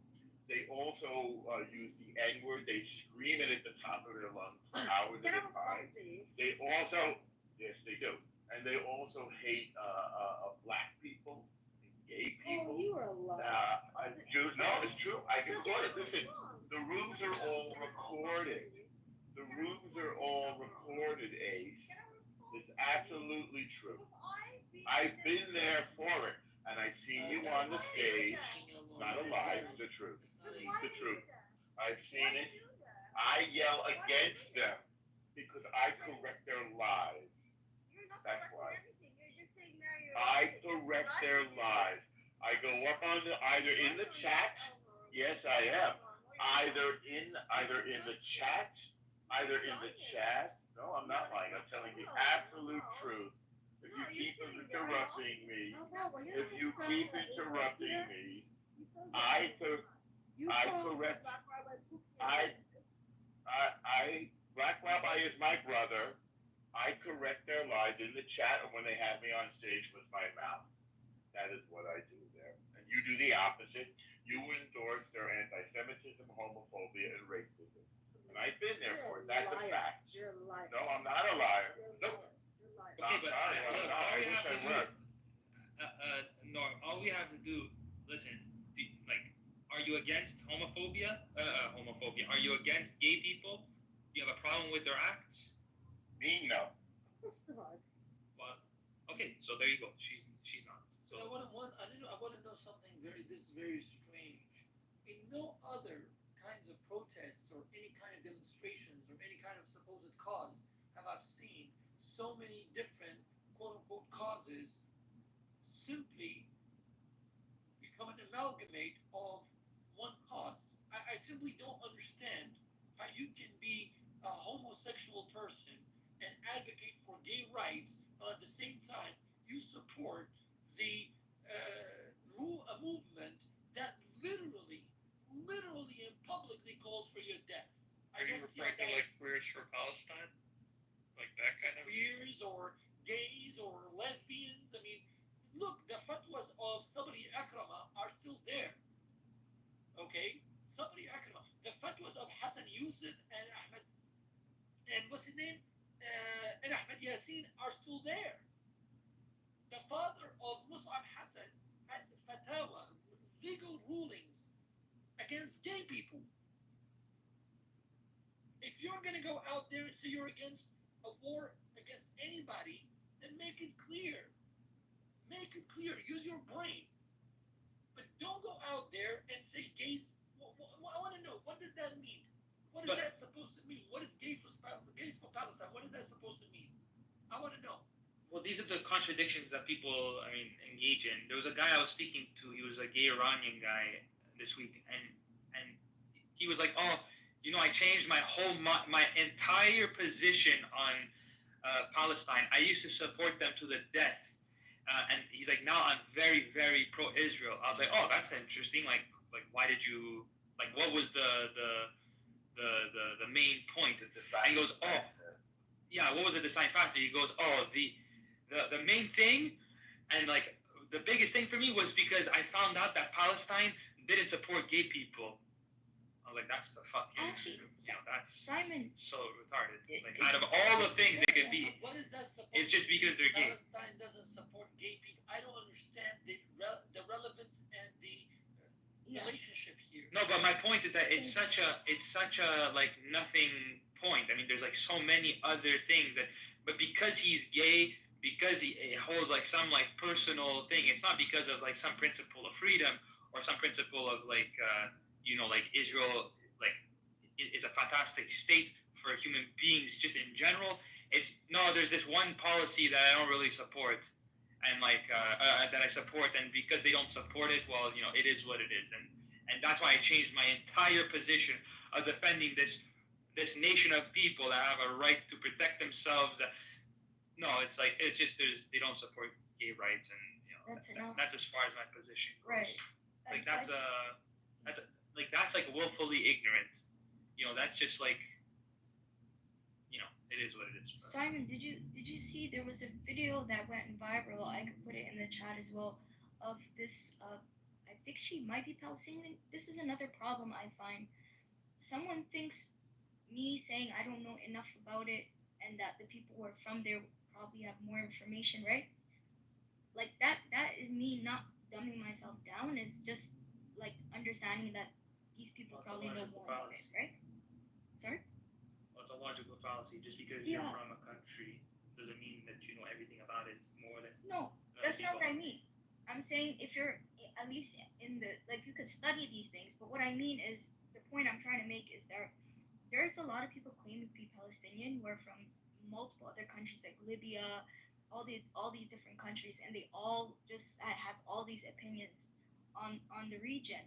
And it got to a point where and that's why Ahmed said, he's like, you're not more Palestinian than me, you don't know more about it than him, and so there needs to just be a little more respect around that. But anyways, the girl was in the video, and I don't know if she's Palestinian, but she went to Israel or Palestine, I don't know which place, and she's with her black friends who are Black Americans. That's what she said, and she got upset with them. Because they kept saying stuff. Oh, people are being very racist towards us, and we don't like it, and so on. And she was basically like gaslighting them and saying, "Leave them alone. They're the most oppressed people, in the world right now." And she's saying, "Oh, they're playing Oppression Olympics," but she's doing Oppression Olympics. You see what I'm saying?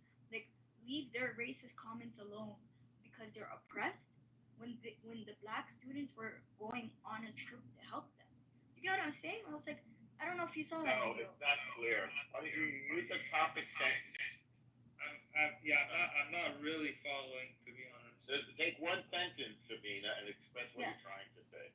Okay, so you know how that person. Okay, so Simon said that there was a person who was queer, right? And he changed his entire opinion on the region because of that, right? Yes. I'm saying that same thing happened with Black Americans and an Arab, I guess, Palestinian woman.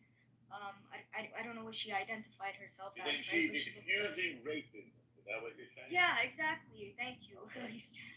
You summed it up. Okay. Yeah, so she's excusing it. Yeah. Well, this is the thing. If you're like a single issue voter, which there are many in America, like, I'm putting that in the camp of just like sheer ignorance. Like you're just not informed of like what's actually happening in the world.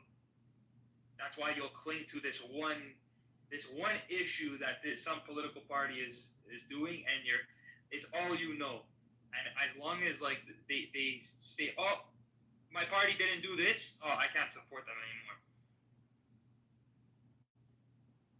Which is bizarre. So I put that in like the willfully ignorance.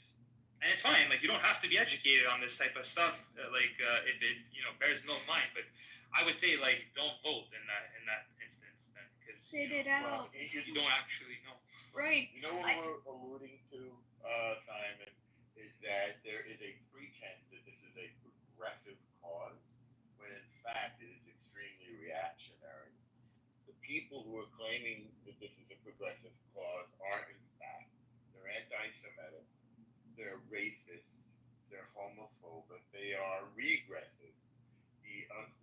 Hamas is a fundamentalist jihadist, meaning violent struggle against non-Muslims group that has a fatwa against homosexuality. They kill gay people. They push them off buildings. They're racist against black folks. And they're anti-Semitic against Jews. Acid in the face of women who did not wear hijab. Let's not forget that too. Very, very well put. Is this, are you the Jordanian guy? No. Okay, but I just wanted to mention that as well, because when they came to power in 2005, Hamas sent out basically agents that would throw acid in the face of women who are not wearing the scarf or the hijab in particular, and Sharia disappear. Yeah. Yes. They're like, basically terrorized the whole Gaza into wearing hijab. Yeah, they're a very reactionary, primitive. They also turn their children into shaheeds. They also turn their kids into suicide bombs. They strap vests on their children and send them out to die. This is what these. This is. Well, the UN has also done reports about this. So the idea that this is a progressive cause is laughable. It's literally the opposite. It's Orwellian. It's double think. Up is down and down is up. That's the only point I want to make. They're anti-woman. They're anti-Jewish. They're anti-gay. They're anti-black people. They're anti-equal rights. They're anti-democracy. They haven't had an election forever and ever and ever. They're a reactionary force. They're anti the United States. They also believe that the very cause of disseminating knowledge about human rights and universalizing human rights to be an act of colonialism. Isn't that interesting? Well, I mean, if you look at like the intellectuals like spearheading these types of movements, I mean, it's all of like these insane leftist like communist people. Oh, you mean the retard called Judith Butler? Yeah, she's a retard. Yeah, a retard. It's even worse than that. I mean, like you have like Marxist Leninists. You have. What like, about the guy who was busy, who the P Diddy of the '60s in the medical guard, Michel Foucault, who's friendly yes, exactly. with kids in cemeteries in Algeria. Oh God. Yeah, that's a spearhead. I hate Foucault. Yeah. Exactly. It's like it's people like Foucault. It's people like Sartre. It's people. You have a bunch, and then you have like governments that actually also go. Like you had the Russian government in the '60s sending some of their best trained militia, not militia, their top military leaders to Palestine to train them. And you even had Russia. You also had Japanese communists also go in to train. Isn't so that funny, Simon? Isn't that funny that the quote-unquote Arab world has been feeding the ignorant public, or should I say the gullible and the susceptible, a narrative to absorb a narrative and ingrain a narrative in their mind that the Soviet Union was simply a work of Jewish conspiracy, but at the same time, these same governments that disseminated this propaganda and as a veneer to guise their anti-Semitism, of course. They're the same leaders that praised and commended and welcomed the training of the Soviets. Isn't that interesting? Yeah. Interesting. Oh, and you guys know. Sorry, you guys know about the Soviet connection, right? With Palestine. You guys know all about that, right? Like everything. He just referred to it. Yeah, I know. He just literally said it. No, but I didn't know how much, like the scarf, all that whole like they were told that if you create yourself into some kind of resistance movement, that would be similar to Mandela or whatever. Like Westerners would be eating off the palm of your hands. That's literally what they were told. But that's and my it's point. just gone. This is why it's not a war. It's not a dispute over. It's not really a dispute over religion. It's not a dispute over land. This is a dispute versus primitivism versus civilization. It's barbarism versus civilization. This is what these people defend: barbarism, primitivism. If you're anti-Western civilization, you cannot be on the side of Israel. Oh, you mean like you cannot. You mean like the overpaid defunct? I call him defunct because he's a fucking retard. He has no academic credibility or integrity. People like Terry Eagleton, who recently published an article calling civilization violent. Really, Eagleton? Why don't you go live in Afghanistan for 10 years? And see That's actually funny. Yeah, really, civilization requires non-violence. That's what like the principles you can abstract from what civilization requires is the barring of physical violence. I just seen civilization. By definition, cannot be violent. I just seen this white guy saying that Sharia law would be good for Canada and for America, and it's like, did you miss the part where they don't like that they'll kill infidels? Like, Go to did Saudi you forget Arabia, that part? go to Kabul, go to Riyadh. Well, I mean, go to Canada is Baghdad. fucked. I mean, realistically, Canada is fucked. I know, mean, sorry. yeah. Really, But go to but not like figuratively. I mean like literally fucked. Like there is no turning this around for Canadians. Like the amount of people on Facebook that I see crying about, or even on Instagram, crying, "Oh my God, I can't believe I can't afford groceries." Well, you're literally voting against like your own interests. Like the same people crying are the same people voting for the people to do this to them. One thing, by the way, in late July, the Times of Central Asia reported that Kazakhstan actually banned the face coverings in public. Now, in the same way that these retards, yes, I'm talking to you, progressive, you're not even leftists, because the people who sit on the left side of Louis the 16th, right, they wanted liberty, right? You support reactionaryism, so you're really a disgrace to the very traditional left, okay? You're a disgrace to people like Jabotinsky. You're a disgrace. You just are a disgrace, okay? But I'll say this, Simon, while we're on the subject. Kazakhstan recently banned the burqa and the niqab, right? And in many places the hijab or the jilbab, right? Where is the protest in front of the Kazakh consulates? In the same way that they protest against the French for banning these Arabic balaclavas from the public schools. Where is the outrage against the Kazakhs? Or when Turkey did it, and I know they Right? took it back, but yeah, no one said shit when Turkey. I mean, I don't see these, I don't see these heaven-promised Muslims and their useful idiots parading the streets on a weekly basis against the hijabi prostitutes in Istanbul. Alpha, it gets even more crazier when you realize that you're not allowed to wear a burqa in Mecca. When you go into Mecca to do your Of hajj. course not, because the Because Saudi it's government serious. is still paranoid that the person in the burqa might be another IRGC agent ready to take over the Kaaba. I mean, you guys do remember, right?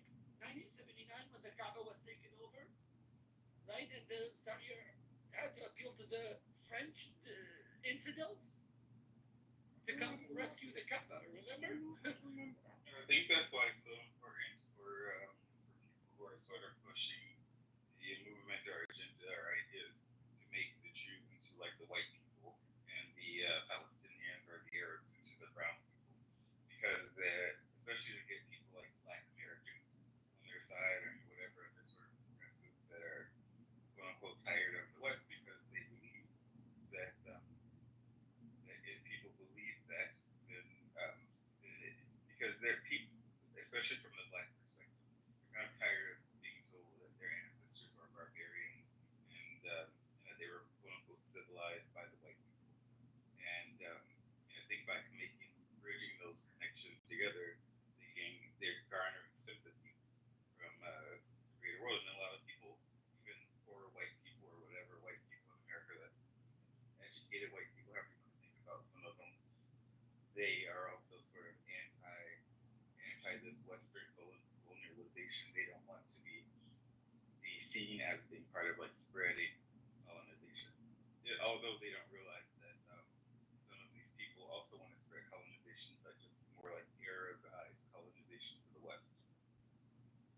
So basically, if let's say if an Ethiopian mother decides to name her child Serena, then we should call that internalized cultural imperialism. But if an Afghani calls her daughter Aisha, what do we say to that? Organic evolution of culture? What do we say? That's the way they try to make it sound. And this is why I call that bullshit. Right. This is why I call out Middle Right. Eastern bullshit. Because there's no such thing as Muslim names, right? Like if you want to call your kid, Muhammad, that's fine. And my sibling, name is Muhammad. I don't have anything wrong, and some of the names are, pretty names, So I don't. You just doxed your brother. Oh no, there's literally it's the most common name, Simon. How would they find him? Anyways, I'm not scared of these people. That's the thing. I'm not a coward, right? And this is the issue I find really offensive, right? The the first thing that I got really upset about coming on this app was that if you had different opinions about this region, you were automatically called a murtad, which is a disbeliever, right? That is so insane, right? That they think that if you are not supporting this nation state, that you might as well not even be Muslim. Are they serious? Since when, like? Because it's conditional. Tribalism. It's conditional. The very idea of the bay'ah or the allegiance to Muhammad is predicated on the idea of you being subservient to Arab culture. It's simple as that. It's simple tribalism. That's why this divulges into very quickly just primitivism. Because tribalism conditions you to think in a certain way that the tribe is, this ultimate being that you can't go against, and everybody who's against the tribe is this evil, do-gooder. Simon, by the way, just to let everybody know, you can fact check this because I know fact checking has become such a dashed word for everybody to just blurt out most of the time out of context. But fact check me on this.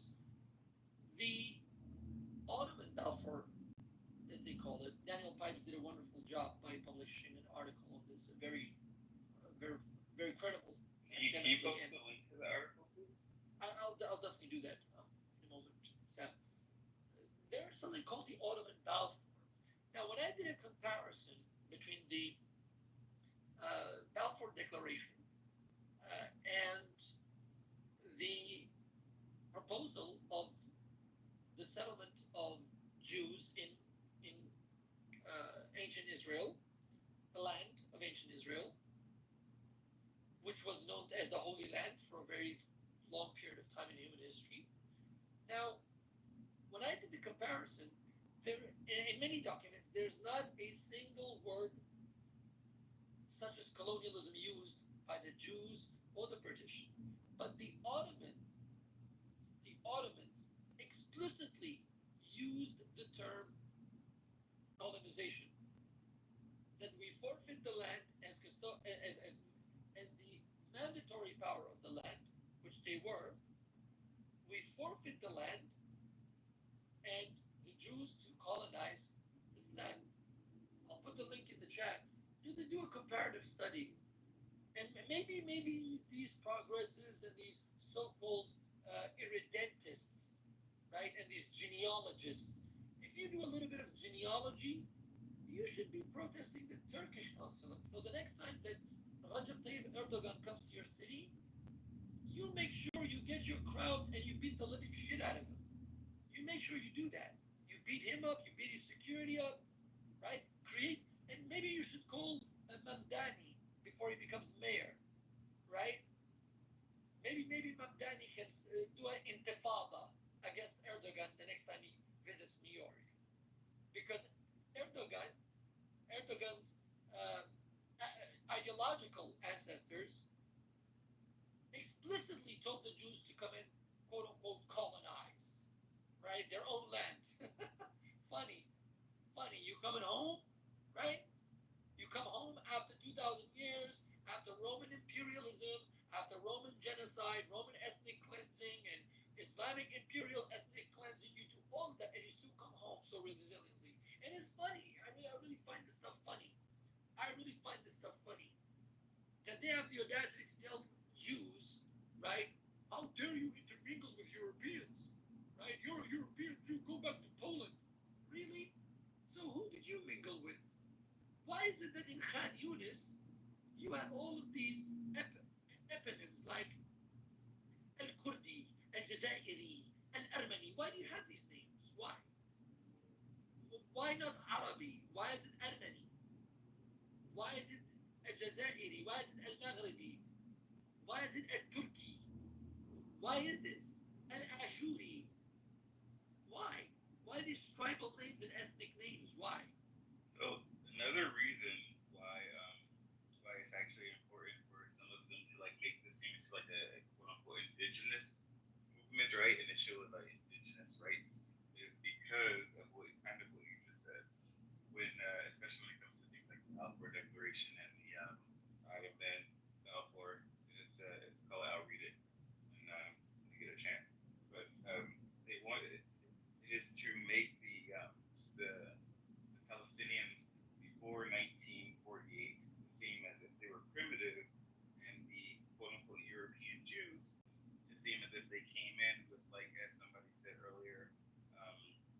needs like they did with the Native Americans. And they were tricking them. And they don't realize that these Muslims and Christians have been around for a long time. And many of them were very literate. Many of them were educated. Like Islam is a legalistic religion. And they were also writing in Turkish. They were writing in English or like some European language. They were writing in Arabic and Turkish. You look at a lot of the deeds that the Jews present from when they bought the land from Ottoman times. It was written in Arabic or at least Turkish. Well, that's one of the reasons why the Arabs actually colluded with the British to revolt against the Ottoman Empire or the Ottoman Caliphate. Let's call it what it is.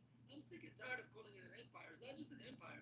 The Ottoman Caliphate, Al-Khilafat al-Uthmaniyya. That's exactly what it is. Okay? It was an Islamic caliphate. Now, the Arabs revolted against it simply out of the fact that, well, Hijaz, aka Mecca and Medina and its vicinity, should become the capital of the Muslim world. And the Arabs believe that we are of the same ethnicity of Muhammad, therefore we should be the rulers of the empire and we should be the overseers of the Muslim population. See, people don't mention this because they know that the moment they mention this, one thing becomes very clear, and that is the political machinations that is so common to human beings all over the world for a very long time in human history.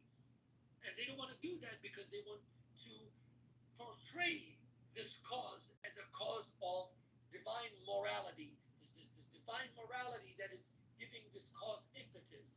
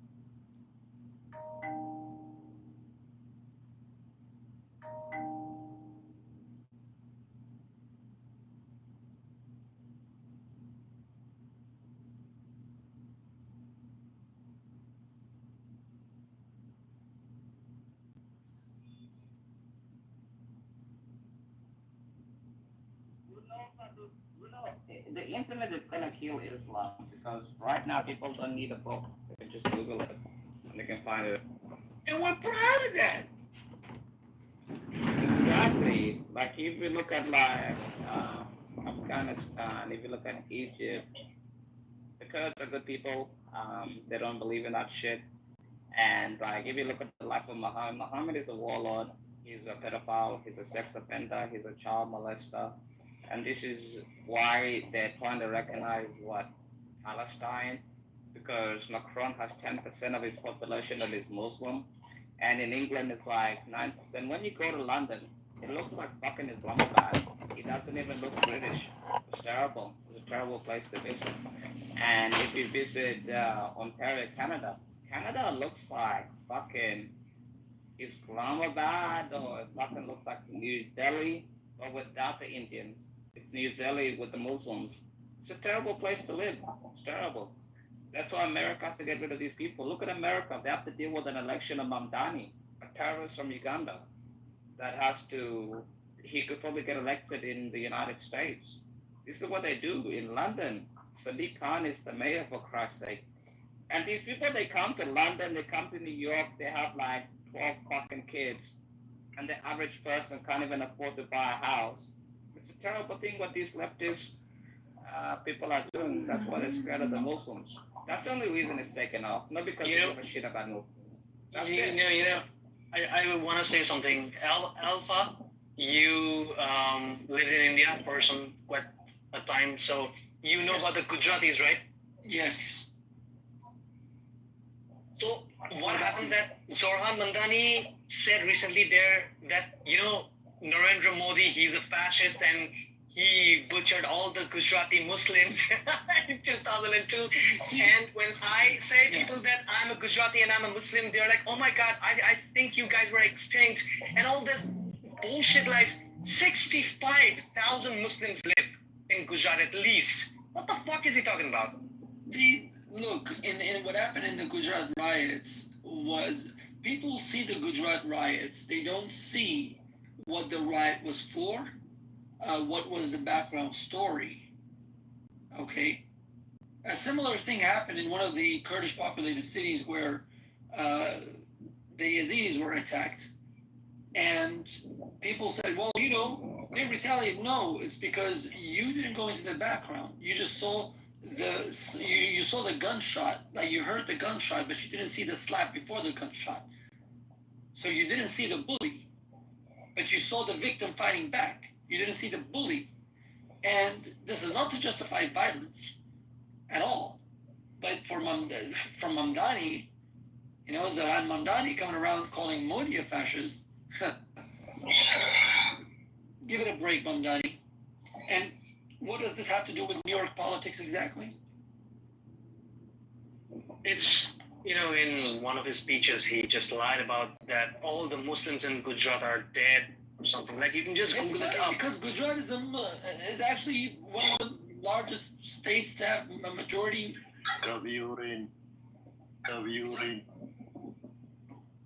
Like, it really has a major Muslim population.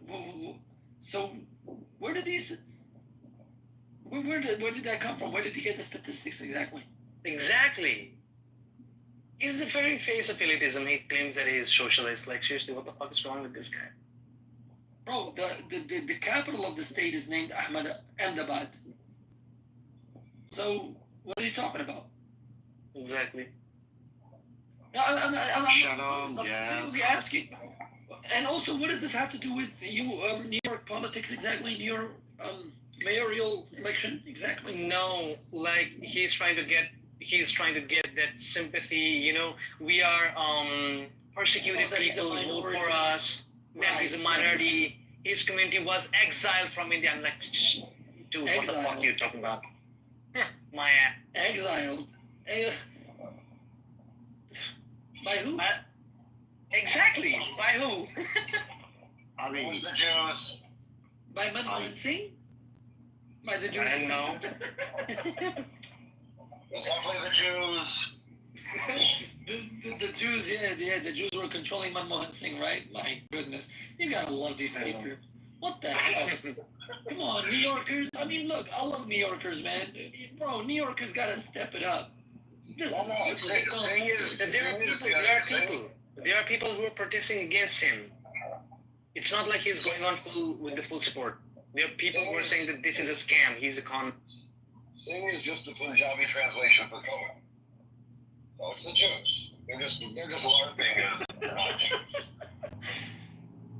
Jeff, is it me or New Yorkers have really lost the plot? I mean, on a lot of levels. On a lot of levels.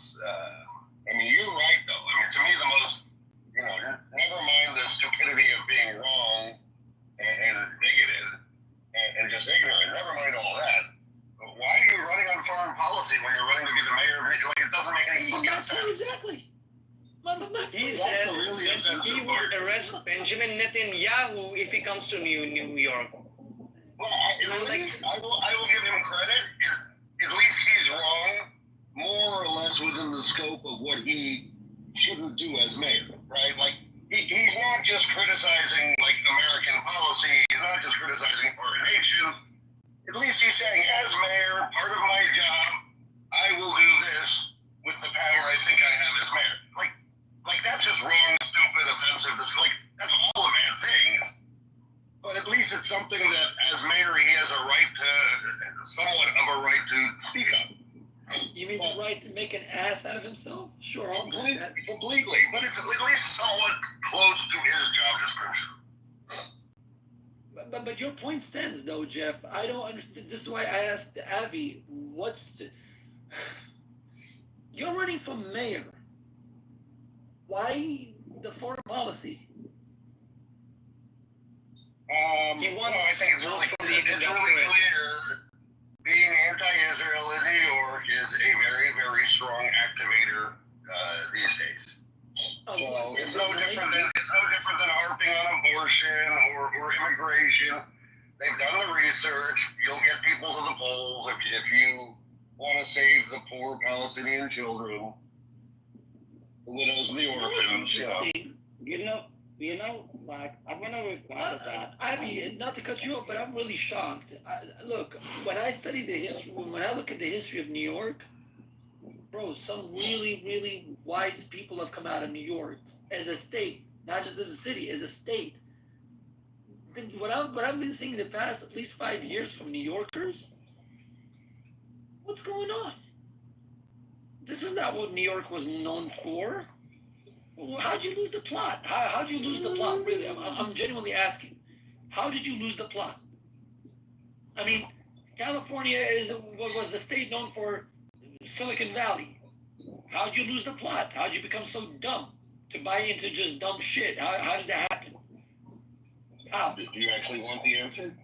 I genuinely do, Jeff. I genuinely do. It really all goes back to, and I hate to say that as someone who's somewhat right of center, but it really goes back to allowing New York, particularly Manhattan, but New York altogether, to like there used to be a ton of diversity. You used to have families that lived there. Yes. When New York became unlivable for families, both economically and for other reasons, and now New York is basically a city overrepresented in young people, in single people. You shift the politics far to the left. Because you have people with little experience, you have people who are still very selfish in their approach to life. And that's basically your average New Yorker. And it's most New Yorkers. You don't have the family and, you don't have the family with 3 kids, just trying to get by and, and thinking about practical things. You've got the single person who has no concerns other than where they're going to go party tomorrow. I'm oversimplifying, but that has led to this far left. That actually makes sense. That makes sense. I'm just shocked because when I look at New York and the history of New York and the political history of New York, really, Avi, if you haven't studied or read about the history of New York, I love reading the history of the different states and all that. And what I see happening in New York and California, it's like, bro, what you guys have lost the plot. But Jeff's point stands too, because when you read the history and the context, the historical context, it makes sense. Like Thomas Sowell speaks about it a lot of times, where people were, worrying about practical things. So that makes sense. That makes a lot of sense. People were not worried about some foreign policy. They're worried about, okay, job securities and work tomorrow and my kids' college tuition and stuff like that. And domestic policies don't match that, I'm not voting for you. I'm not electing you. But now it's like, so what Jeff said, now it's like, hey, who can hate Israel more? Let's see what you hate more, and I'll vote for you. That's a fucked up approach to election, though. I mean, New York is also a very university-heavy city. You've got these big major universities that have been fostering this far leftist ideology for decades, unchecked. So, I mean, you combine all these things, you end up with a kind of brainwashed, young, stupid population that's going to go for all this shit. This is sad to me, man. This is sad. Honestly, I'm not gonna lie to you guys. I have a soft spot for the United States of America. I do, and I don't hide it. I really don't. And what I see is like, this is, even my father, last time I spoke to him, he said, that's not the America I knew. That's not the America I aspired one day to live in. And so I don't know what to say. It's just shocking what's happening right now. For somebody to go into a mayoral... Yeah. Alpha.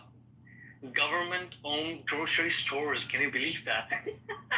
I mean, look, what I find funny, Avi, is that whatever, I've read some of the policies that he's been endorsing and some of the offers that he's been making, or should I say, some of the propositions he's been propounding, Mamdani.